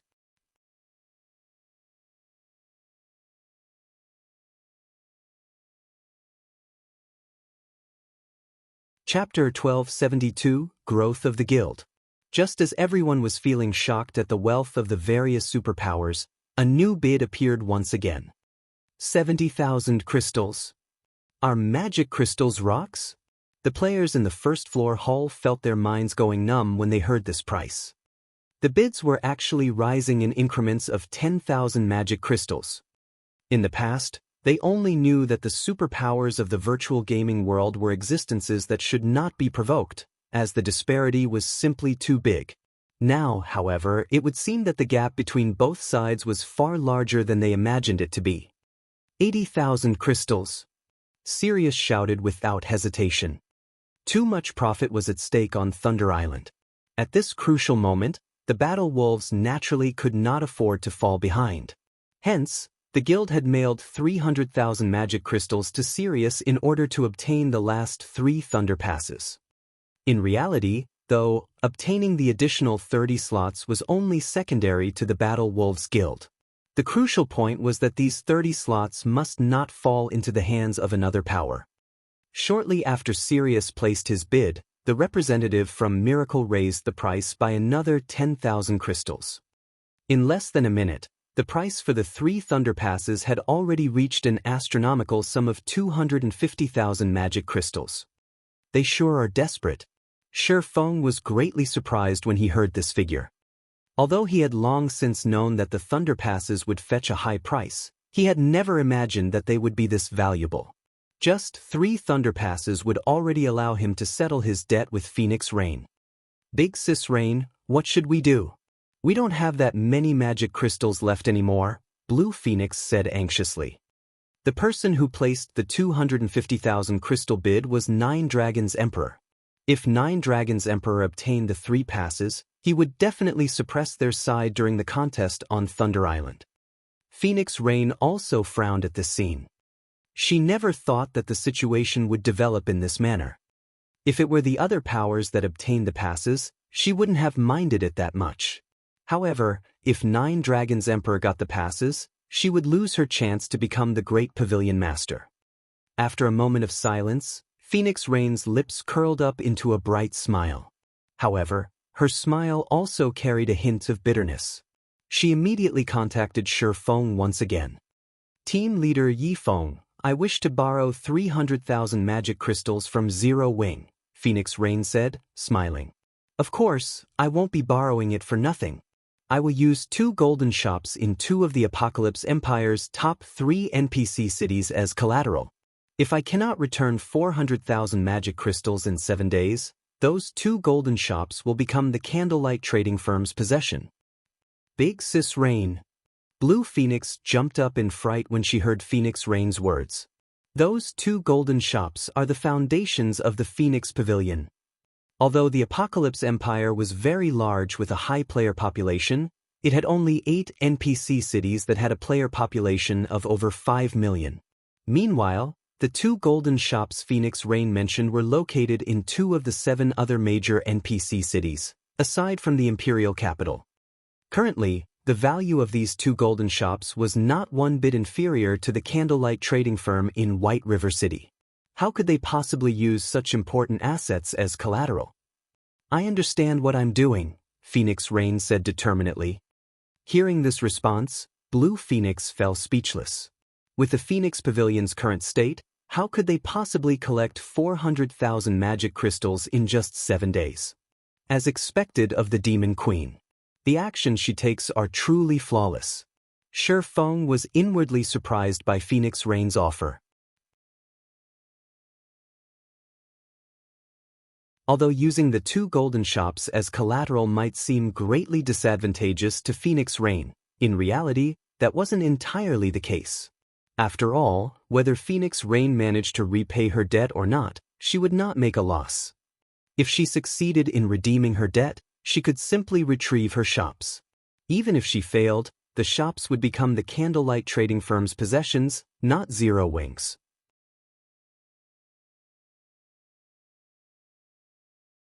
There was a huge difference between the shops falling into the candlelight trading firm's hands and Zero Wing's.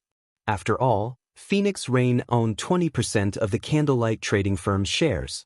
If the candlelight trading firm grew stronger through the addition of those 2 shops, the profits Phoenix Rain received from her shares would increase as well. Moreover, if converted to coins, 300,000 magic crystals would be equivalent to 75,000 gold, a sum that already exceeded the startup costs of those 2 shops. While this might seem like a risky deal for Phoenix Rain, in reality, the loss she would make would be minimal. Team leader Yi Feng, what is your decision? Phoenix Rain asked, smiling. When Shi Feng looked at Phoenix Rain in the screen, he suddenly felt as if he was the one borrowing money from her. From beginning to end, it was as if the initiative in this trade was in her hands, not his. Alright, you have a deal. However, the magic crystals will be left with the candlelight trading firm for now. Once the auction is over, I'll hand over the remainder to you. Shi Feng nodded. Phoenix Rain's conditions were indeed difficult to refuse. If the candlelight trading firm could branch out to 2 cities with populations rivaling that of White River City, the potential profits were simply frightening, particularly now that the various large guilds were placing more focus towards exploring ancient ruins. He had even more need for the golden shops of the Apocalypse Empire's major NPC cities to sell the lunar potion. Following which, Shi Feng and Phoenix Rain signed a contract through the system. When Blue Phoenix watched Phoenix Rain signing the contract, she suddenly realized an extremely important matter. Despite its extreme importance, her mind had in fact automatically forgotten about this matter every time it occurred, treating it as if it was only natural. Before coming into contact with Zero Wing, the latter had been only a small guild that received help from them secretly. Yet, after some time, the guild was now a source of significant income. Zero Wing had even become a guild that could actually be of help to them. When Blue Phoenix thought of Zero Wing's growth speed, she could not help but have goosebumps. Even a guild supported by a major corporation could not compete with Zero Wing in development speed. Meanwhile, during this time, the price for the 3 Thunder Passes had already reached 280,000 magic crystals. This price caused many superpowers to give up on bidding. Of course, if powers like Miracle, Sacred Temple, King's Return, and Battle Wolves wanted to, they could still compete for the Thunder Passes. However, letting 9 Dragons Emperor obtain the 3 Thunder Passes would not have any effect on their performance on Thunder Island. Hence, rather than waste a ton of magic crystals, these superpowers came to a silent agreement not to increase the bid any further. Pavilion Master, with this, we will definitely have a huge lead over Phoenix Rain on Thunder Island. Not only will we be able to send more men to harass her group, but we can also dispatch more men to carry out our original plans. Hearing Melancholic Smiles gavel land for the second time, Martial Dragon sneered as he looked towards Phoenix Rain's room. Although I've spent quite a lot this time, as long as I can surpass Phoenix Rain on Thunder Island, all of this will be worth it. A smile appeared on 9 Dragons Emperor's face. Although he had prepared quite a lot, He only had a total of 330,000 magic crystals on hand. If the other powers continued contesting for the Thunder Passes, he would not be able to put up a struggle. Just as the gavel was about to land for the third time, however, a new bid appeared in the auction venue. 300,000. Didn't she run out of magic crystals already? Nine Dragons Emperor was confused as he looked at Phoenix Rain's room. However, a possibility very quickly occurred to him. Damn that Zero Wing. They actually lent magic crystals to her. 310,000. However, Nine Dragons Emperor was also helpless to do anything about this situation. He had no choice but to continue bidding. As for the other superpowers, they had already given up on fighting over this bottomless pit, because regardless if Phoenix Rain or Nine Dragons Emperor obtained these 3 Thunder Passes, the two of them would not be able to affect their results on Thunder Island at all. 320,000. 330,000. 340,000. Phoenix Rain continued increasing her bid without hesitation. When the price reached 340,000 crystals, Nine Dragons Emperor was thoroughly defeated. He could only watch as the gavel in Melancholic Smile's hand landed one time after another. In the end, the 3 Thunder Passes fell into Phoenix Rain's hands. Seeing this outcome, the various major powers grew exceedingly envious of Zero Wing. Zero Wing had managed to earn 340,000 magic crystals just by selling 3 Thunder Passes. This was practically even more profitable than robbing a bank. After the auction for the Thunder Passes came to an end, the remaining items that came up did not garner much interest from the various superpowers. Only the players seated in the first floor hall bid for them. Although the prices of the items were not particularly high, the quantity was much higher. Time passed quickly. As one item after another sold for a high price, one of the highly anticipated finale items finally appeared before everyone. The personal houses of Stone Forest Town.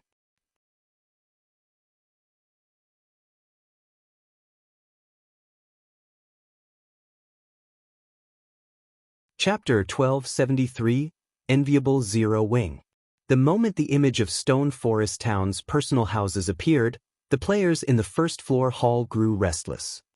Apart from the Holy City slots, these players had come to the candlelight auction to see Stone Forest Town's personal housing.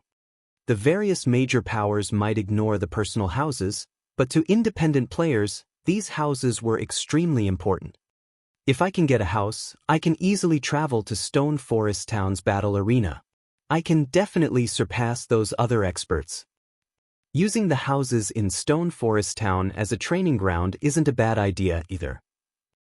Many independent experts and adventurer teams' eyes shone with excitement when they saw the personal houses introduction. Stone Forest Town had undergone a qualitative transformation since the last war.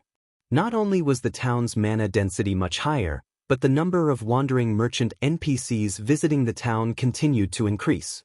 Most importantly, more expert players had been attracted to the town. Every day, Stone Forest Town hosted hundreds of duels between experts, and anyone was free to watch.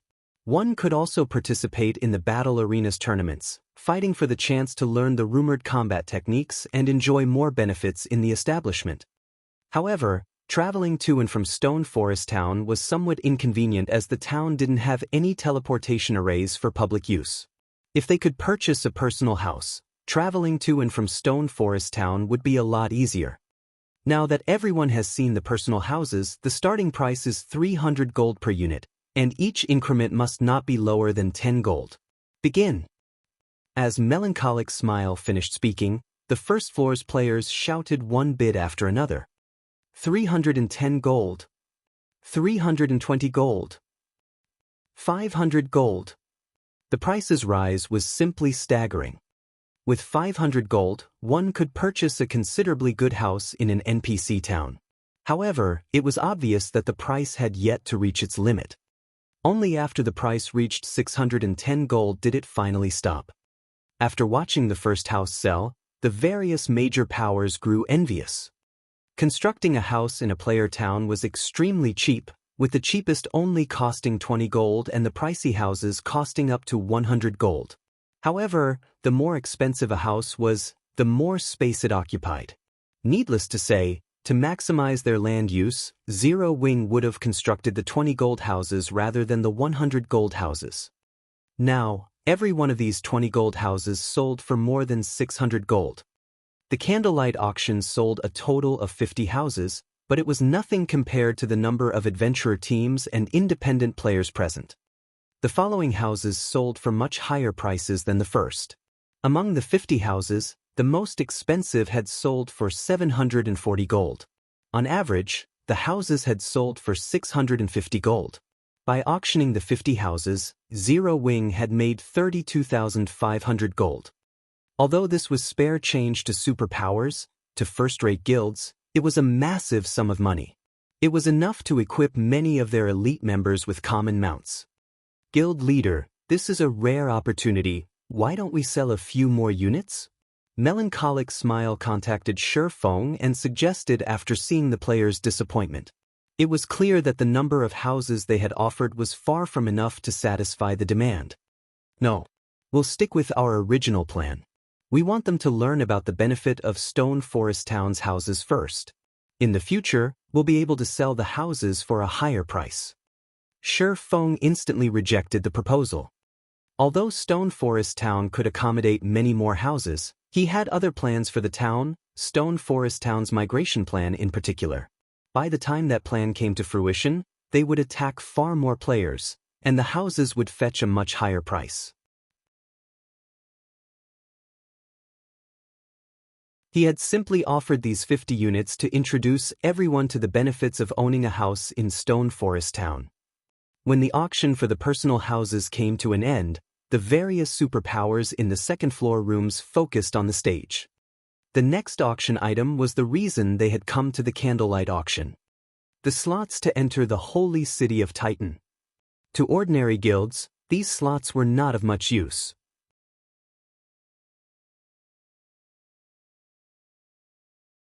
However, it was a different story for superpowers like themselves.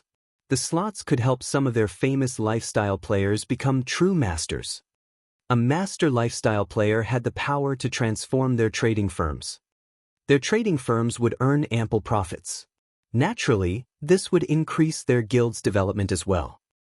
So, this is the holy city of Titan? A white-bearded, old man muttered, his eyes glowing as he read Titan City's introduction. Sirius, you must get me a slot to the holy city as per our agreement. The screen above the stage did not explain the holy city slots.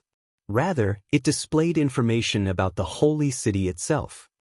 One such detail was the Titan Lifestyle Association.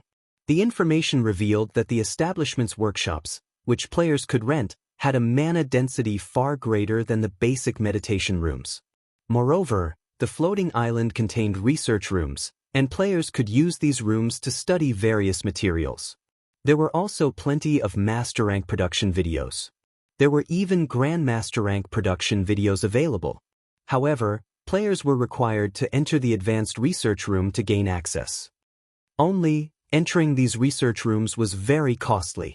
The basic research room alone cost 200 gold per day, the intermediate versions costing 500 gold per day, and the advanced versions costing 1,200 gold per day. The various superpowers gasped when they saw these prices. Moreover, both the intermediate and advanced versions required a certain amount of reputation in Titan City to rent. Master Fire, rest assured, the Battle Wolves always stick to our word. We will definitely obtain a slot for you, Sirius responded respectfully. At the same time, the other powers' fighting spirit roared to life as they swore to obtain slots for themselves. Now that everyone has seen the Holy City slots, the starting price is 500 gold, and each increment must be no lower than 100 gold.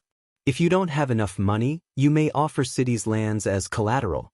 However, we will only evaluate the lands at market price. Begin.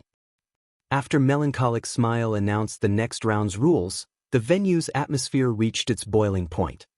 500 gold. 600 gold. 800 gold. In the blink of an eye, the price had reached 3,000 gold, shocking every player present. The first-rate guilds soon gave up on the Holy City slots.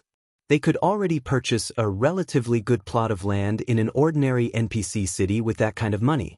The only players remaining in the competition were the second-floor superpowers. The Holy City slots were similar to the Thunder Passes. To those who needed them, they were worth a ton of money. To those who didn't, however, they were utterly worthless. Every superpower had a batch of lifestyle players who were so close to their master ranks. Unfortunately, these lifestyle players weren't familiar enough with God's domain's materials and production techniques, unable to cross that final hurdle. As long as they obtained the Holy City slots, these superpowers were confident in nurturing a master lifestyle player and improving their respective trading firms. They would easily rake in far more than this investment. 5,000 gold. Sirius instantly increased the price by 2,000 gold. That Lunatic. It seems he's hellbent on getting this slot. The other superpowers shook their heads and gave when they heard this price. While they could afford it, it had exceeded their initial expectations. Although they were rich, their money did not grow on trees. Moreover, the various superpowers were preparing for the contest on Thunder Island. They did not have that much money to waste. Hence, they decided to let Sirius have the first slot. In any case, there were 10 slots up for grabs. Even if split equally among their 7 superpowers, they could each obtain at least one slot. They didn't have to rush. They could watch the battle wolves whittle away their funds and wait until they dropped out of the competition. Following which, the bidding for the second slot began. 5,000 gold. Sirius shouted once more.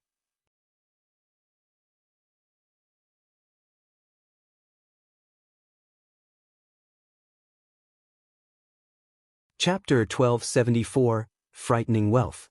Sirius's bid silenced the venue. Is that guy nuts? Wasting 5,000 gold once isn't enough for him?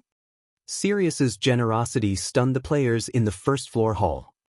With 5,000 gold, one could purchase considerably high-quality epic equipment. Meanwhile, Melancholic Smile, who stood above the stage, revealed an excited smile. She had never expected the Holy City slots to sell for such a high price. Although she wouldn't receive a single coin from the sales, Zero Wing could earn so more money. They would have enough for the guild's development, reconstructing Stone Forest Town, and purchasing diamond wood. Like the first round of bidding for the Holy City slots, none of the superpowers contested for the second. Following which, Melancholic Smile started the bidding for the third slot. 5,000 gold. Sirius shouted yet again. Have the battle wolves gone mad? 9 Dragons Emperor frowned. Do they really think we won't challenge them? This time, the superpowers refused to let Sirius have his way. 5,100 gold. 5,300 gold. 5,500 gold. Both 9 Dragons Emperor and Phoenix Rain raised the price again and again. In the end, however, Sirius still won the third Holy City slot for 6,500 gold. As another purchased the first 3 slots, the various superpowers began to grow anxious, bidding even more fervently. In the end, among the 7 remaining slots, the cheapest had sold for 6,100 gold, while the final slot sold for 7,000 gold. The players in the venue were stunned. Meanwhile, the various first-rate guilds turned green with envy. Zero Wing made 62,400 gold by selling 10 slots. If Singular Burial knew about this, he would go mad. Galaxy Past smiled bitterly as he watched the Candlelight Auction's first phase come to an end. I'm afraid that it won't be long before Zero Wing becomes Star Moon Kingdom's overlord. It seems we'll still have to shift the Star Alliance's development to other kingdoms. A guild's strength was reflected not only in its expert and elite players, but also in its financial prowess. Although Zero Wing had been acknowledged the #1 guild in Star Moon Kingdom, it had far fewer elite players than first-rate guilds. Zero Wing was only superior regarding tools of war and peak experts. In terms of management and deterrence force, wasn't in the same league. The guild's range of influence, in particular, couldn't compare to Blackwater's, for example. After Blackwater's withdrawal from Starmoon Kingdom, Heaven's Burial and the kingdom's second-rate guilds had rushed to take control of the abandoned territory. Even the Star Alliance had gotten in on the action in hopes of replacing Zero Wing as the kingdom's overlord. The Dark Guilds in Starmoon Kingdom had also harbored such thoughts as they frequently killed Zero Wing's members and the players heading into Stone Forest Town. Zero Wing had always walked the path of the elite and as a result, lacked manpower. However, now that the guild had obtained so much funding during the candlelight auction, it wouldn't be long before the guild could recruit a large number of high-quality elite members, compensating for its flaws. If any guild wanted to challenge Zero Wing's Starmoon Kingdom, they had to think twice. After all, with so much money, Zero Wing would not fear a battle of attrition. Once the auction's first phase ended, the second phase quickly began. Fortunately, no one had anything more to say about Zero Wing's processing fees, obediently retrieving their prepared treasures and putting them up for trade. Due to the 10 magic crystal or 3 gold processing fees, only items worth at least 10 gold were accepted for trade. This guaranteed the item's quality and made it easy for players to find what they wanted. Even the various major powers on the second floor found quite a few items they needed. As the event died down, everyone's final evaluation of the candlelight auction was quite high. The candlelight auction could definitely stand on the same stage as superpowers auctions. Shi Feng similarly browsed the trade list in the hopes of finding the draconic herb. Players from numerous countries had attended the candlelight auction. Among those present, many were either major powers representatives or independent experts.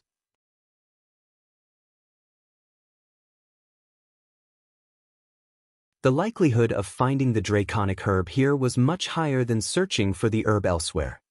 After all, to obtain the draconic herb, one needed both sufficient luck and sufficient strength. Players of this caliber weren't necessarily willing to sell the draconic herb they obtained. Instead, they usually traded such super rare herbs for items that could benefit their development. What? Is this for real? Shi Feng suddenly discovered a very familiar item as he read through the list. The Heroes chapter. Although this item was a tattered piece of parchment, not particularly useful to ordinary players, it was a treasure highly sought after by the various large guilds. Moreover, the Heroes chapter did not consist of a single page.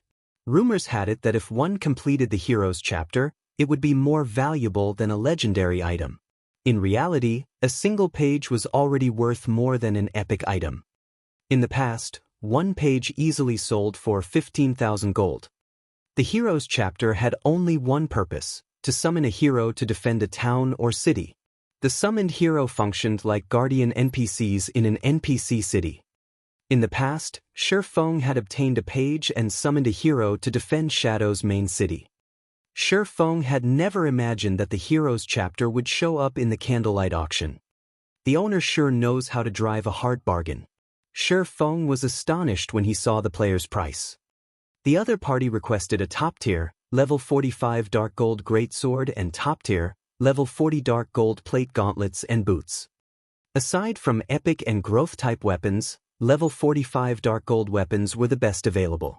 As the various large guilds players had yet to reach level 45, it was very difficult to obtain level 45 weapons, not to mention top-tier, level 45 dark gold weapons. Such a weapon could easily fetch over 1,000 gold on the market. As for the level 40 dark gold equipment, each piece could easily fetch over 400 gold. Shi Feng even began to wonder if the seller knew the Heroes chapter's true value. The Heroes chapter's introductory text was very simple.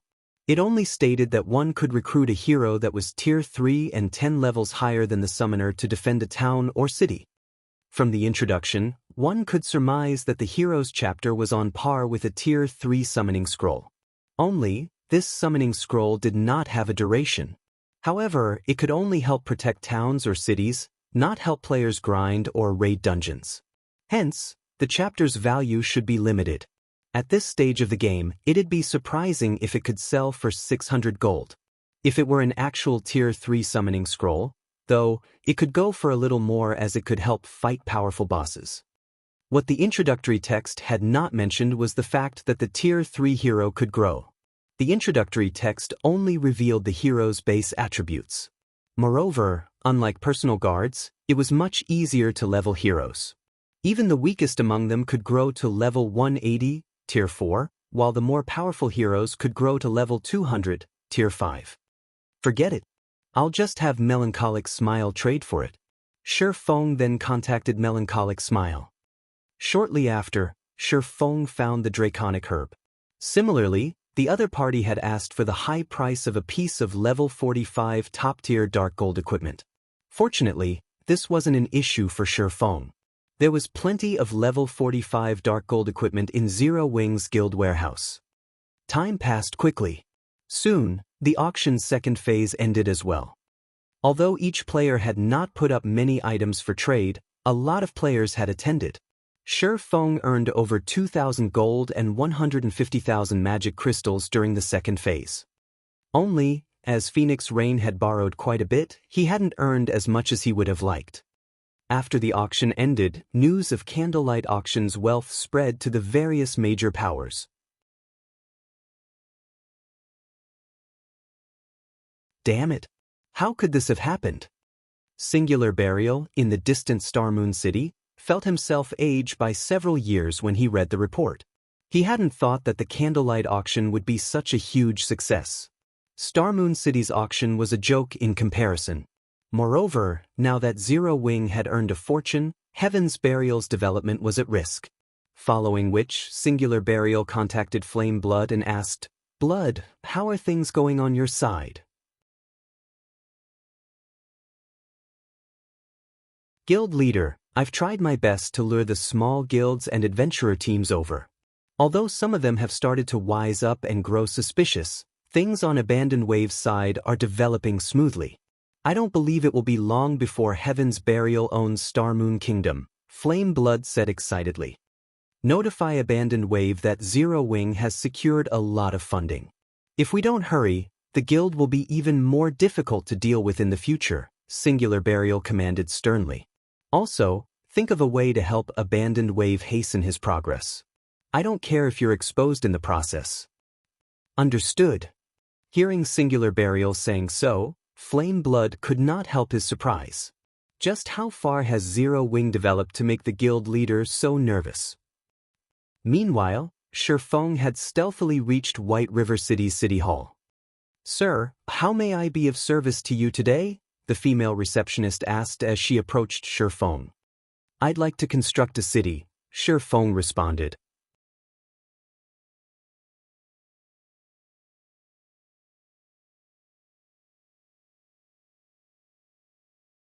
Chapter 1275, Building a City. In a VIP reception room on the City Hall's second floor. A middle-aged man in exquisite clothing slowly opened the door and entered the room. A high-ranking identification skill would tell someone that this butler-like man was actually a level 180, Tier 3 NPC named Jarvis. "Lord Protector, I hear that you'd like to build a city. May I see your city building order?" Jarvis asked. "Here." Shi Feng took out a tattered parchment. "This is indeed a city building order that the royal family gave out over a century ago. May I know where you wish to construct your city to give you an accurate estimate, my lord? However, I have to remind you that the high-level locations require higher construction fees," Jarvis explained. He then presented a magic scroll and allowed Shi Feng to choose the location for his city. "Understood. I wish to construct it in Witch's Hill." Shi Feng pointed to Witch's Hill on the scroll. The Witch's Hill could definitely lure plenty of players as a level 50 to 70 large map. It was also close to the Mournful Ruins. The Mournful Ruins was a Hell Mode regional dungeon, and like the Stoneclaw Mountains, it produced an abundance of magic crystals. Witch's Hill itself had the entrance to an otherworld. Witch's Hill had still been popular among players even a decade after the game launched. "Alright, may I know exactly where you want to build your city?" Jarvis asked. He tapped on the magic scroll, and a miniature 3D model of Witch's Hill appeared before him. "The exact location?" Shi Feng carefully examined the model before him. He had only asked about the cost to construct a city during his last visit. Even if he had decided to construct his city then, his map choices had been limited due to his status. The system would have randomly decided the city's exact location. Now that he had the City Protector title, not only did Jarvis, the third most powerful NPC in the city hall, serve him, but he could also choose his city's exact location. This privilege also had its own downsides. The construction fees would fluctuate depending on the terrain of the location he chose. If the system decided the location, however, ease of construction was generally prioritized over surrounding scenery. I'll pick this location. Shi Feng pointed to the top of a mountain that was near a large waterfall. Sightseeing players would enjoy the wonderful scenery, and the terrain made the city difficult to attack.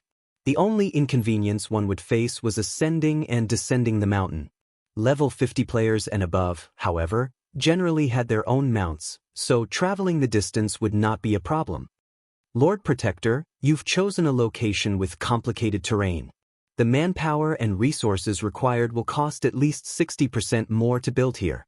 It will also take longer to construct. Are you sure you wish to build here? Jarvis asked. Build it there? Shi Feng nodded. He would save a lot of money by building the city on a flat plain, but it would be a lot harder to defend as enemies could attack from all sides. He couldn't afford to be stingy. Alright, I'll calculate the total cost. Please wait a moment. After Jarvis confirmed that there were no issues, he calculated the construction costs. A short moment later, he handed Shi Feng a list and said, "Initial estimates put the price at 152,000 gold. We will charge additional fees if the city is attacked. You'll also need to pay an additional 30,000 gold registration fee. As a second-generation city, a monthly 30,000 gold management fee will also be required. Do you wish to dispatch additional guards? You can ensure the city's security after it's constructed. You may hire guards to defend your city for up to 21 days. Every group of 100 Tier 1 guards will cost 100 gold per 3 days, while each group of 10 Tier 2 guards will cost 100 gold per 3 days. Sure enough, building a city is quite expensive. Shi Feng was astonished as he read the quote. He had only received a general price during his previous visit. Now that he was constructing his city, including the guards, the final price was over 190,000 gold. This excluded the fees that he would incur when monsters attacked the city.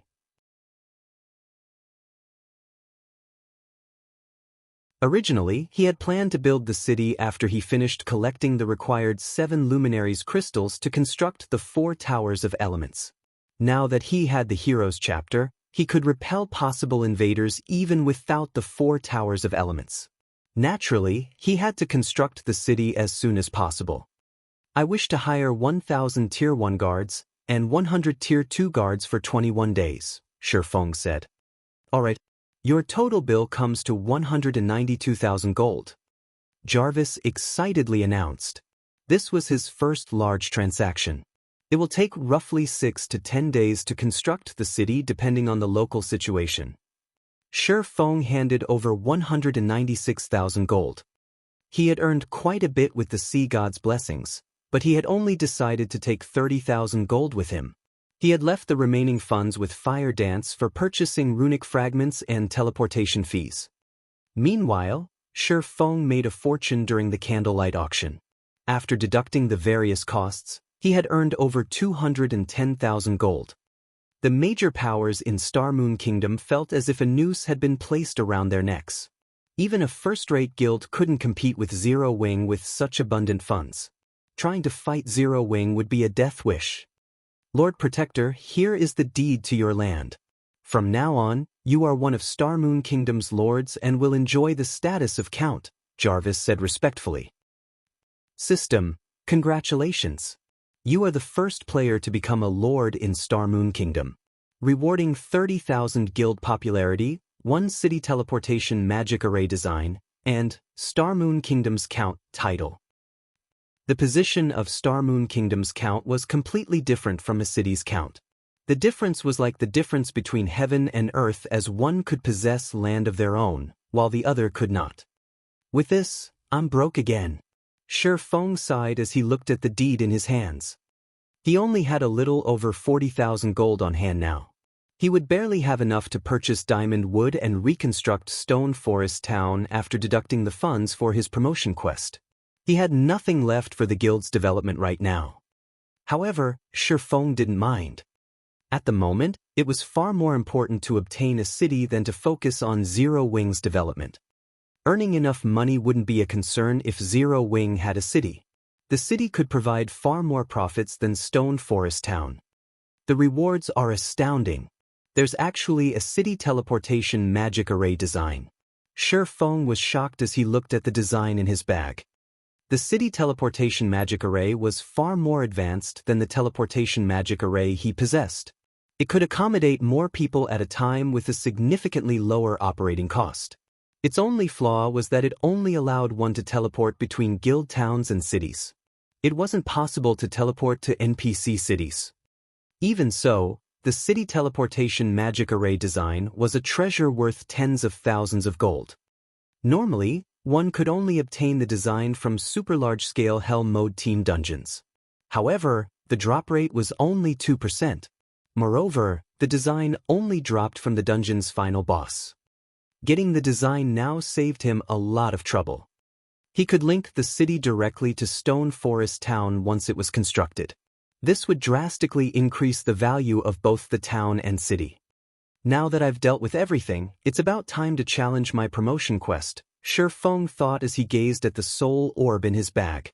It was practically a ticking time bomb. He needed to deal with it as soon as possible.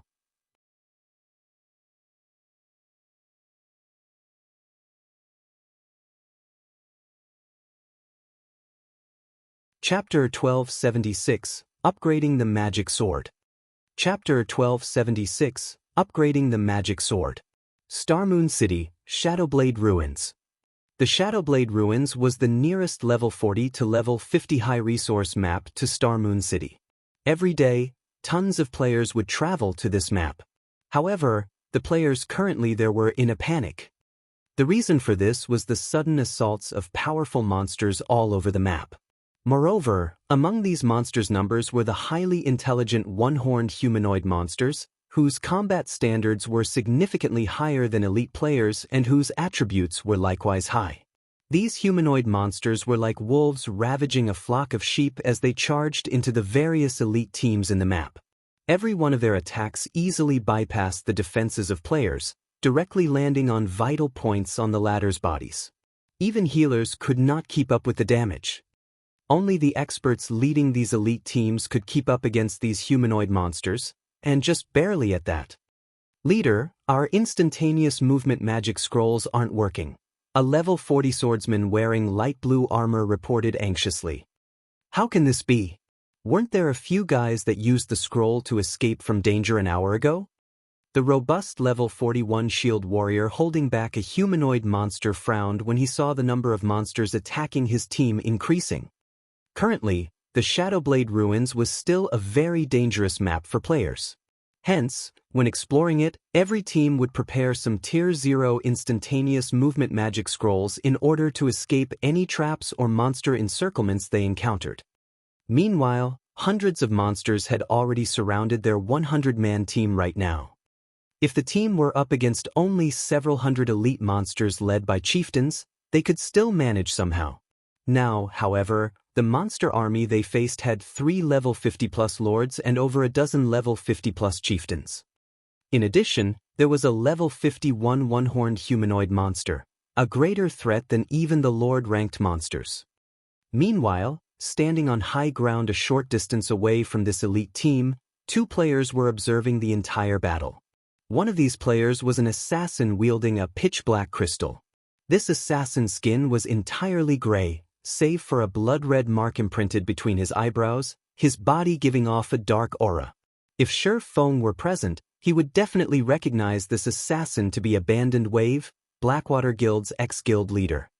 Meanwhile, the cloaked cleric with a white jade staff, who was standing beside Abandoned Wave, was Flame Blood. These evil beasts sure are terrifying. Just one of them is already enough to force an expert level 41 shield warrior to activate both his life-saving skill and berserk skill just to cope with it. Flame Blood exclaimed in astonishment as he looked at the distant shield warrior being pushed back by the one-horned humanoid monster.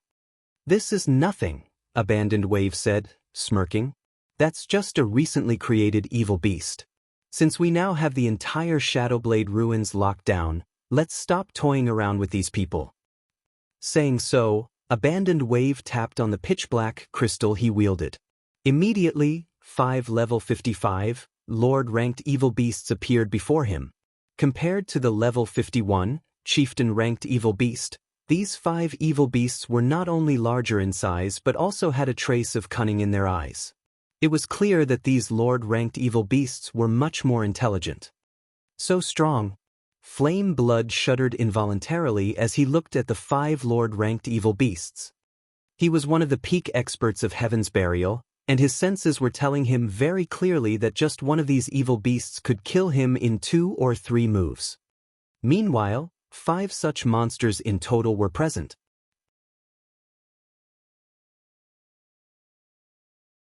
If such a force charged into a group of elite players, the consequences would be unimaginable. Get rid of them all. Abandoned Wave commanded as he pointed towards the 100-man elite team ahead. In the blink of an eye, all 5 evil beasts disappeared before Abandoned Wave as they charged at the elite team currently locked in bitter combat. When the 5 evil beasts entered the battlefield, the leading level 41 shield warrior gasped.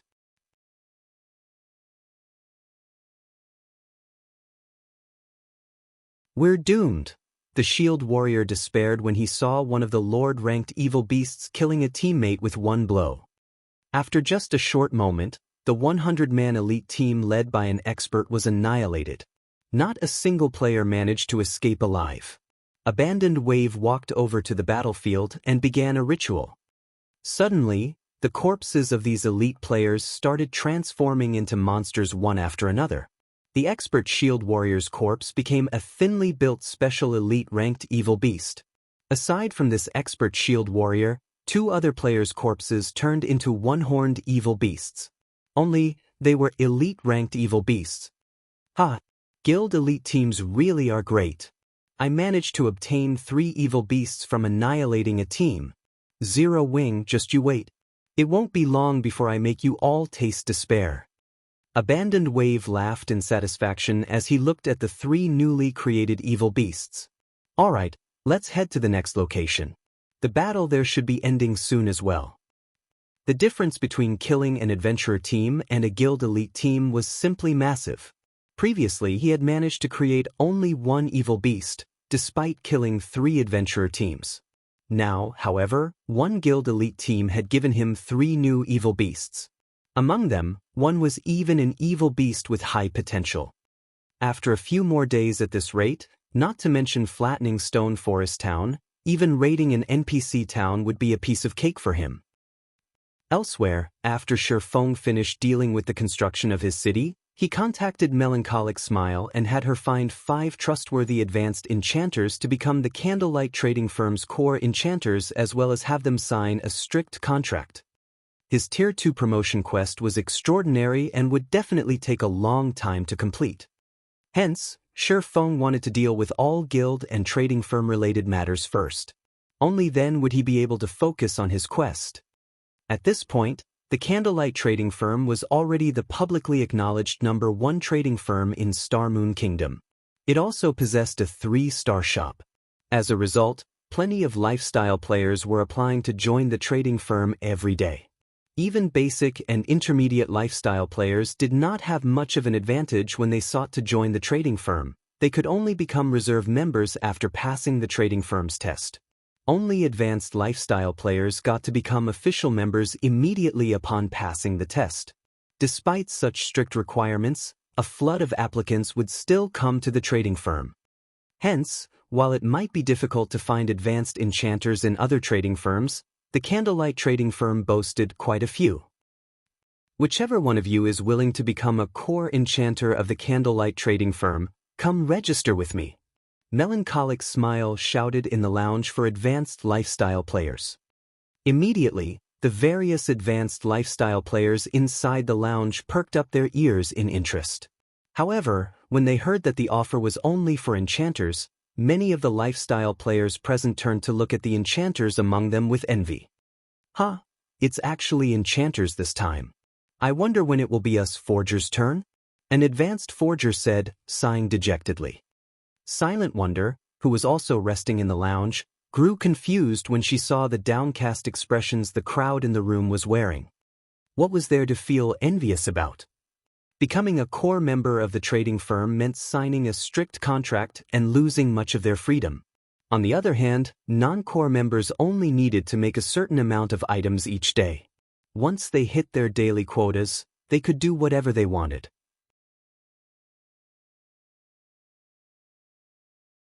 If they decided to quit the candlelight trading firm, they only needed to pay a small severance fee as well as forget all the recipes and designs they learned from candlelight.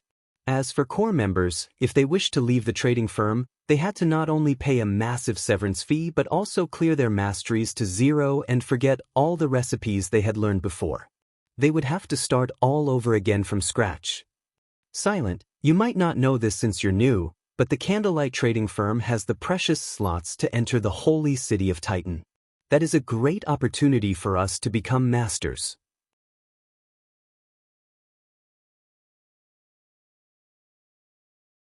However, only core members and advanced members may contest for those slots, with the majority of the slots allocated to core members. Hence, everyone here hopes to become a core member of Candlelight. Unfortunately, that depends heavily on luck. The female alchemist seated beside Silent Wonder explained patiently when she saw the dazed look on Silent Wonder's face. Candlelight still has more Holy City slots? Silent Wonder could not help but be surprised by this revelation. She had already gained an understanding regarding the Holy City slots through the recent auction.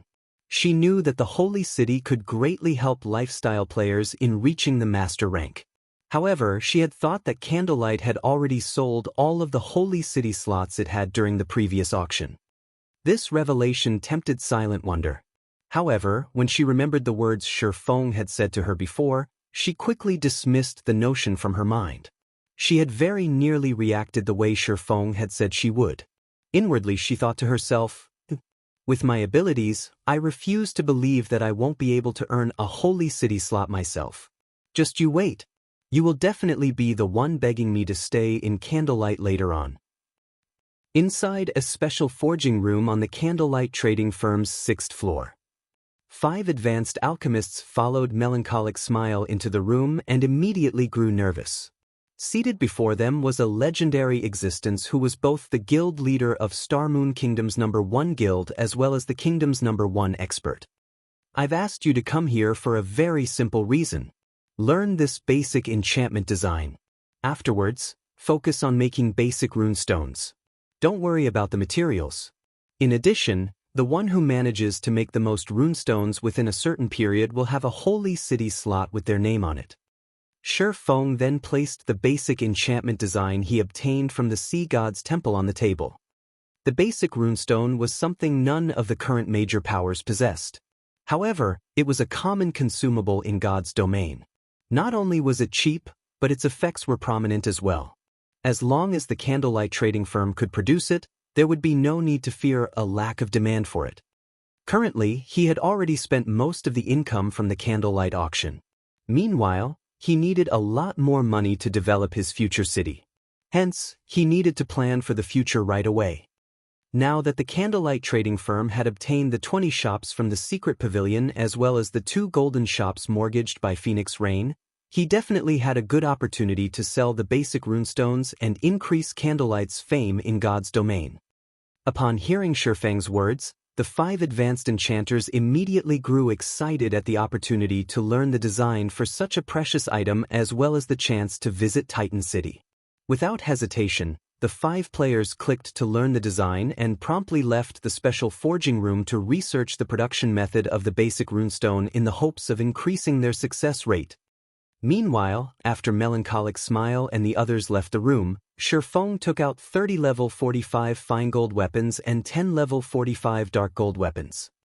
The Tier 2 promotion quest was already a tough challenge in the first place, all the more the promotion quest for one of the 10 great saint legacies. Even if he possessed frightening combat power, he still needed to further improve himself in order to be certain of completing his promotion. Hence, he naturally could not leave the Abyssal Blade sitting at level 40. After all, he had already reached level 50. A level 40 weapon was no longer suitable for him. Start devouring.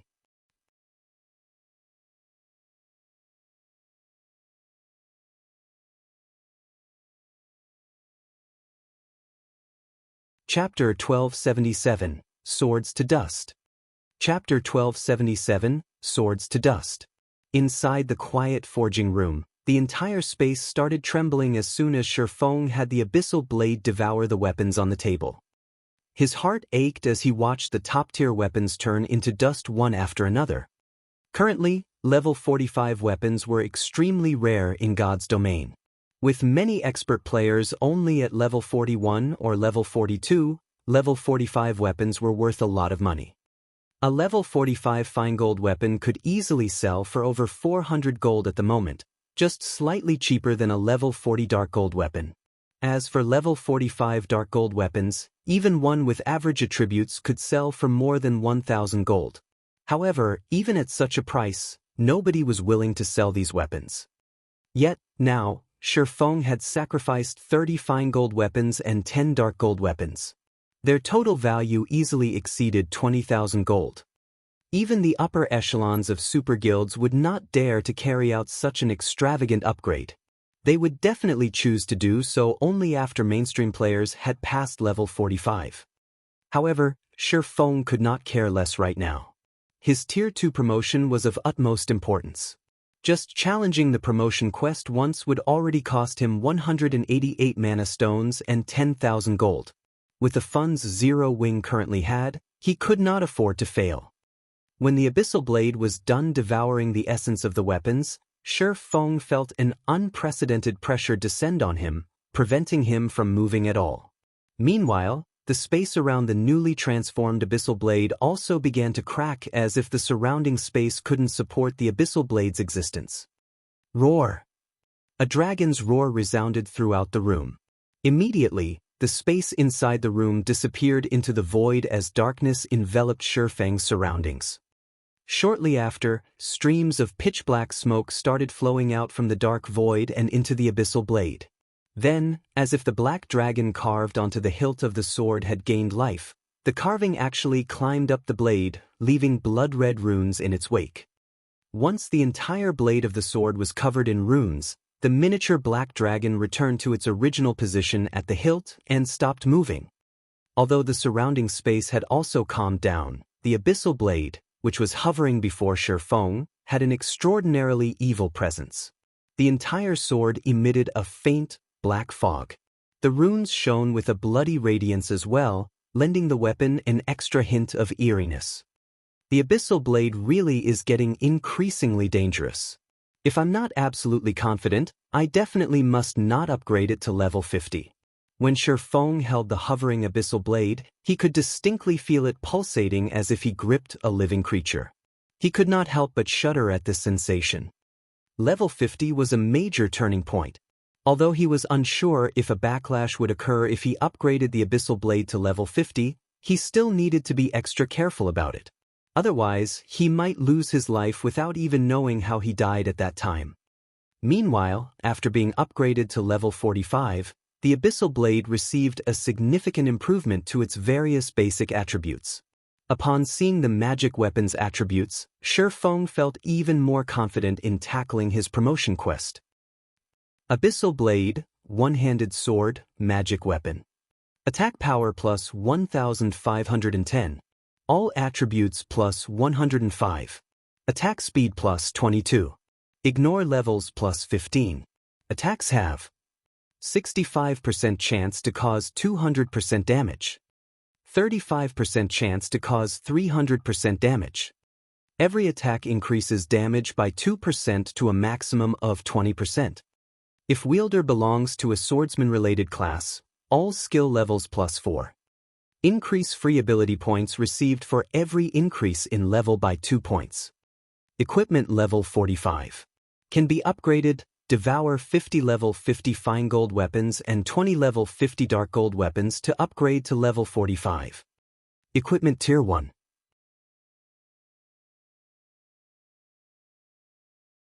Can be evolved, devour 10 mana crystals to evolve to Tier 2.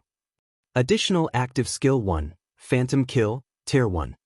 Instantly creates a doppelganger under the wielder's control. Doppelganger has 80% of the wielder's attributes and all skills. The wielder can swap positions with the doppelganger at any time. Duration, 1 minute, 10 seconds. Cooldown, 5 minutes. Additional active skill 2, Abyssal Bind, Tier 1.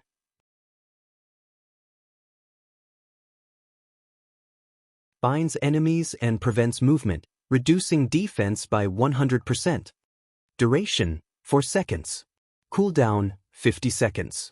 Additional active skill 3, 9 Dragon Slash, Tier 1.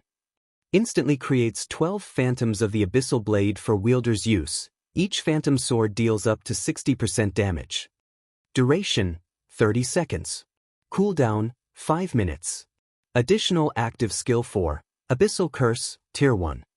Prevents all targets within a radius of 30 yards from moving or attacking for 6 seconds and reduces their attributes by 20% for 10 minutes. Effect doubles if there is only one target within range. Cooldown, 30 minutes. Additional passive skill, Abyssal Will. Improves wielder's physique, depending on the surrounding mana density. The higher the surrounding mana density, the greater the improvement provided. Additional Profound Inheritance, Black Emperor, Tier 1. When activated, every critical hit will accumulate 1 stack of Death Aura. Each stack can be used to increase all attributes by 2% and attack speed and movement speed by 1% for 10 seconds or to reduce the cooldown of a skill by 3 seconds. Maximum of 33 stacks of Death Aura. Duration, 10 minutes. Cooldown, 10 hours. The famed Smith Alices personally created the Abyssal Blade using the Black Dragon King's fangs as material. It is one of 36 famed swords, ranking 31st. However, the Black Dragon King himself has cursed this sword. Beyond the immense strength the blade offers, the wielder must face a backlash after a certain amount of time.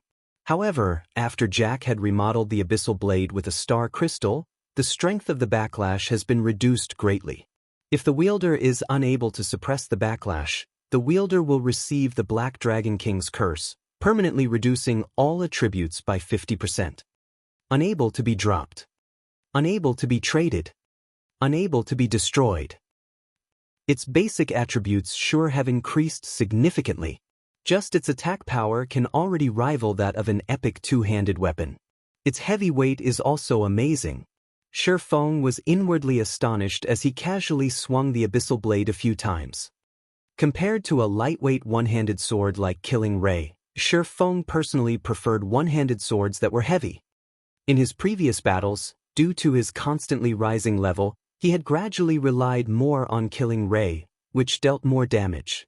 As a result, he had mostly kept the Abyssal Blade, which had a higher compatibility with him, on reserve. Now that the Abyssal Blade had risen to level 45, he could now use it as his main weapon again.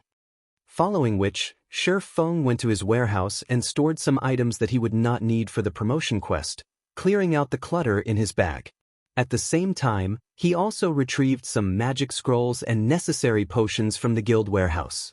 After that, he hurried to the library. On his way to the library, Shi Feng suddenly received a call from Aqua Rose. Guild leader, quickly take a look at the official forums. Something big has happened over at Star Moon City. Aqua Rose said urgently. Just a while ago, the Shadowblade ruins got sealed, and none of the players that entered the map managed to escape. They can't even be contacted. Many guilds have already sent out their own teams to investigate this incident. Moreover, aside from the Shadowblade ruins, a few level 30+ high-resource maps were also sealed. A field map was sealed? And even communications have been blocked? Shi Feng grew a little confused. He then opened Star Moon Kingdom's official forums. Normally, sealing a map only prevented players from using teleportation-type scrolls. Meanwhile, such large-scale sealings were only possible with a guild war order. However, if the seal was capable of blocking even communication methods, it was definitely something extraordinary. Based on Shifeng's knowledge, there were only 3 ways to carry out this kind of seal.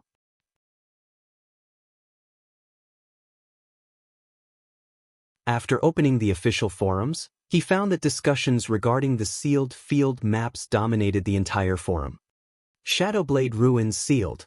Over 100,000 players cannot be contacted. Large groups of chieftains and lords suddenly appearing in Bloodmaw camp. Unable to teleport to Red Ridge Town. Every post was about the sealed field maps or missing players.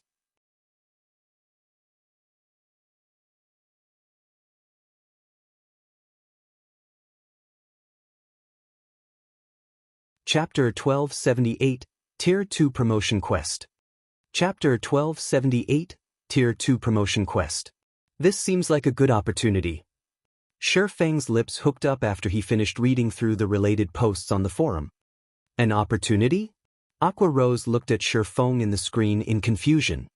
Currently, the entire Star Moon City had already fallen into turmoil with many large guilds wrestling with this matter.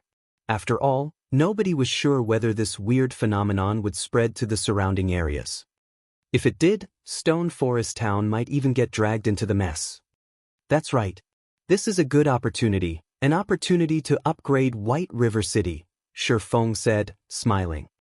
NPC cities did not remain static. They could similarly be upgraded. However, this depended on the population and standard of the players residing in the city. Star Moon Kingdom had only so many players.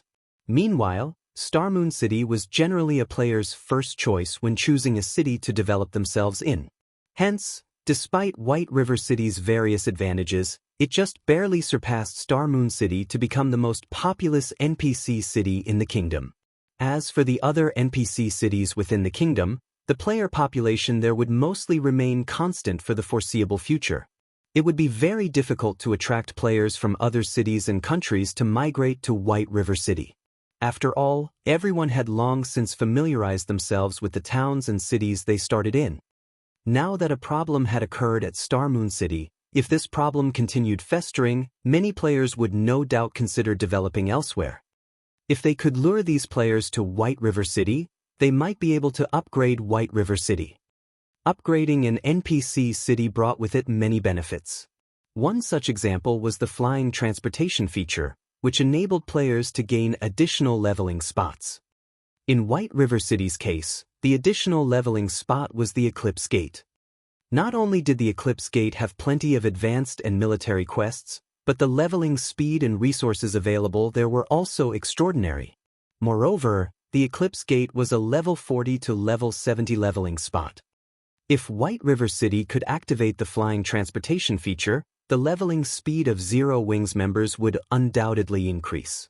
They could also start collecting the energy essence required to nurture their guild mounts. Upgrade the city? Aqua Rose could not help but grow excited. She understood, more or less, the ramifications of upgrading NPC cities. If they could upgrade White River City, not only would it allow Zero Wings members to accelerate their leveling speed, but it would also lure more players from other cities to develop in White River City. This situation would greatly benefit both the guilds and trading firms' development. Immediately announce to the public that we are recruiting members. Also, during this time, discount all daily consumable items sold at White River City's Candlelight Trading Firm by 20%, Shifeng instructed. Regeneration and mana recovery potions were a must for all players that wanted to level up in the fields. Certain magic scrolls were also necessary as these items could save one's life during a crucial moment. However, purchasing these consumable items was a large expenditure. Normally, offering discounts on such items would have minimal effect in luring players to White River City. Now, however, it would definitely yield excellent results. After all, it was now extremely dangerous to go out and level up at Star Moon City. After considering safety as well as the reduced cost of consumables, players of Star Moon City would naturally choose to develop in White River City. A 20% discount? Guild leader, isn't this a little too much? Aqua Rose frowned. Basic consumable items were originally fiercely competitive and had a small profit margin.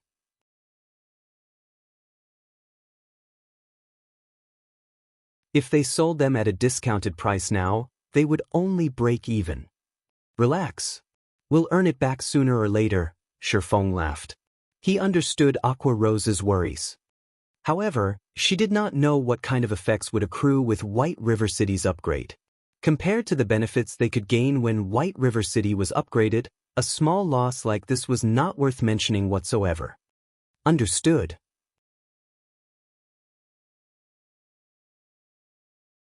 I'll get it done right away. Aqua Rose could not help but sigh. Most likely, only Shifeng would be crazy enough to use his own guild's money to spur the upgrade of a city.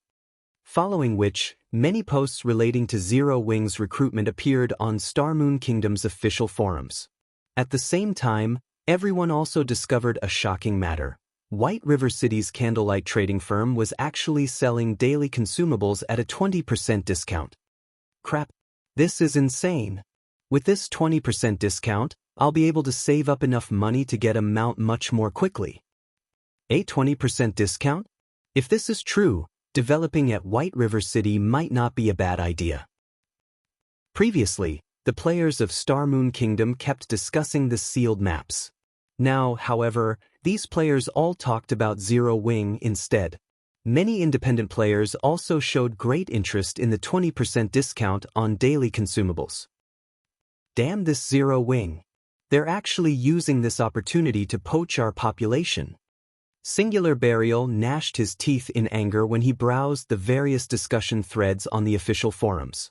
However, he very quickly calmed down. Sneering, he said, "I'll let you all feel joyful for now.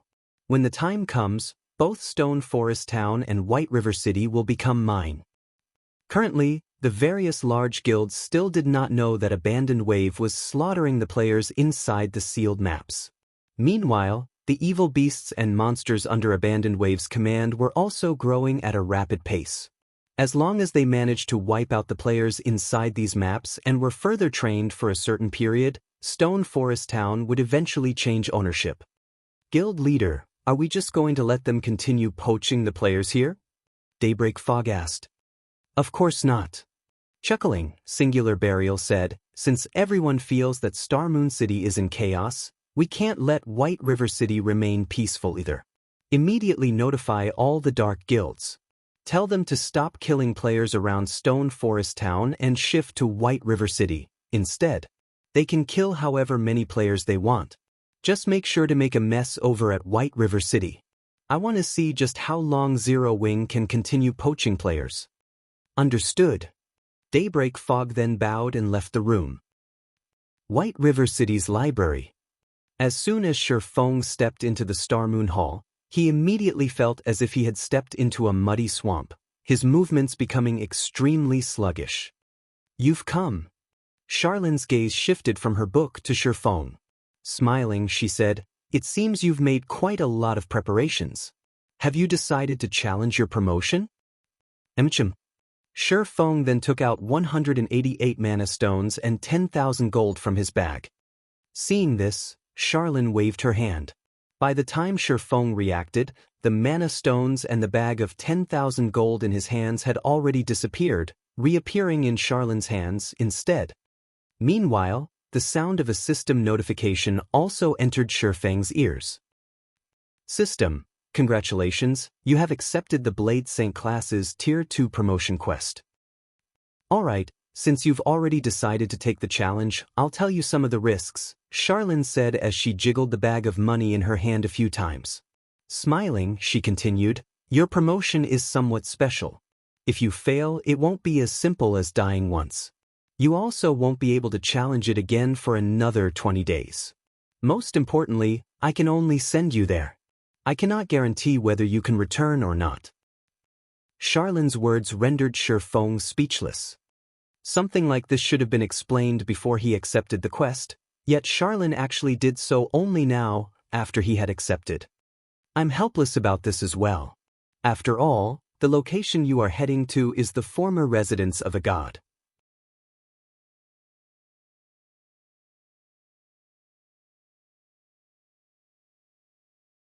Due to the disturbance caused by the magic arrays there, return scrolls also cannot be used.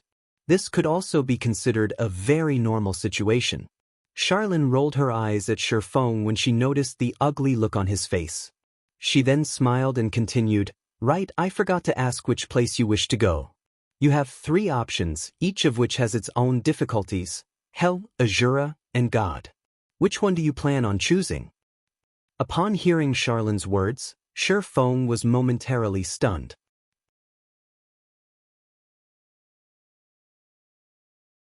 From what he remembered of the past, the difficulty options for promotion quests for Tier 2 and above were only normal, hard, and hell modes. There were no Azura and God modes. This was the same even for peak classes.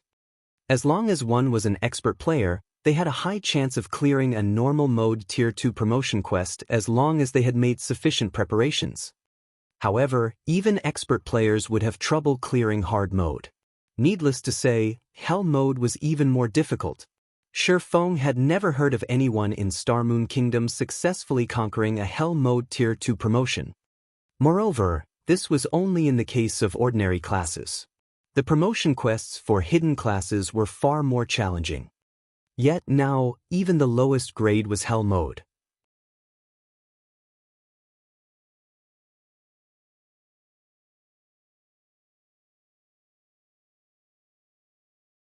Chapter 1279, Selecting Difficulty. Chapter 1279, Selecting Difficulty. Sure enough, the Blade Saint class's promotion quest is quite extraordinary. Shifeng pondered his options. He had attempted his Hell Mode Tier 2 promotion in the past. After all, he had been one of Shadow's top-class experts. He had been very confident in his abilities back then. Moreover, to increase his chances of success, he had spent a lot of time collecting top-tier equipment. By the time he had challenged his Tier 2 promotion, even his most inferior piece of equipment had been level 50 fine gold rank. He had even worn 2 pieces of level 50 dark gold equipment. That wasn't an easy feat after all. After reaching level 50, players were lucky to get their hands on level 50 secret silver equipment, much less level 50 fine gold and dark gold equipment. However, he hadn't expected his challenge's outcome. He hadn't even passed the starting area before failing, much less completing his promotion. The Hell Mode promotion quest's difficulty was simply inhuman. In this life, though, both his combat standards and his items were more powerful than they had been in the past. Hence, Shifeng was confident in conquering Hell Mode. However, the same could not be said for Azura and God Mode. After all, he had only attempted Hell Mode before. He did not know how difficult these 2 modes were. Should I challenge God Mode? Shifeng wondered. After all, he was already a Void Realm expert. He also possessed 2 fragmented legendary items and numerous epic items. He even dared to challenge legendary quests. A God Mode promotion quest should not be a problem. Charlene smiled as she watched Shifeng and said, "You're considering challenging God Mode, right?" Shifeng nodded. "Lady Charlene, may I know what my chances are of clearing God Mode?" Shifeng tried asking. He was utterly unfamiliar with the God Mode difficulty, but that wasn't the case for an NPC like Charlene. She might be able to offer clues that would help him prepare for what was to come. "You really are brave. You dare ask if you have a chance of passing it." Charlene cast him an admiring look. Slowly she said, "If you ask me with your current power, you will die. It won't matter how many times you try. Just like its name suggests, God Mode is not a realm for mortals. This trial catered to the ancient gods. If you think that you can defeat a new god, you might have a chance of clearing God Mode." Defeat a new god? Shifeng gasped. There were 2 types of gods in God's domain. The first was born naturally, while the second ascended to godhood of its own power. The majority of the gods in God's domain consisted of the latter. As for natural-born gods, they did not start out at Tier 6, they had to ascend from Tier 0.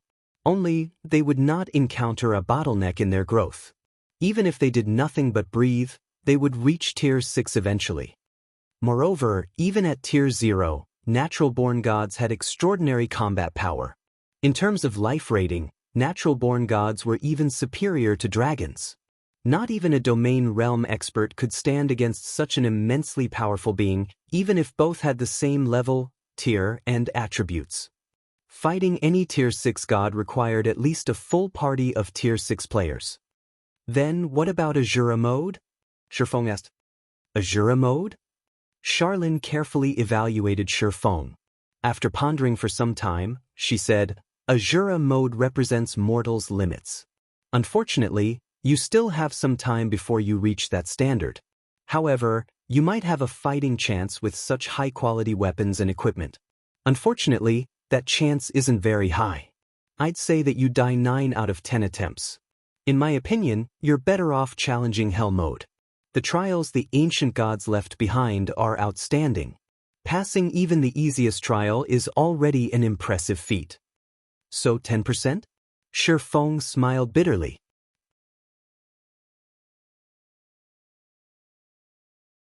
He was 100% confident in clearing the Hell mode promotional quest. Otherwise, he wouldn't have challenged his promotion quest so soon. However, he never imagined that there would be such a massive gap between Hell mode and the other two. Consider this carefully. You know that the more difficult your quest is, the more severe the punishments for failure will be, Charlene somberly reminded Shifeng. I've decided.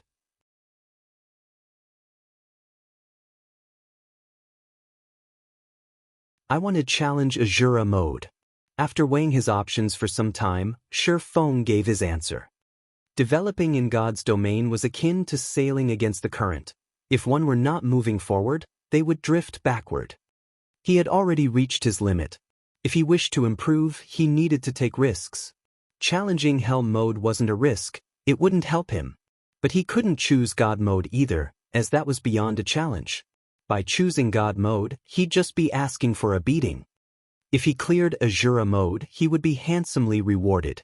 The rewards would certainly boost his development. This was why so many expert players were adamant about challenging hard mode and risking failure.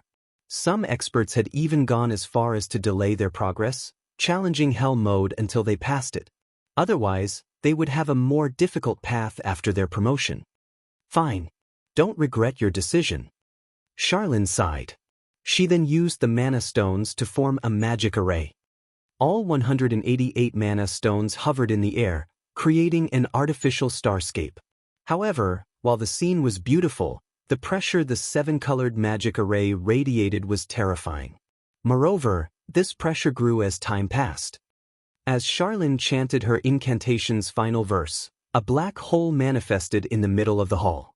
Arcs of silver lightning circled the black hole's edges, crackling. Suddenly, a pair of golden doors descended from the black hole. Although the doors were not particularly large, roughly 6 meters tall, they radiated powerful divine might, instantly rendering Shifeng immobile. The floor started to crack beneath the doors as if it couldn't withstand the weight. The doors began to sink. Impossible! This is the library! Shifeng was stunned. Powerful magic arrays strengthened the library.